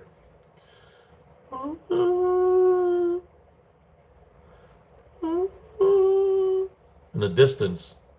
I look out the window, it's raining. I see the backlight from the neighbor's house that live in the alley across in the next block. I said, well, maybe they're fighting over there or something. I go back, lay down. Then I hear,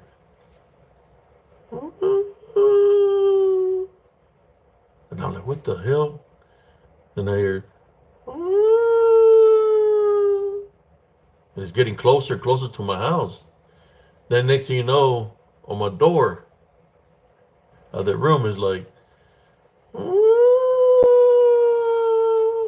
and I'm like, man, who's crying outside? Is it a lady? But through our great great grandmothers, those before us, they already told me the legend of the La Llorona, the story.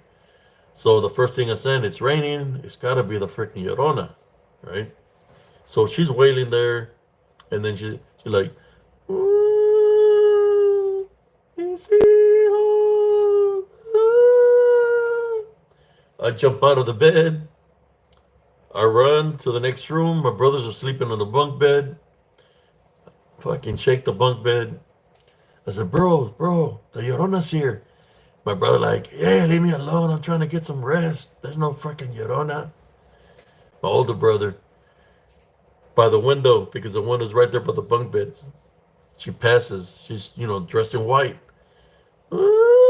Man, they all jump up out of the freaking bunk beds. We'd all take off running to the front room. We only had like 4 rooms. Go to the front room. My mother's there. I grab my little sister because, as far as we know about the legends of the Llorona, she goes after children that are not baptized. My little, I don't know if my sister was baptized or not, but I got her for protection to protect her. And I wake up my mother. I said, Mom, the Llorona's here. The Llorona's here.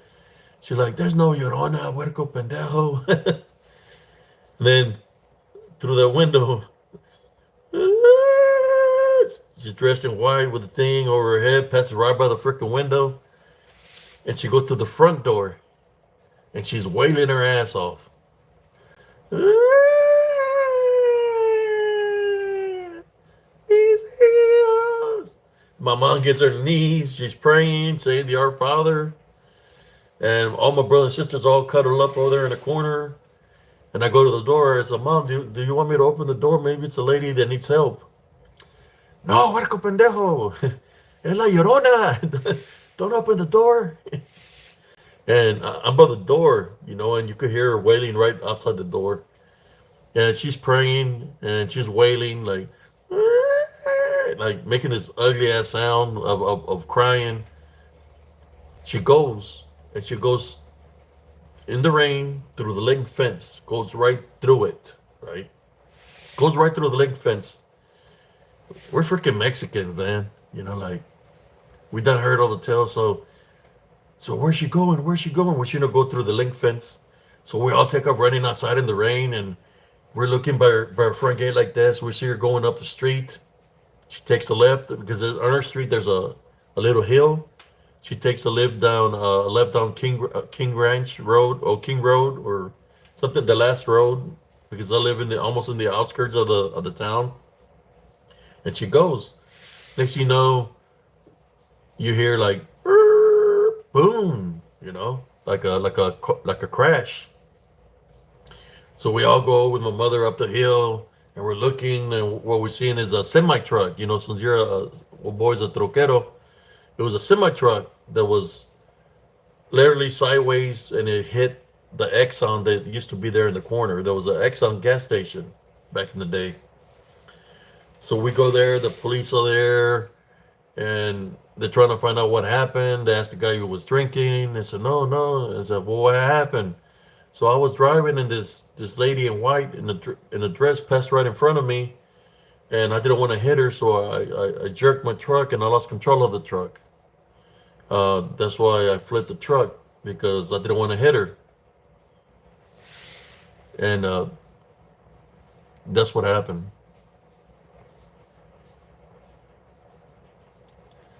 That's my story of the Llorona. She is very spiritual real, brothers and sisters.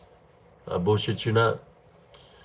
There was many sightings of her down in the Rio Grande Valley, down to where cousin Jesse used to live, down San Francisco Street, by the canals, by the water irrigation system. She's always around where there's water.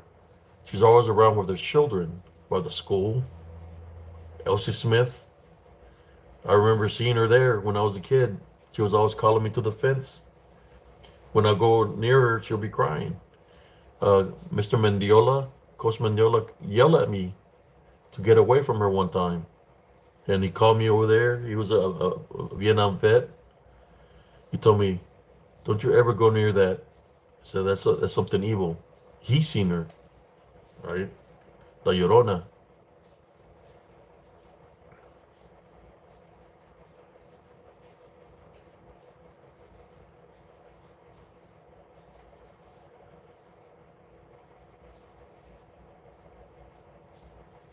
Oh man, she had a low pitch sound that it hurt my ears. It went from a low pitched sound to a very loud sound that even hurt my ears more. Horrific, a horrific uh, sound of weeping, of crying, like horrific.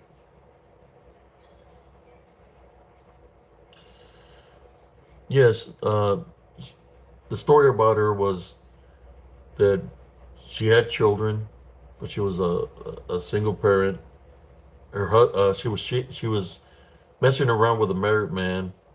She thought that the married man was gonna leave his wife for her, but he didn't. So she got pissed off, thinking it was the kid's fault, and she killed her kids. She drowned them. So God punished her to roam Earth, searching for her kids. And that's why she's called La Llorona. She surfaces up, like right now it's raining outside. If you're near a creek, a river, or any source of water, that's where she's searching for her kids because she drowned her kids. So she's punished to roam Earth, searching for her kids that she she drowned.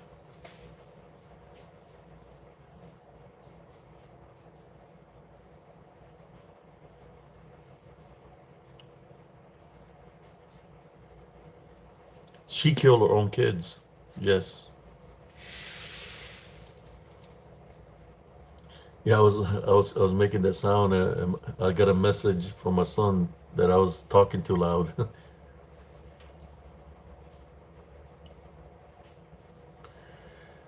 Yeah. And then had an encounter with something like that that was wailing like her when I was in the army. I shared that story to y'all where I seen an image of that my tank was gonna flip, so I traversed my turret to the left. Next thing you know, we were sideways. I was sitting down in the breach, and my TC was trying to jump out, and I grabbed him, and I told him, "No, we're not supposed to. We're supposed to stay in place because if it flips, 65 times is going to trap you and crush you." When we were in that predicament, we could hear a woman crying outside. And this is in the desert, and for Fort Ord, California, National Training Center, where we go train. We're hearing this woman crying, weeping around the tank, and my loader was basically freshly out of basic training. He's like, "What the f is that?" And she's crying, she's wailing, and I said, "Don't worry about her, just ignore it." Then she goes wailing in front of the tank where he's at as a driver.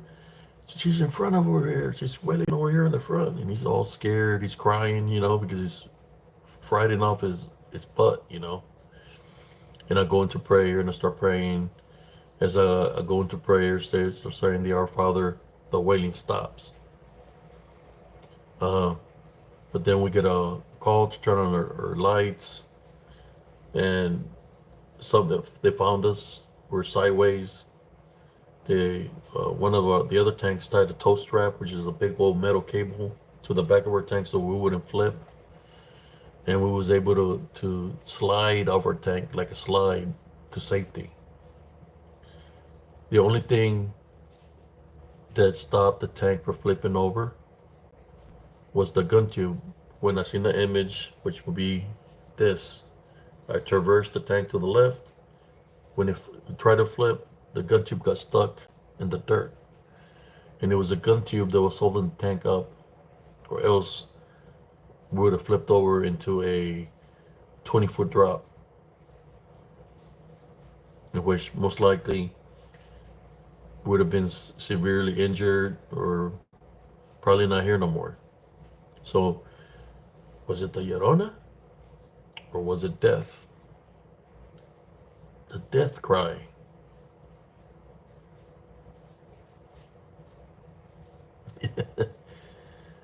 Yeah, you don't like me when I make that noise.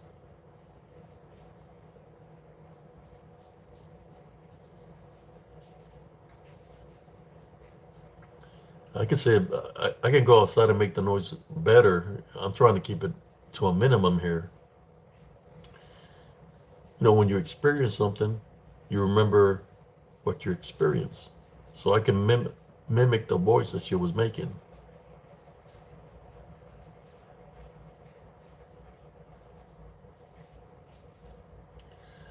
Sorry to. I saw a man's face from in my blanket when I was 7. Yeah, maybe I can go outside so I can really, really do it. I'm keeping it to a minimum here because people are asleep.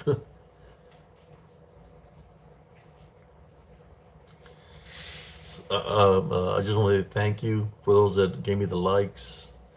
For those that subscribe, you're more than welcome to subscribe. You know, I have a lot of stories from the paranormal aspect of certain encounters that I've experienced all throughout my life.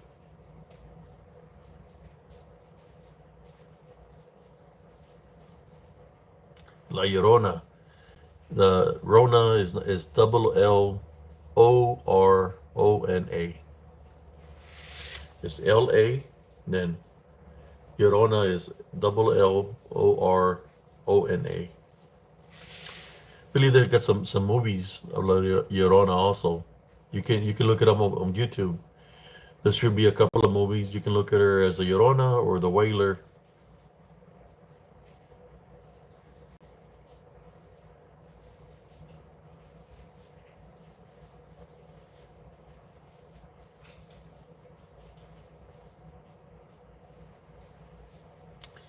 Thank you all for tuning in. I've been going for about 4 hours and 17 minutes live.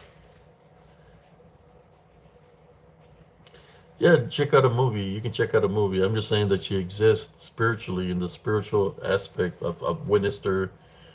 A lot of people have witnessed her all throughout the world. She exists, roaming the rivers and the canals or creeks.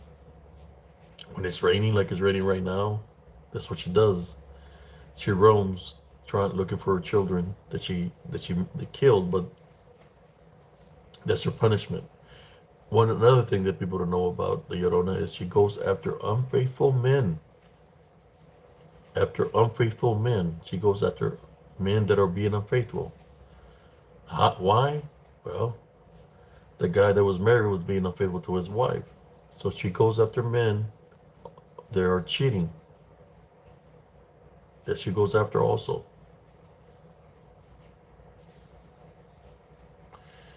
You're welcome. He said, "Whoa, go to bed, bro. You have to be tired. You can watch Paranormal Investigations on her too." I know I'm not tired. I just woke up at 2:30 in the morning.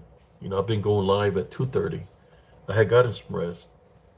I said, I don't want to disappoint my viewers that I get late at night. Normally I go live like around 12:30, 1:30. So, you know, when I initially started this live, I was being trolled by this guy, but he probably fell asleep on the crack that he was on or whatever he was doing. But you know, now it's like we have a lot of viewers. You're more than welcome to subscribe. I have spiritual encrypted encounters on Facebook also, where I have a lot of photos. I have a lot of short reels of photos of the things that I encounter, of the spiritual aspect or demonic aspect of things that are out there amongst us that's unseen. And I have under Abe SIAS on TikTok. I have a lot of short reels of the things that I capture when I go and investigate out in the woods because they surface up. Shapeshifters, skinwalkers, I call them disembodied demonic Nephilim. They're demonic, but they're in spirit form. I capture a lot of things like that through my investigations. Maybe whoever's here tuning in, you might have had an experience with this DDN or you shapeshifter skinwalker slash demonic slash shadow figures. Matter of fact, This Woods is Haunted, Season 3, Episode 2, on the Travel Channel. I'm on that episode, me and my sister. Season 3, Episode 2, and it's called Something is Out There. Either This Woods are Haunted or Terror in the Woods. Season 3, Episode 2, it should say Something is Out There. Happened in Killeen, Texas, where I used to live, in Elms Grove. Maybe that's how some people might recognize me or know me from that episode I did for the Travel Channel.